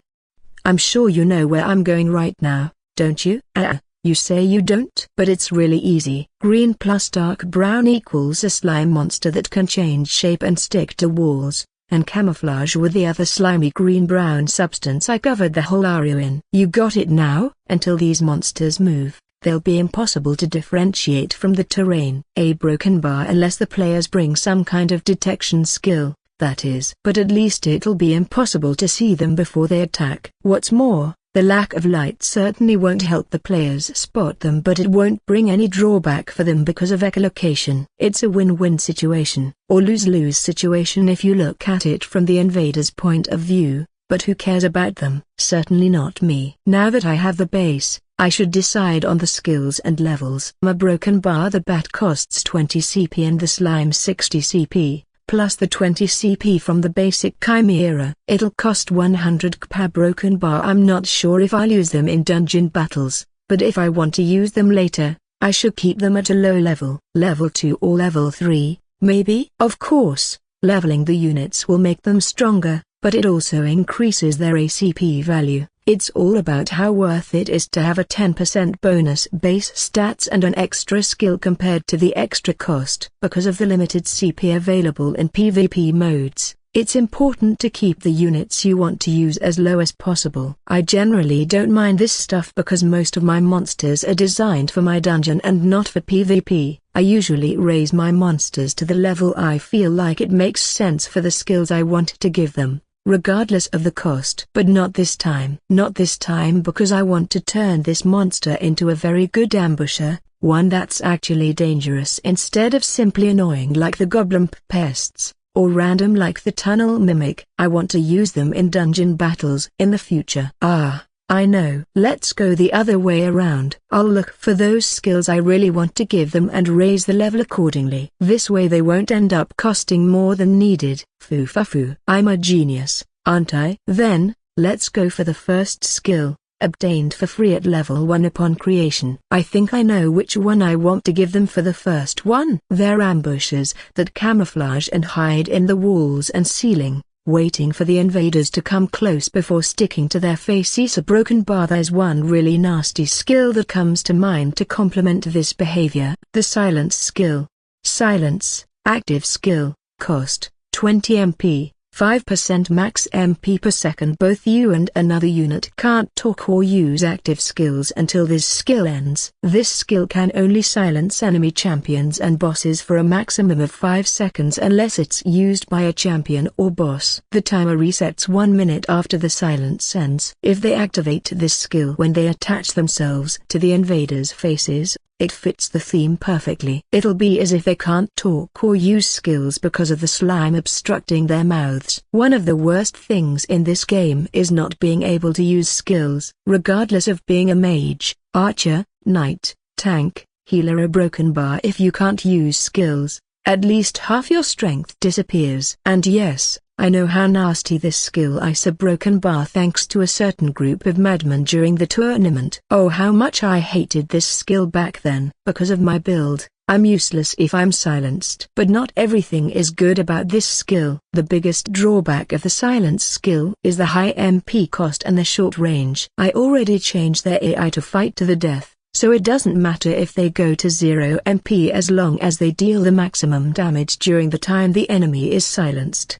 As for its short range, a broken bar, can you really call it a drawback? I mean, my monsters will be attached to the victim the whole time. A broken bar, you might even ignore this part and say the only drawback is the MP cost.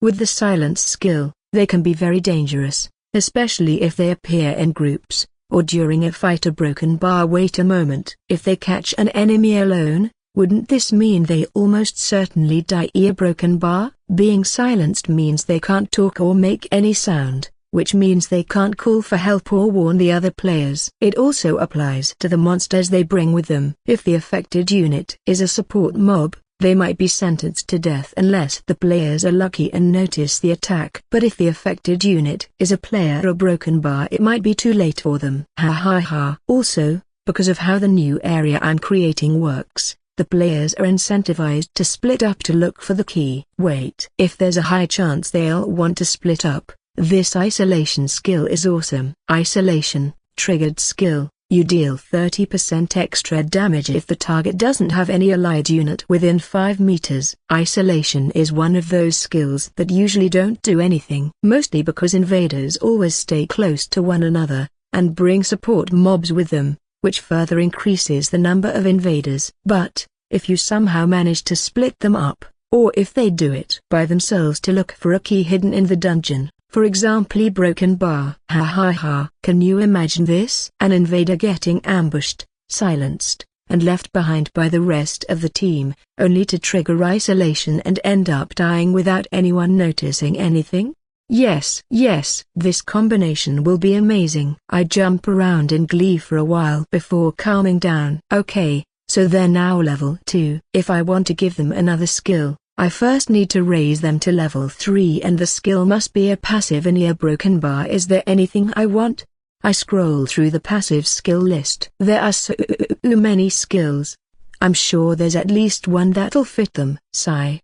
In the end, I don't find anything that catches my attention, nor do I have any idea to search for a specific one. Then level 2 it is. This makes them cost 110 CP, which isn't too high for such a dangerous unit. Only the name remains a broken bar. Oh, I know. I write corrosive choker in the template's name and save it. Now that I finished with this, I can start their creation. I have 12 giant bat bodies, so I'll have to do with those. This means 12 corrosive chokers. I'll put them in groups of 1 to 3 scattered through this area, to add a little bit more of randomness to their encounters. Oh, by the way, this is what their stats look like. Corrosive choker, LV2, HP 165, 150, STA 12, 11, SU 11, 10, EP 132, 120, MP 99, 90,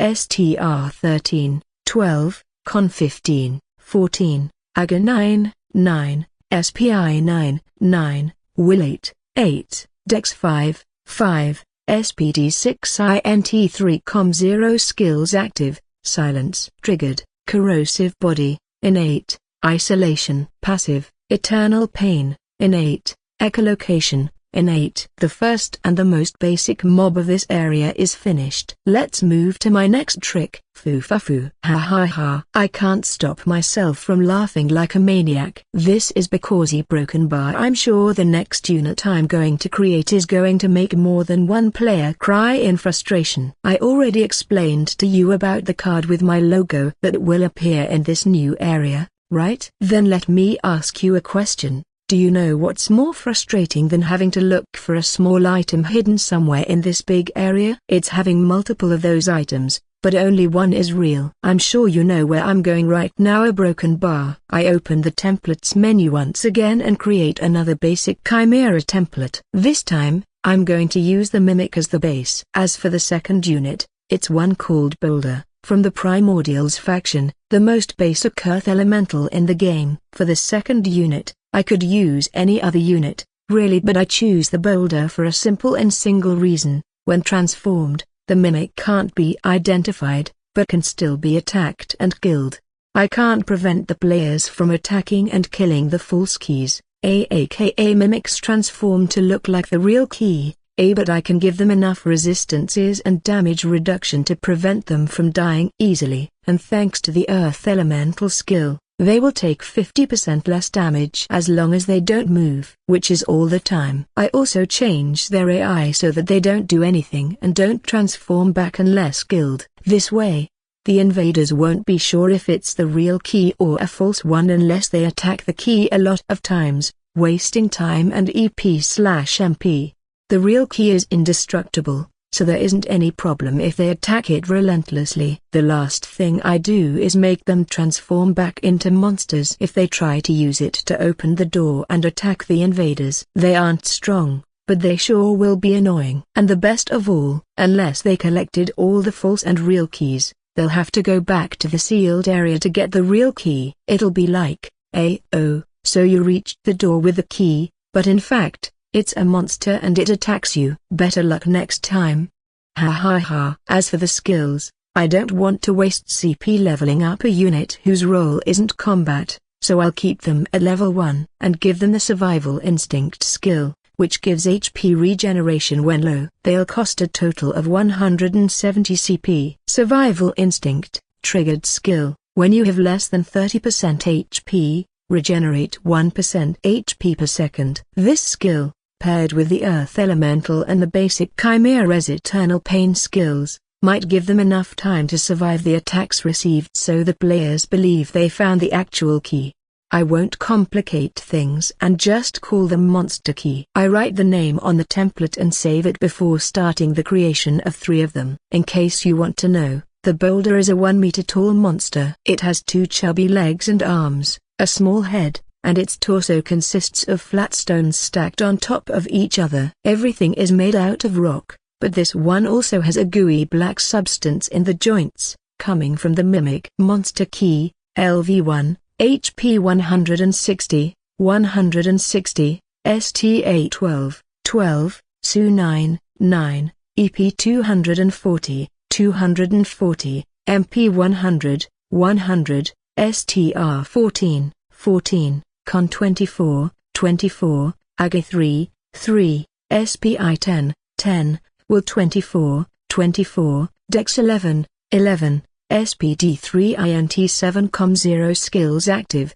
Mimicry, innate, triggered, Survival instinct, passive, Eternal pain, innate, Earth elemental, innate. I don't forget to spawn both the mimic monsters and the real card in random rooms in this area. From now on, not even I will know which one is the real one, or where the hell it is. Now, to the next monster. Smack every access card you see until you get tired of it or until the mimic who's imitating it dies. Then, repeat the process a few more times. It might be a mimic that survived your previous attacks. I'll never get tired of repeating this. You really need to be sure the access card in your hands is the real one, or you'll regret it when you have to come back to the area you found it and look for the card again. You don't want this, right? Then, continue attacking it for as long as you need to be sure. Extract from the chapter A Relearning Exploration from A How to Stay Sane in the Mad Rats Lab. The time has come. Hands clasped in front of me, I solemnly raise my head. Inside the stasis chamber, the aberration's visage enters my sight and I unconsciously shudder. What's terrifying will always be terrifying. The time has come to put them to use. I hope I won't regret my decision today. A broken bar. What the hell am I talking about, you ask? Isn't it obvious it's about the abyss monsters? What else could make me shudder just by entering my sight? Are you stupid or what? I create yet another basic chimera template and select the monster in front of me, called Vosieves. As for the second unit, a broken bar, it's one called Hydrus, a water elemental from the Primordials faction. The elementals from the Primordial faction are interesting in how they can have multiple shapes except for the critters and the most basic ones. When creating one of them, the players can give them a few predetermined shapes, one of which is always humanoid. Though once the elemental is created, the shape can't be modified again, so no free remakes of units. You're right, similar to the amorphous players,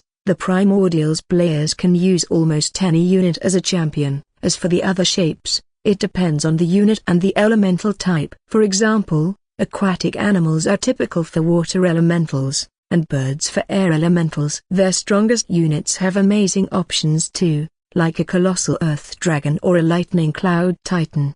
I'm sure you're wondering what happens when I capture them, right? When I capture them, I can only use them for the shape they have at the moment of capture. If I capture a water elemental that looks like an eel, I'll have a water eel. If I capture an ice wolf, it'll be an ice wolf. That's it. It means I have to choose carefully if I want a certain shape for my units, but not in this case.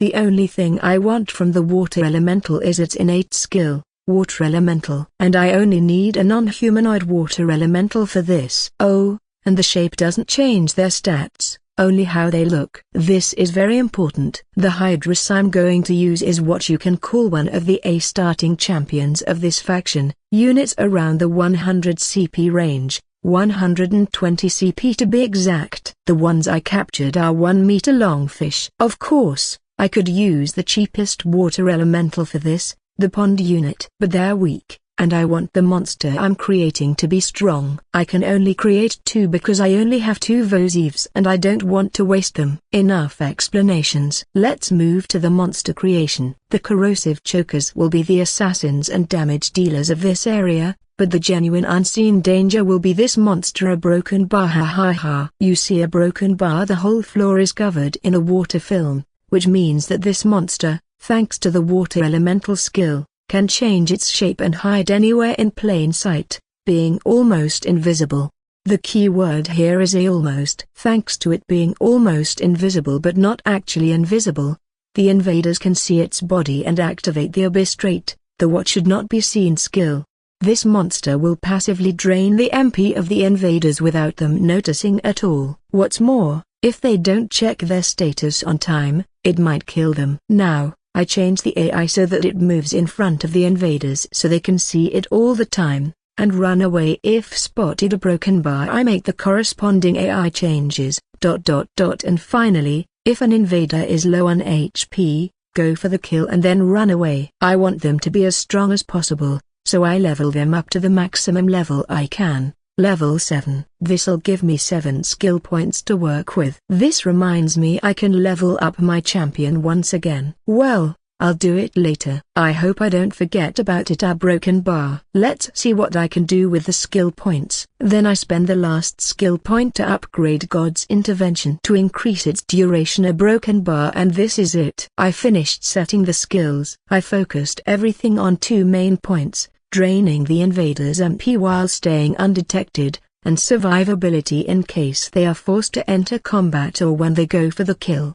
Now I only need to think of a name for it. A broken bar, it'll be almost impossible to see, and it looks like a transparent version of the abyss monsters. A broken bar, invisible horror. Yes, this name will do. As I just said, this monster looks exactly like the basic unit of the abyss faction, a mix of a squid and a leech. To be more specific, a headless squid with even more tentacles, each of which ends in a leech's mouth. Though this one, it's transparent because it's made out of water. Without further ado, here's the invisible horror's status. Invisible horror, LV7, HP 304, 190, STA 20, 13, SU 24, 15, EP 176, 110, MP 256, 160, STR 17, 11, Con 24, 15, AGA 20, 13, SPI 27,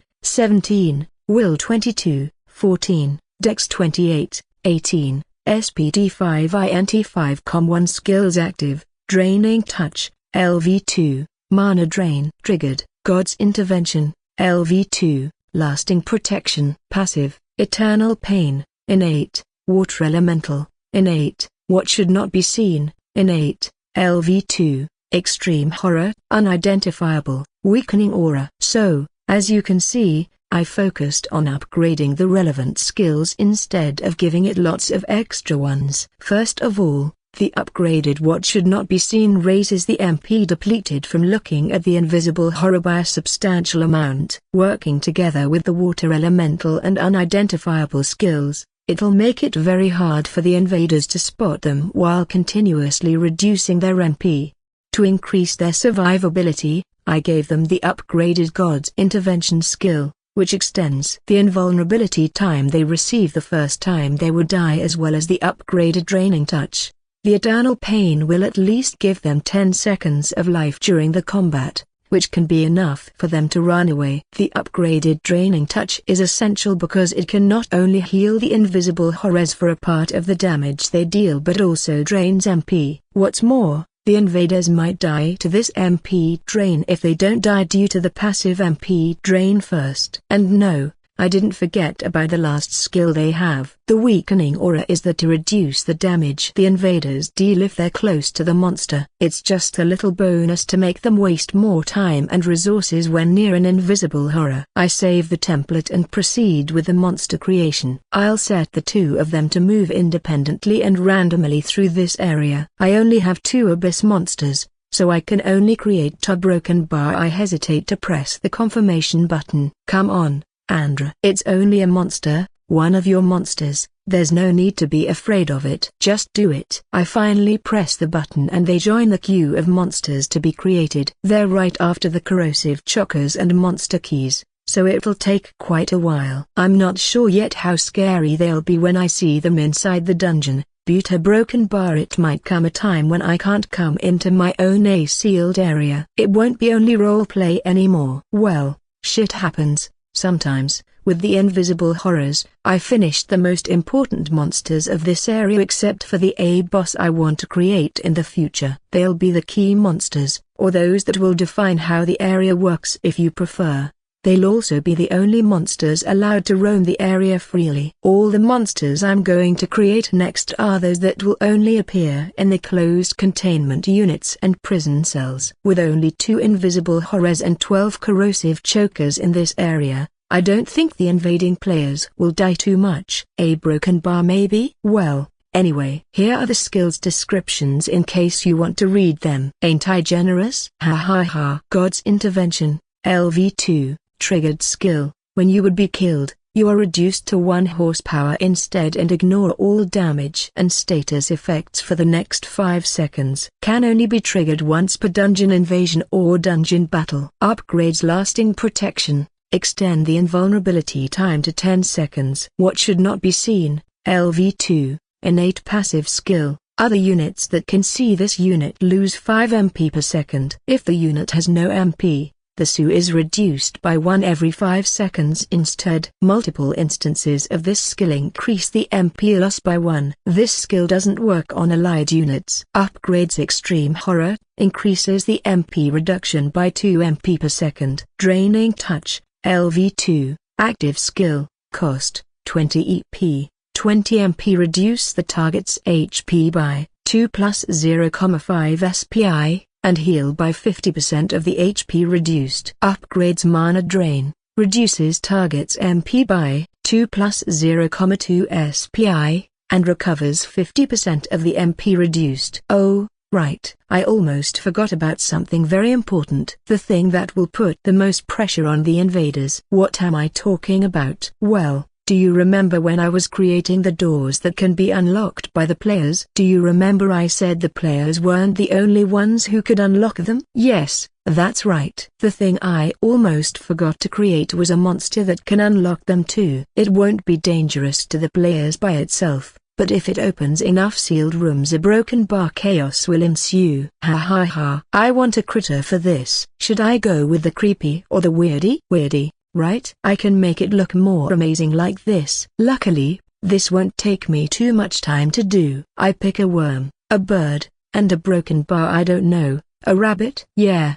A rabbit will do. I pick those three and go to the Monster Edition screen to set how it looks. Ha ha ha. This is so ridiculous. I can't stop laughing when I save it. It's so stupid. I decided this was the failed experiments area, but this might be too much. Ha ha ha. The weirdy in front of me lives up to the unit's name. Imagine one of those fat and slimy worms the size of a fist. Then give it wings, big frontal teeth, and rabbit ears. But, and this is a big but, the wings are reversed and work as legs, meaning it can fly, but it has to do so by doing it upside down. And even more ridiculous are the rabbit ears that work as its hind legs, allowing it to jump in a similar fashion to a rabbit. Ridiculous, isn't it? Ha ha ha. I can't stop laughing. Ha ha. Broken bar. Okay. Let's finish this already broken bar. I said it wouldn't take me long, but if I don't stop laughing, I won't finish it today. Broken bar B, but it's so ridiculous. It's like it's saying, "Hey, please kill me." Haha. Broken bar. When I finally manage to stop laughing, I open the AI screen. The only thing I do is allow this ridiculous weirdy to press the buttons that open the doors. It does so randomly, so who knows how many is it going to open, or when. The only extra condition I add, this one to the doors themselves, is that they can't be opened unless there are invaders inside this area. I don't want the little weirdies opening all of them before the players get here. Broken bar. I give them the name Blip before saving the template. Why a blip? Because it's similar to the sound the buttons make when they're pressed and the door opens. I'll leave them at level 1, and since they're cheap and have no combat capabilities, I'll create a bunch of them. How about a broken bar 10? Yeah, it seems like a reasonable amount. Let's do it. Automatic door openers, done. I say as I press the creation button. Now, let's move to those monsters that are going to stay inside the rooms. You must also take a look at your MP all the time, especially if you're inside the sealed area. If you see your MP is being depleted, you have a short amount of time to look for the FG invisible monster. Find it and kill it. Otherwise, you'll be the one to end up dead. Bring some kind of detection with you if you can, or blast the whole passage with your strongest attacks and hope you hit that FG invisible monster.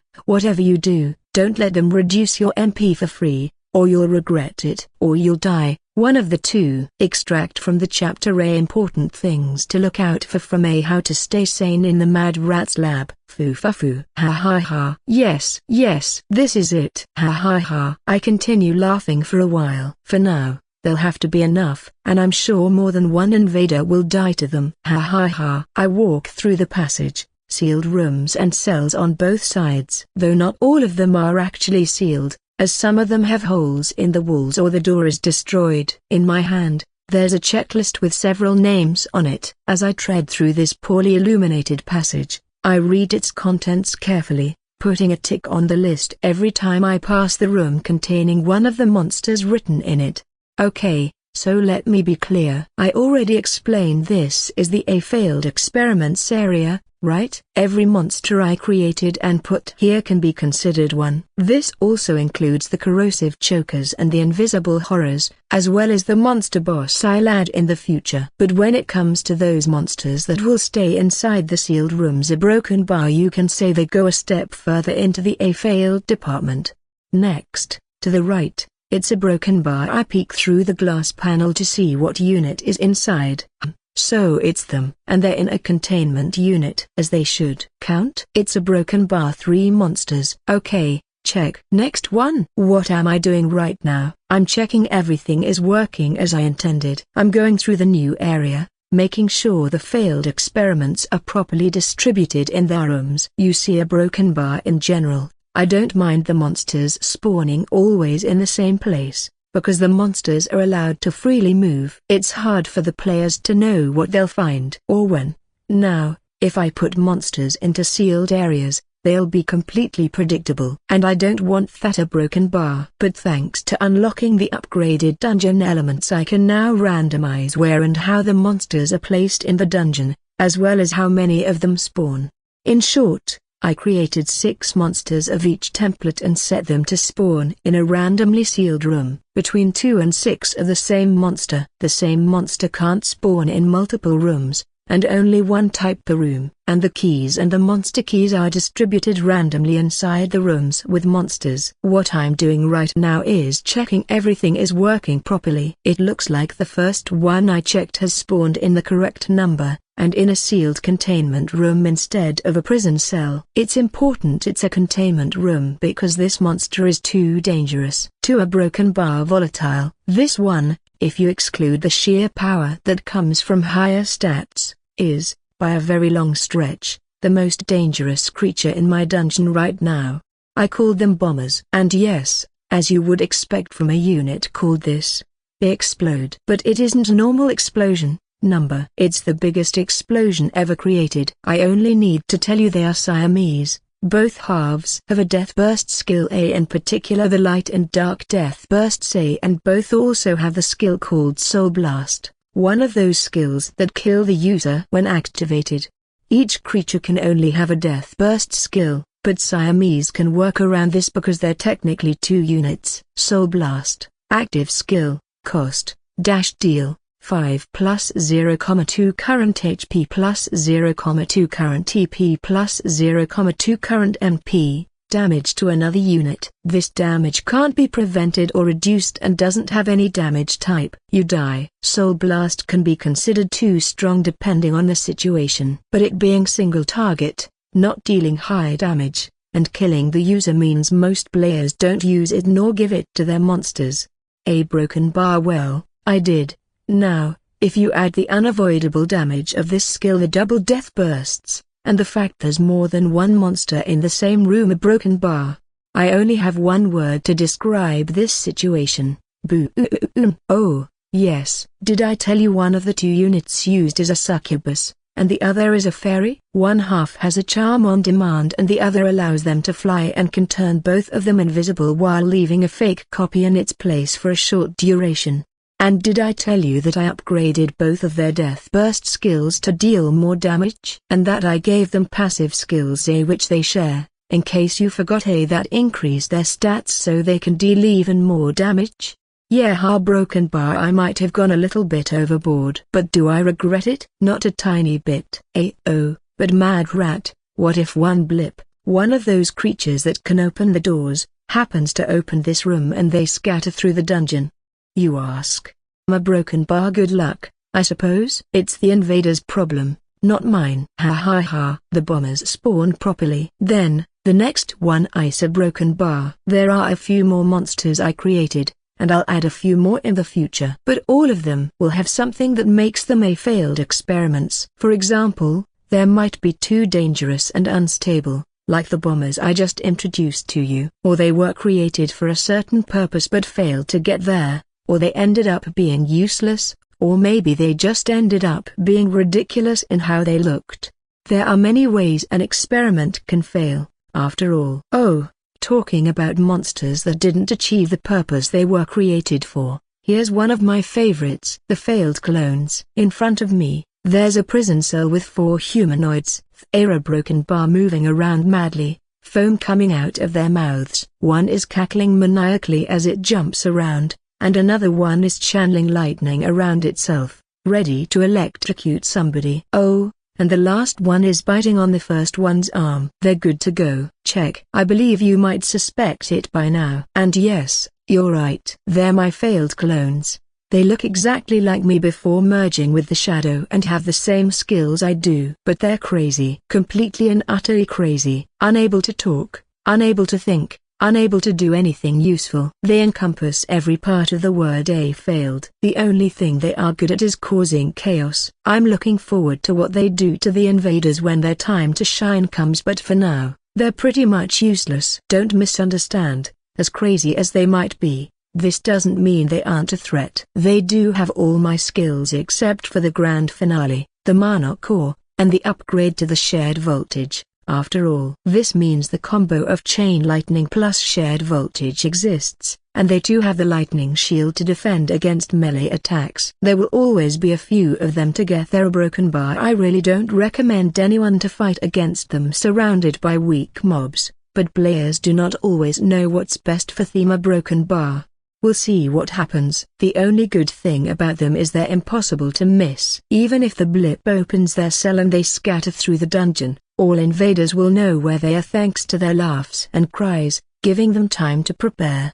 Also a broken bar. I used all the AI changes to make them act crazier, so they behave like normal mobs in combat. Nothing complicated, I swear. The next one after the failed clones is a broken bar. I continue walking, looking at the list in my hand. Ah, they're the kidnapper number 2, nice. Remember when I created the silent kidnappers? The ones half spider half small myconid, to capture the invaders that came into my dungeon? You do? Nice. Then, you can say the kidnapper number 2 are their biggest, stronger, and less useful cousins. Similar to the aforementioned one, they too come from spiders and the myconids, but they're stronger and bigger versions. The giant spider and the myconid are the normal one, not the big one.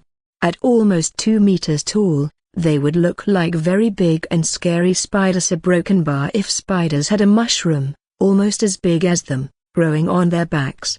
So yeah, a very big spider, with a very big mushroom. The idea behind them is a monster I created to capture the invaders and turn them into my future monsters. But they ended up being too expensive and way too noticeable. I mean, it's impossible to not see it when it appears. What am I going to do with a kidnapper that can't kidnap without being seen? To capture an enemy, the kidnapper must channel for some time, and any damage interrupts the process. It's useless if they can be seen. This is why they are failed. Yes, they're failed experiments, but this doesn't mean they can't do anything. I literally gave them every immobilizing, paralyzing, and stunning skill I could think of, to give them more options to capture their targets. Not like they'll do it. I didn't give them the capacity due to so on purpose. I don't want to repeat what happened with the useless farmers again. But this doesn't mean they can't use those skills to cripple and make things hard for the invaders. For starters, they have the spider's web throw skill, which can immobilize another unit for up to 5 seconds, and the myconid's paralyzing spores, which can paralyze every unit within a small range. Then, I gave them the active skill Bash, which deals some damage and might stun the upgraded Frost Shield, which gives a high chance to immobilize and deals damage every time they're attacked in melee. Finally, you add to the mix the passive skill Heavy Armor, which reduces the physical damage they take, and the basic Chimera Resonate Eternal Pain, and you have one of the most annoying fights you can imagine. They won't kill many invaders, but they'll make them despair and cry as the fight drags on and on. I said they won't kill the invaders, but that's only unless something else, like a bomber, maybe? Joins the fight, or the other way around. They're certainly annoying. I would hate it if they happen to be the monsters who are allowed to roam this area after a blip opens their door. If it's the bombers, it's okay. They're dangerous if they explode, but you just have to poke them and they'll self-destruct. Now, if it's these baddies instead a broken bar, you can only hope they don't intrude in the middle of another combat or you might die. I turn around and continue walking. I have to step carefully. I don't want to fall into one of those hard-to-see holes. What will I find next? This is like when you receive a present but don't know what's inside. Ha ha ha. I turn to the right and soon reach the next inhabited room. This one, it's another containment unit. And Harry's a broken bar PFFT. Ha ha ha. It's the joke monster. Nice. They appeared as I wanted. They're so ridiculous. A broken bar. Ha ha ha. In any way you look at the monsters in front of me, you can only define them in one way. A joke. They're a joke. No questions asked. What are they? They're sheep with a human head. That's it. And that's also all they got going for them. Amazing skills? Nope. High stats? A broken bar. Do you consider one as high? Dangerous? Certainly not. Then why the hell did I create them? For the jokes, I guess. The only thing they can do is say pre-programmed phrases thanks to their human half. They can say stupid things, completely random stuff, and as I couldn't be in any other way, insults. They can release weird cries too, but that's more like a bonus. When I was thinking about the monsters I wanted, I couldn't stop myself from thinking about stupid combinations, and this was the one I liked the most. I had to create them. Yes, I called them man-sheep. It was the only option, really. I couldn't not call them like this. What are they going to do, you ask? Well, a broken bar, I'm not sure. Maybe somebody will laugh so hard they'll die? It's possible they're forcefully disconnected for health reasons and I'll have a free win. I know they don't help at all, but they're funny. I'm here to have fun, so I created them. You have to know the man-sheep aren't the only ones in the A-Man collection. There's also man-chicken and man-pigs. A broken bar. For now. The monsters in the A-Man collection are the only ones that might or might not spawn when the dungeon is instantiated. This is so that players never know what to expect from them. Okay, you got me. I did it like this because I could and also thought it would be funnier. There's no real reason behind it. I keep checking the spawned monsters as I to a new area, making sure everything is okay. There are no errors so far, and both the ambience and the monsters in the passages seem adequate. There's only one monster remaining on the list. If I'm not wrong, it should be in the last available room. The next passage, the first door to the left. A broken bar. Oh, here it is, the infected. The infected area. Broken bar. Okay, I know I'm always complaining about them, and saying how useless they are, but this time I actually went and captured a few humans for this unit. Yeah. You can now go and blame me. Call me whatever you want. I know, it's my fault. I deserve it. Humans are garbage and should never be used at a broken bar. So, as I was saying, the infected is a monstrous hybrid of a human and a plant monster. To be more precise, it's a soldier and strangling ivy. I really wanted to make a version of an infected human for some reason, and I made it. It looks like a normal human with roots, leaves, and branches growing everywhere. It's as if the plant is devouring the human from within, slowly draining it of nutrients until it dies. Also, there are both male and female infected. In terms of power, it's in the middle ground. It isn't very dangerous, but it's strong enough to pull its own weight in a fight. It can be dangerous if it manages to grab an enemy and starts to drain its HP and EP and replenish its own, but otherwise, it's weak to ranged attacks. Everything's okay. I rub my hands together. The new area is finished. Finally, it's time to open it and see how the invaders react to it. Foo-fa-foo. Ha ha ha ha. The last thing I do before leaving the game is activate the entrance door and save the dungeon changes. It's time to go to sleep. Poor unlucky invaders. Feel free to enter the sealed area, the area where the most terrifying monsters in the whole dungeon are. Ha ha ha. In this dark and mysterious area, filled with the most horrendous creatures, the invaders will never know what'll happen next. They might find a group of bombers, find themselves drained out of MP due to an invisible horror, or they might find a harmless man-sheep. But one thing is sure, if they want to reach the end of my dungeon, they'll have to come inside. Good luck, everyone. I wish you the greatest suffering. Ha ha ha. You know what's worse than having to fight a dangerous enemy? It's not knowing if there's one such enemy or not. It's a psychological factor. Humans fear more what they don't know than what they do, even if there's a high chance the unknown is less dangerous. I'll now teach you how to use this to your advantage. Excerpt from My Journey to the Top, a guide to help players reach the top ranking in DMA. The Mad Rat's Lab Champions. Mad Rat, LV7, upgraded hybrid, High Elf plus Rat plus Shadow. Active, Rat Transformation, Innate, Chain Lightning, Chaotic Beam, Cold Blast. Grand Finale. Triggered, Shared Voltage, LV2, Battery, Lightning Shield. Passive, Mana Attuned, Innate, Mana Core, Innate, Maniac, LV2, Expert. Dungeon Areas. Entrance, forest that gradually turns red as if it absorbed the blood of uncountable victims as it approaches the entrance to the cave. It sets the mood and has no dangers. Cave, giant cave that contains giant and glowing mushrooms, creating places perfect for ambushes. Constant screams can be heard from here. Monsters, demonic swarmer, goblin pest, silent kidnapper, traps, falling corpse, tunnels, connects the cave to the rabbit area and the laboratory. It's a series of interconnected tunnels with an underground river. Contains secret entrances to the sealed area.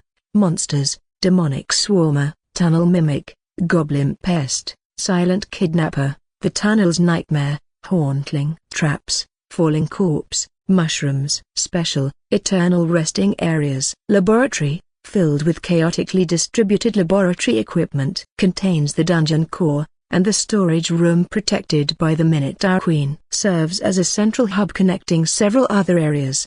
Monsters, lab assistant, panicky spitter, Minotaur Queen, traps, falling corpse, lightning rod. The freezer, interconnected rooms, partly natural and partly excavated in the rock. It's filled with corpses, blood, and body pieces. A superficial ice sheet covers most of its contents. Serves as an alternative route to the dungeon core connecting the laboratory to the sealed area. Monsters, brain-dead mob, brain-dead leader, brain-dead assassin, hidden enemy trap, traps, exploding corpse. Field effect, freezing cold. Rabbit area, mountain valley filled with grass and innocent bunnies. Connects the tunnels with the laboratory, working as a shortcut. Monsters, curse rabbit, not a rabbit. Sealed area, abandoned laboratory with several holding and containment cells. It's filled with mold, water covers the ground, and most lights are broken. It contains the key to reach the dungeon core. Monsters, corrosive choker, monster key, invisible horror, blip, all a failed experiments. Bosses Minotaur Queen, LV5, hybrid, Minotaur plus Fairy Queen. Active, trickster, innate, acid bubble, light arrow. Triggered, fierce charge, innate, fast recovery, survival instinct. Passive, presence detection. Monsters lab assistant, LV5, hybrid, high elf plus runesmith. Active, fireball, jumping smash. Triggered, frosty retribution, LV2, double snap. Passive, mana attuned, innate, stone skin, innate, fire aura. The tunnel's nightmare, LV5, basic chimera, terror slime plus Maggie Loif. Active, alpha's howl, corrosive goo. Triggered, your worst nightmare, innate, mind break, paranoia. Passive, eternal pain, innate, terrifying presence,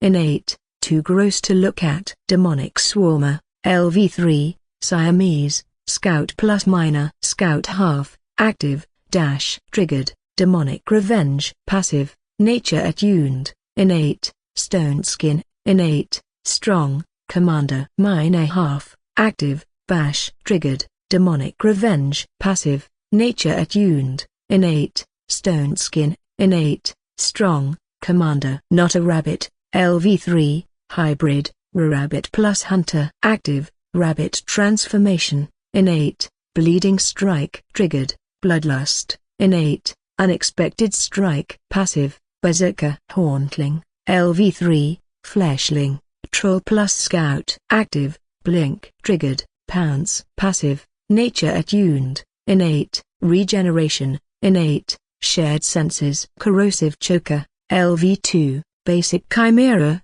giant bat plus acid slime. Active, silence. Triggered, corrosive body, innate, isolation. Passive, eternal pain, innate, echolocation, innate. Invisible horror, LV7, basic chimera, Vosieves plus hydris. Active, draining touch, LV2, mana drain. Triggered, God's intervention, LV2, lasting protection. Passive, eternal pain, innate, water elemental, innate, what should not be seen, innate, LV2, extreme horror, unidentifiable, weakening aura, tunnel mimic, LV2, basic chimera, tunneler plus mimic. Active, mimicry, innate, engulf. Passive, eternal pain, innate, enlarge. Goblin pest, LV2, Siamese, goblin plus imp. Goblin half, active, corrosive arrow. Passive, opportunist, innate, slippery, innate, strong, spiritual. Imp half, active, shadow blast. Passive, opportunist, innate, slippery, innate, strong, spiritual. Panicky spitter, LV1, monstrous hybrid, SPA tilde negation to slime plus apprentice technomancer. Active, slime spit, innate. Passive, sprinter. Braindead mob, LV2, stitched. Active, toxic spit. Passive, too gross to look at. Braindead leader, LV2, stitched. Active, toxic spit. Passive, commander. Braindead assassin LV2, stitched. Active, toxic spit. Passive, blood power. Silent kidnapper, LV2, basic chimera, small myconid plus giant spider. Active, paralyzing spores, innate. Web throw, innate. Triggered, capture expert. Passive, eternal pain, innate. Unidentifiable monster key, LV1, basic chimera, mimic plus boulder. Active, mimicry, innate. Triggered, survival instinct. Passive, eternal pain, innate. Earth elemental, innate. Failed experiments. All failed experiments appear in random cells inside the sealed area. Not all will appear at the same time. They can be released from their cells by the blip critter. Bomber, LV, Siamese, succubus plus fairy. Succubus half, active, charming eyes, innate. Soul blast. Triggered, death burst. A dark, LV2. Passive, raised stats.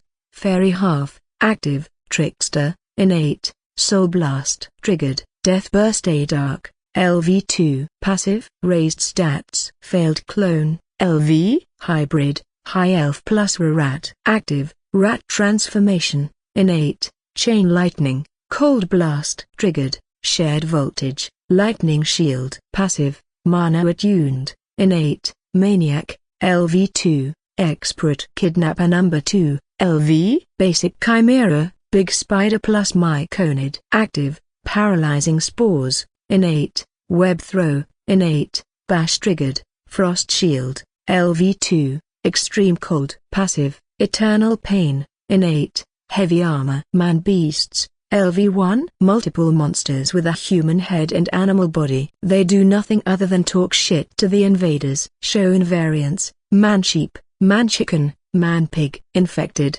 LV. Monstrous hybrid, soldier plus strangling ivy. Can grab enemies and drain their HP and EP. There are both male and female versions. Not a rabbit prototypes, LV. Hybrid, rabbit plus. Failed versions of the not a rabbit, using the rabbit with other random units. Critters. All critters that don't have a specific area assigned to them can be found anywhere, taking into account their characteristics. Death butterfly, LV2, creepy, butterfly plus chameleon. Triggered, decaying touch. Passive, optic camouflage, innate. Fiery fly, LV3, creepy, fly plus fire spark. Triggered, death burst, fire. Passive, fire elemental, innate, in flames. Static lamb, LV3, creepy, sheep plus electric spark. Triggered, death burst, lightning. Passive, lightning elemental, innate. Static discharge. Water ant,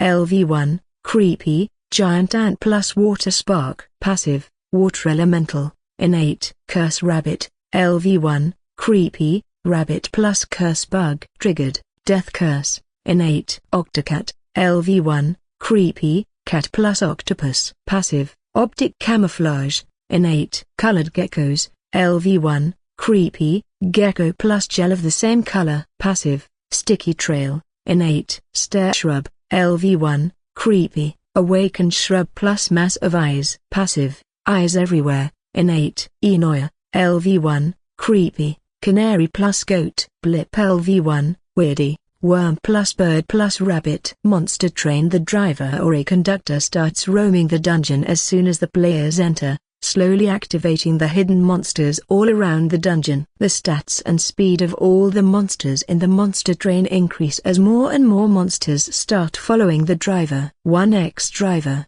LV2, stitched. Triggered, follow my lead. Passive, intelligent. 50x passenger, LV2, stitched. Triggered, random safeguard skill. Passive, unstoppable mob. 50x hidden enemy traps. Traps falling corpse, deals damage if it falls on an enemy. Exploding corpse, explodes when an enemy gets close. Lightning rod, strikes repeatedly with lightning. It can be destroyed. Poisonous mushroom, inflicts poison that stacks and deals damage. Sleeping mushroom, inflicts sleep on enemies. Hidden enemy, hides the monster inside until the trap is triggered, releasing it. Eternal resting area, contains sleeping mushrooms and no other dangers. Players can fall asleep and never wake up here. Support mobs and others, not in the dungeon. Stone Eye Kidnapper Ace I Am, LV2, Basic Chimera, Cockatrice plus Giant Spider. Active, Web Throw, innate. Triggered, God's Intervention. Passive, Eternal Pain, innate. Petrifying Eyes, innate, too gross to look at. Good Follower, LV2, Hybrid, Hunter plus Blacksmith. Active, Poison Sting. Triggered, Bloodlust, innate. Passive, Stone Skin, innate. Vitality Aura. Here I am once again, in this insanely difficult dungeon. Ha, ha, ha. How long has it been? Maybe 2 weeks? Look at this. My muscles are excited about the incoming challenge. I'm ready to beat my archenemy once again. Ha, ha, ha. I flex in a few different poses, showing off my incredible muscles. Hey, nobody can beat this. Excuse me. Mra Broken Bar Mistruman Orca Broken Bar. A skinny elf looks around in fear. I heard this dungeon is very dangerous. A Broken Bar. Why are you acting like that? Oh, Thie's a Broken Bar. There's no danger here. The entrance is completely safe. Ma Broken Bar. I scratch my head in thought. How was this guy called again? It was something about forced work. A Broken Bar. I remember.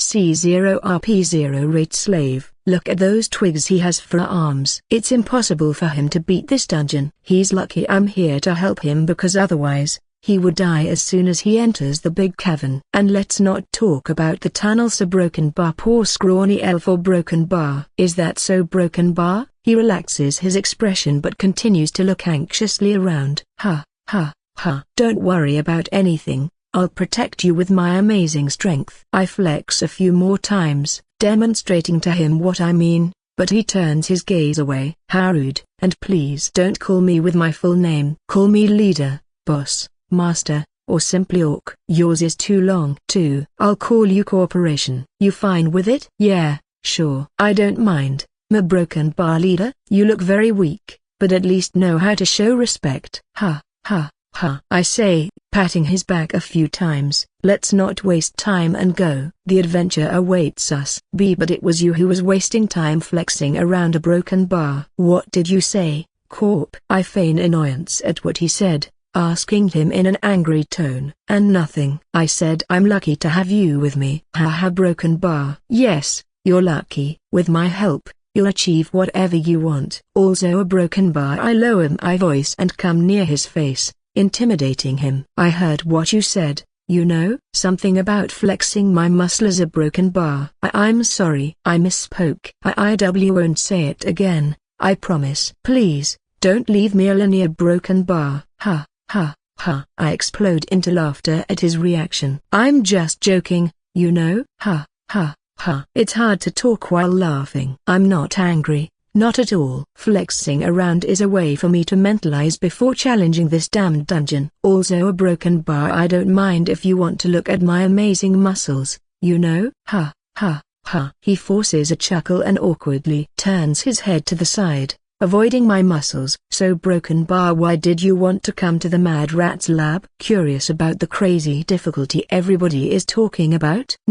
No way. I'm here because my boss forced me to come here. Broken Bar. Everyone in the department refused the task and it ended up falling upon me. I hate all of them so much. Broken Bar. Why did it have to be me? They know I hate spooky stuff and surprises too. A Broken Bar. He starts grumbling, only stopping when he remembers I'm right next to him. Haha. Broken Bar. Sorry for that. Don't worry, I can understand. Thank you. So as I was saying, I came here to check on this dungeon. My boss is interested in the evil mastermind myth, and I came to see it in person. They say you have to experience it for yourself to know what's up. So for this dungeon, I agree. This is good. Very good. It's been some time since I met a normal person who wasn't corrupted by this dungeon yet. I'm going to enjoy his reactions so much. Ha, ha. Ha. But why didn't you come alone? Why ask me to help you? It's a lot more fun to experience it all by yourself or Broken Bar. Come on, I know what everyone says about this dungeon. There's no way I could clear it alone. I needed somebody who already knew everything about it to help me. I nod. Ah.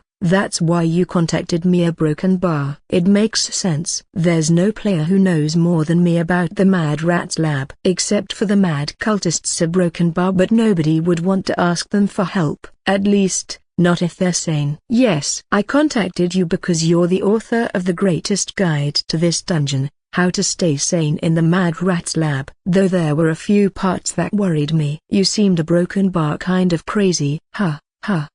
It's all an act to attract more viewers. Yes, an act. If I pretend to be crazy when writing it, more people will read it. I'm just pretending. That's a lie. Not a single line in the guide is a lie or an exaggeration. But I want to keep him fresh and see his first reactions to everything, so I'll stay quiet. I understand now, a Broken Bar. It makes sense because it's a dungeon that's supposed to bring despair and madness to the invaders. Good job. Then it was very realistic. Thank you, I suppose, Broken Bar. I'm not sure if I should take offense or not. We're about to reach the entrance to the underground, the cave that looks like a mouth, when Corp opens his mouth again. I think I already said it, but thanks for the help once again. It looks terrifying and we didn't encounter anything yet, a Broken Bar. The rumors about this dungeon aren't exaggerated.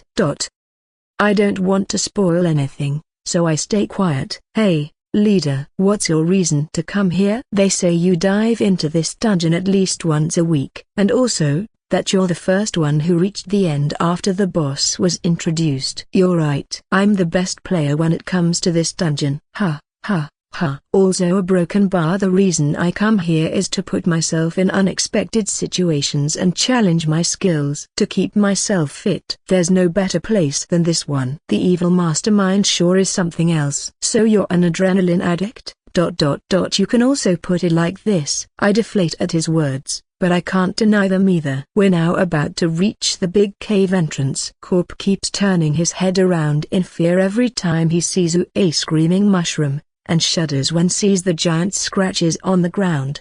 Hey, he's a weakling. If he's scared of this, there's no way he could beat this dungeon if I'm not here. From now on, stay close to me. Do what I say, step where I step, and don't ask questions, okay? If you want to reach the end of this dungeon, you must do all of the above, okay? Sure. Fine then, I say, rubbing my hands together. Ha, ha. The show is starting. I'm looking forward to this, both to the challenge and possibly epic fights against strong monsters, as well as to Corp's reactions. It doesn't take too long for the first enemy to spot us. My head's going to burst. What's that hellish noise? It's one of the swarmers. Get ready for action. If you don't deal with them accordingly, they'll accumulate and you'll have trouble. I order my orcs and goblins to set a defensive formation around Corporation. I myself am standing alone, ready for some action. Corp also has some support mobs with him, but it doesn't look like he knows how to properly order them around. They're standing there, doing nothing. Come here, you monstrosity. I swing my battle axe once at the incoming half-elf half-dwarf, killing the dwarf in a single strike. With the next two swings, I finish the elf too, who got a power-up after the dwarf's death. I've been here quite a lot of times, but I still can't understand how can they run, or even walk, when one half is twice the height of the other. Yet another one of this dungeon's mysteries, I suppose. Who's the next one? I'm ready for more. When I turn around, I see my orcs dealing with two more demonic swarmers. The goblins are helping by shooting arrows too. I'm not worried about the situation because I know my orcs can deal with them, even if they receive the power-up, but there are already two dead elves and Corp is crouching, his hands on his head. I'm too young to die. Yeah, Broken Bar. I won't comment on that. I ignore his cries and rush at the two swarmers. To be safe, I'll eliminate them before more can come. 2 swings are enough, thanks to the support of my units. Ha, Broken Bar, thank you. You truly saved me. You're welcome, Buta Broken Bar. You weren't in danger at all. you know. Hugh a broken bar? He makes a stupid face and looks around. He then notices the orcs and goblins protecting him and finally understands. A broken bar, my bad. I got too scared. Ha, ha. Ha, you not only look weak but are actually weak too. Don't be so hard on me, a broken bar. I didn't want to do these, a broken bar. This is so good. I got to see his panicked self, regret, and doubt. And it's only the first fight. How will he react if we find the tunnel's nightmare? Will he run away first because of the fear status or because of real fear? I'm looking forward to it. Ha. Ha, ha. Oh, here comes another one. Protect me. Please, he broken bar. Why are you making the goblin enter each tunnel first? Isn't it dangerous if there's a trap and they die? Before entering every passage, I make a goblin step inside and come out. It seems Corp is curious about it. A trap? Nah, I'm not worried about those. I'm more worried about the mimic worm. The mimic worm, a broken bar? What's that? Are you kidding me? Did you really not read anything about the tunnel mimic? That name. I didn't relate the name with what you said, a broken bar. The tunnel mimic is that monster that imitates the tunnels and swallows you, right? You're making the goblin enter first so it doesn't eat one of us. He raises his head to look at my face, his eyes shining with expectation. He's waiting for me to praise him, but his expression irks me and I feel the impulse to punch him instead. It'll be better if I don't do either. You're right. But wasn't it easy to spot them if you know every tunnel? Did you forget the map? Don't you remember the way? Yuga broken bar. It hurts when they hit your weakness. I don't have a map, and I don't remember every passage. You're right. But I have the perfect excuse for it now. It's true, so it technically isn't an excuse. Ha, ha. That was before the evil mastermind changed their AI. Now they can camouflage as a real tunnel, opening their mouth where the real tunnel is. I understand. But, that's Nastia broken bar, so it doesn't matter if you know the way or not. You might be swallowed by it anyway. It's a good thing you know about it beforehand, leader. I wouldn't like to be left alone here, broken bar. Ha. As I said before, trust in me. I'm the best expert when it comes to this dungeon. Ha. Yeah, broken bar. I'll let him believe it's only because of it and that it has nothing to do with the fact I don't remember the correct passages. I enter the passage the goblin scouted, followed by Corp and the support mobs.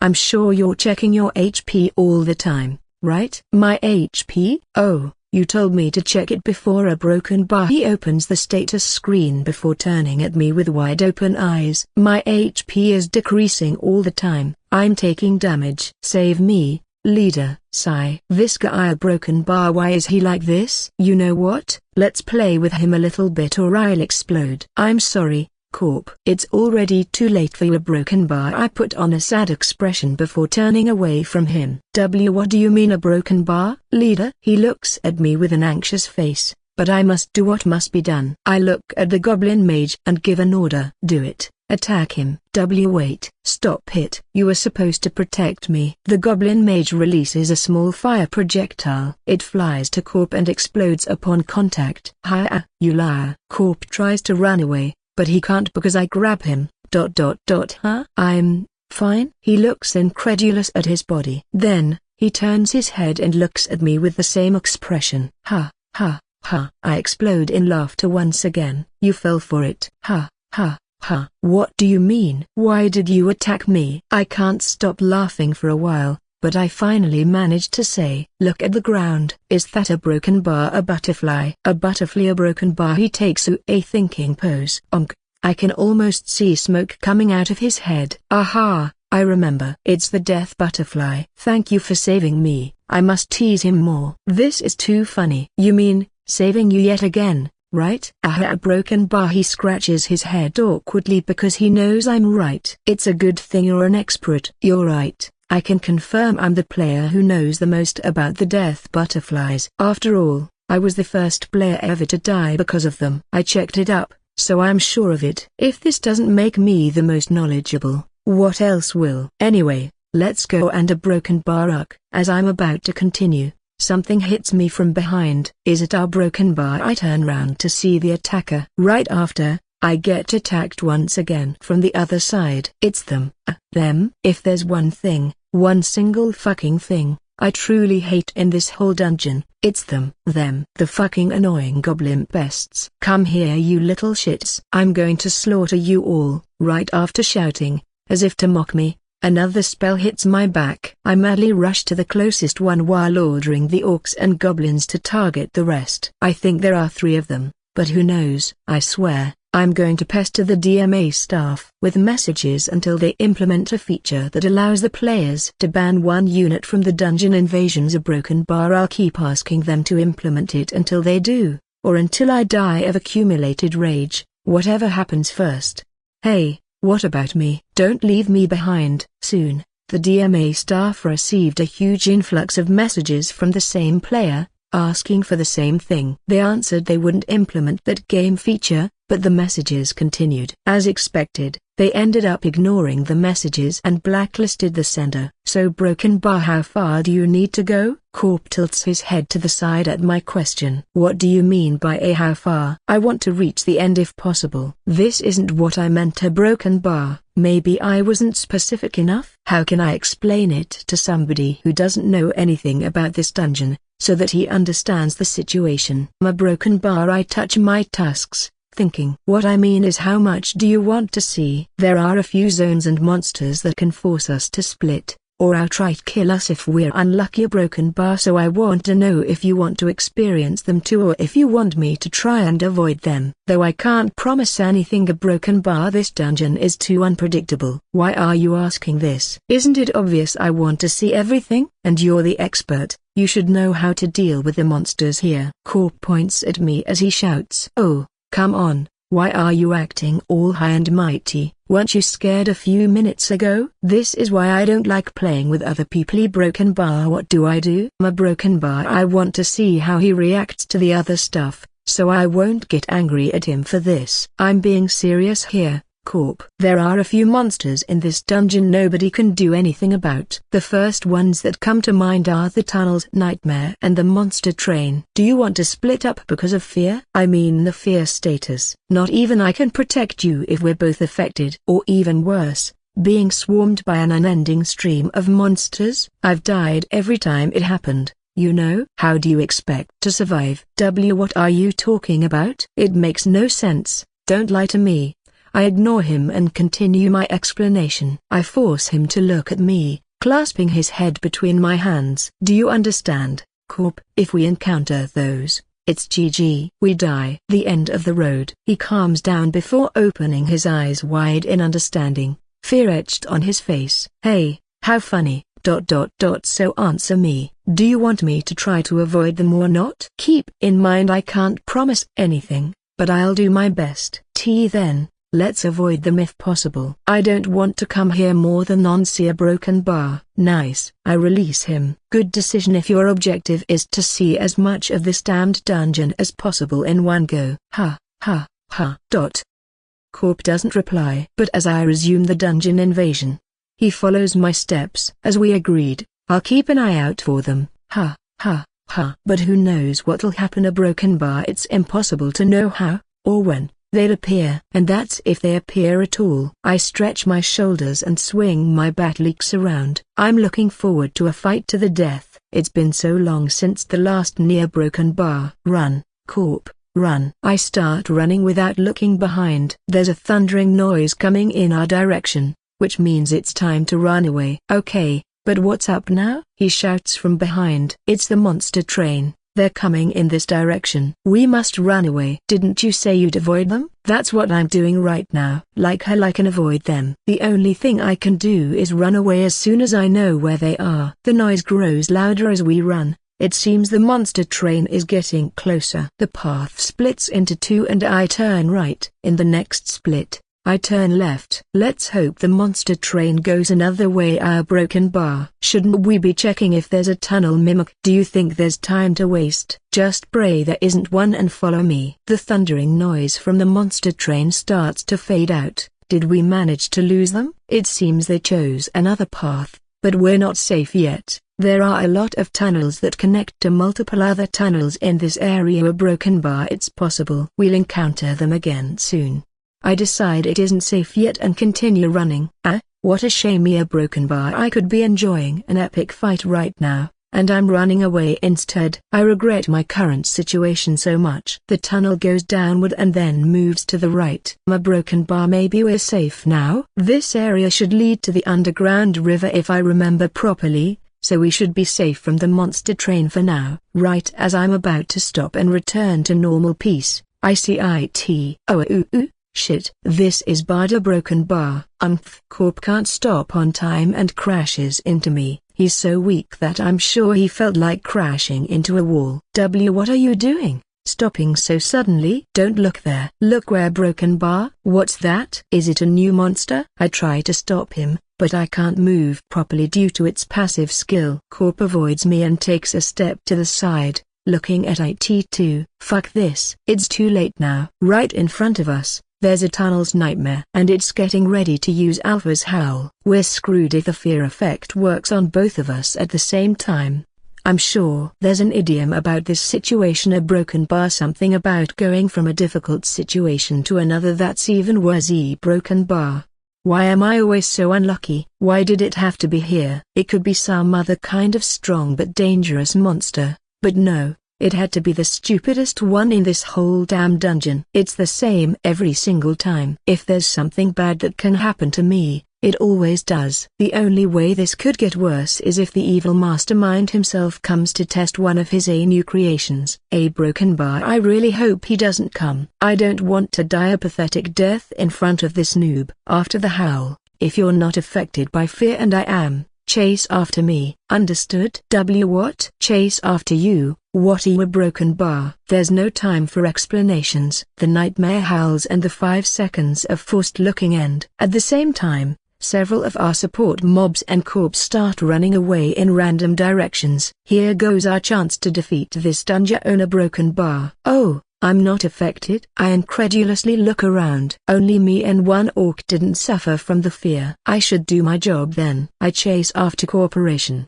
As funny as I find his reaction and the random bullshit he's spouting as he runs because of the fear, I must pretend everything is still under my control. I hate this. Does it make sense for things to happen so randomly? Why does anyone like this dungeon? Corp is starting to understand the player's feelings. Though there's still a long way for him to go until he reaches everyone's level. He doesn't understand the good parts yet. And Corp, don't be rude. I'm one of the players who like this dungeon. It's one of those hate-love relationships, sure. But this means I like it too. I hate the random stuff and tricky situations, but it's also the only dungeon I found that can truly challenge me unless I go to higher level dungeons. Fighting to the death against the monster train, or clashing with the Minotaur Queen is extremely satisfying for me. The thrill of battle, the tension coming from not knowing when the enemies will ambush me. A broken bar. They're very nice. And I swear, one day, I'll beat every monster to the dust and rise as the undisputed champion. Though it's evident that day isn't today. Leader, do something about this. I'm on my way. I say something random. It isn't like I can do anything about it, until the fear disappears. He'll run randomly through the dungeon. That's it. The only saving grace of this situation is that the tunnel's nightmare doesn't chase you if you run away. Like this,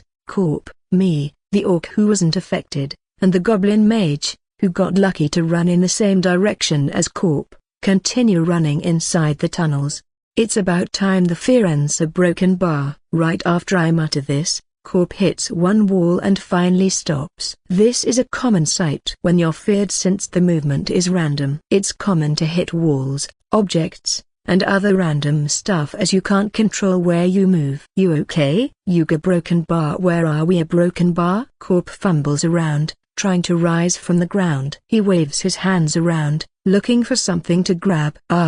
This ice. A broken bar. What he grabs is a protruding rock that looks extremely close to one of those classical levers you find in most dungeon games. Don't touch it. A broken bar. I try to stop him, but he pulls it before I can warn him. Every single time I try to stop him, it's already too late. I'm not sure if he's too fast, or too stupid. A broken bar. When it comes to this dungeon, definitely too stupid. You fool. Who knows what's going to happen next? We might die now because of you. I'm sorry. Of course, you are. This is bad. Very bad. There's a golden rule in this damned dungeon. and it goes like this: if you don't want to die, don't touch anything you don't know about. Those mysterious and unknown monsters and zones are for those heroes who don't mind dying, not for those that want to reach the end of this dungeon.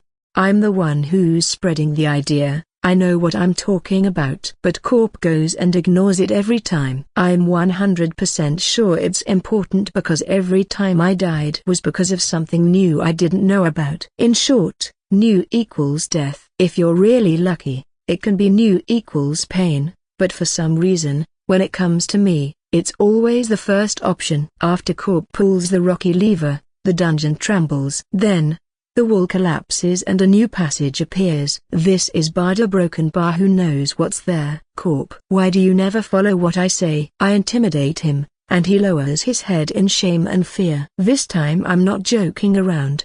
I'm genuinely angry. Be Buta Broken Bar when you see a L lever, why you pull it, right? Okay, me, don't do it. Don't punch him in the face. I'm the expert and gentle leader. I can't show my bad side because of Thesa Broken Bar. I slowly exhale, letting go of my anger. The damage is already done. Now we can resume our dungeon exploration and move on. Let's ignore what happened here and hope it doesn't come back to bite us. Then, we'll continue going the other way. Our Broken Bar. Hey, leader. Where do you think this passage leads to? Do you think we're the first ones to discover it?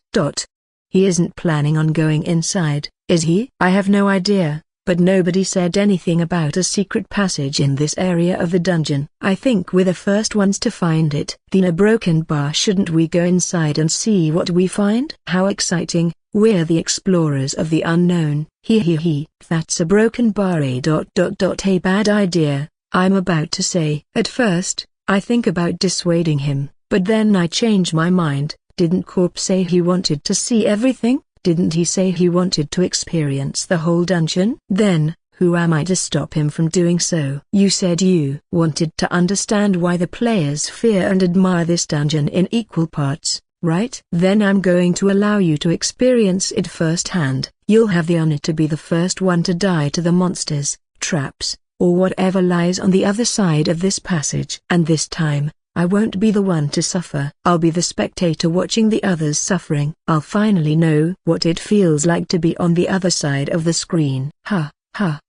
This is going to be so good. Please, unknown and dangerous monsters, don't come at me. Attack Corp instead. He's the one who wanted to come, and also the one who wants to experience this dungeon in its full power. A Broken Bar. I'm only here to see the show, so please, act as if I weren't here. Like this, we decide to go into the secret passage. Let's see what we find. I hope Corp finds despair. A Broken Bar. The passage continues for 20-odd meters. Then, it narrows until there's only a vertical crack in the rock. What's on the other side? It's too dark and I can't see anything. Well, Corp, we reached the end and didn't find anything. It's kind of disappointing there were no monsters or traps in this tunnel, but I'm sure there'll be some on the other side of the crack. Do you want to see what's on the other side? Sure. We're the first to discover this place. We must investigate everything we can and then we can brag about it. Okay, Broken Bar. He forgot the reason he came to this dungeon, didn't he? He also forgot how scared he was a few minutes ago. But I won't complain. It's good to see him acting like this because his despair will be far greater later. For some reason, I can't stop grinning. Then, Corp, a Broken Bar, do you want to have the honor to be the first person to step inside this new and unexplored area? In other words, I give you the honor to be the first one to encounter the dangers and the first one to die. Yes, thank you, leader. I'm sure you want to be recognized too, but to think you give me the privilege. A Broken Bar. Don't worry, I don't mind. I absolutely don't mind you having this privilege. I wouldn't call it a privilege either. It's narrow. A Broken Bar. Can you push me a little? Yes, like that. A little bit more force. A Broken Bar.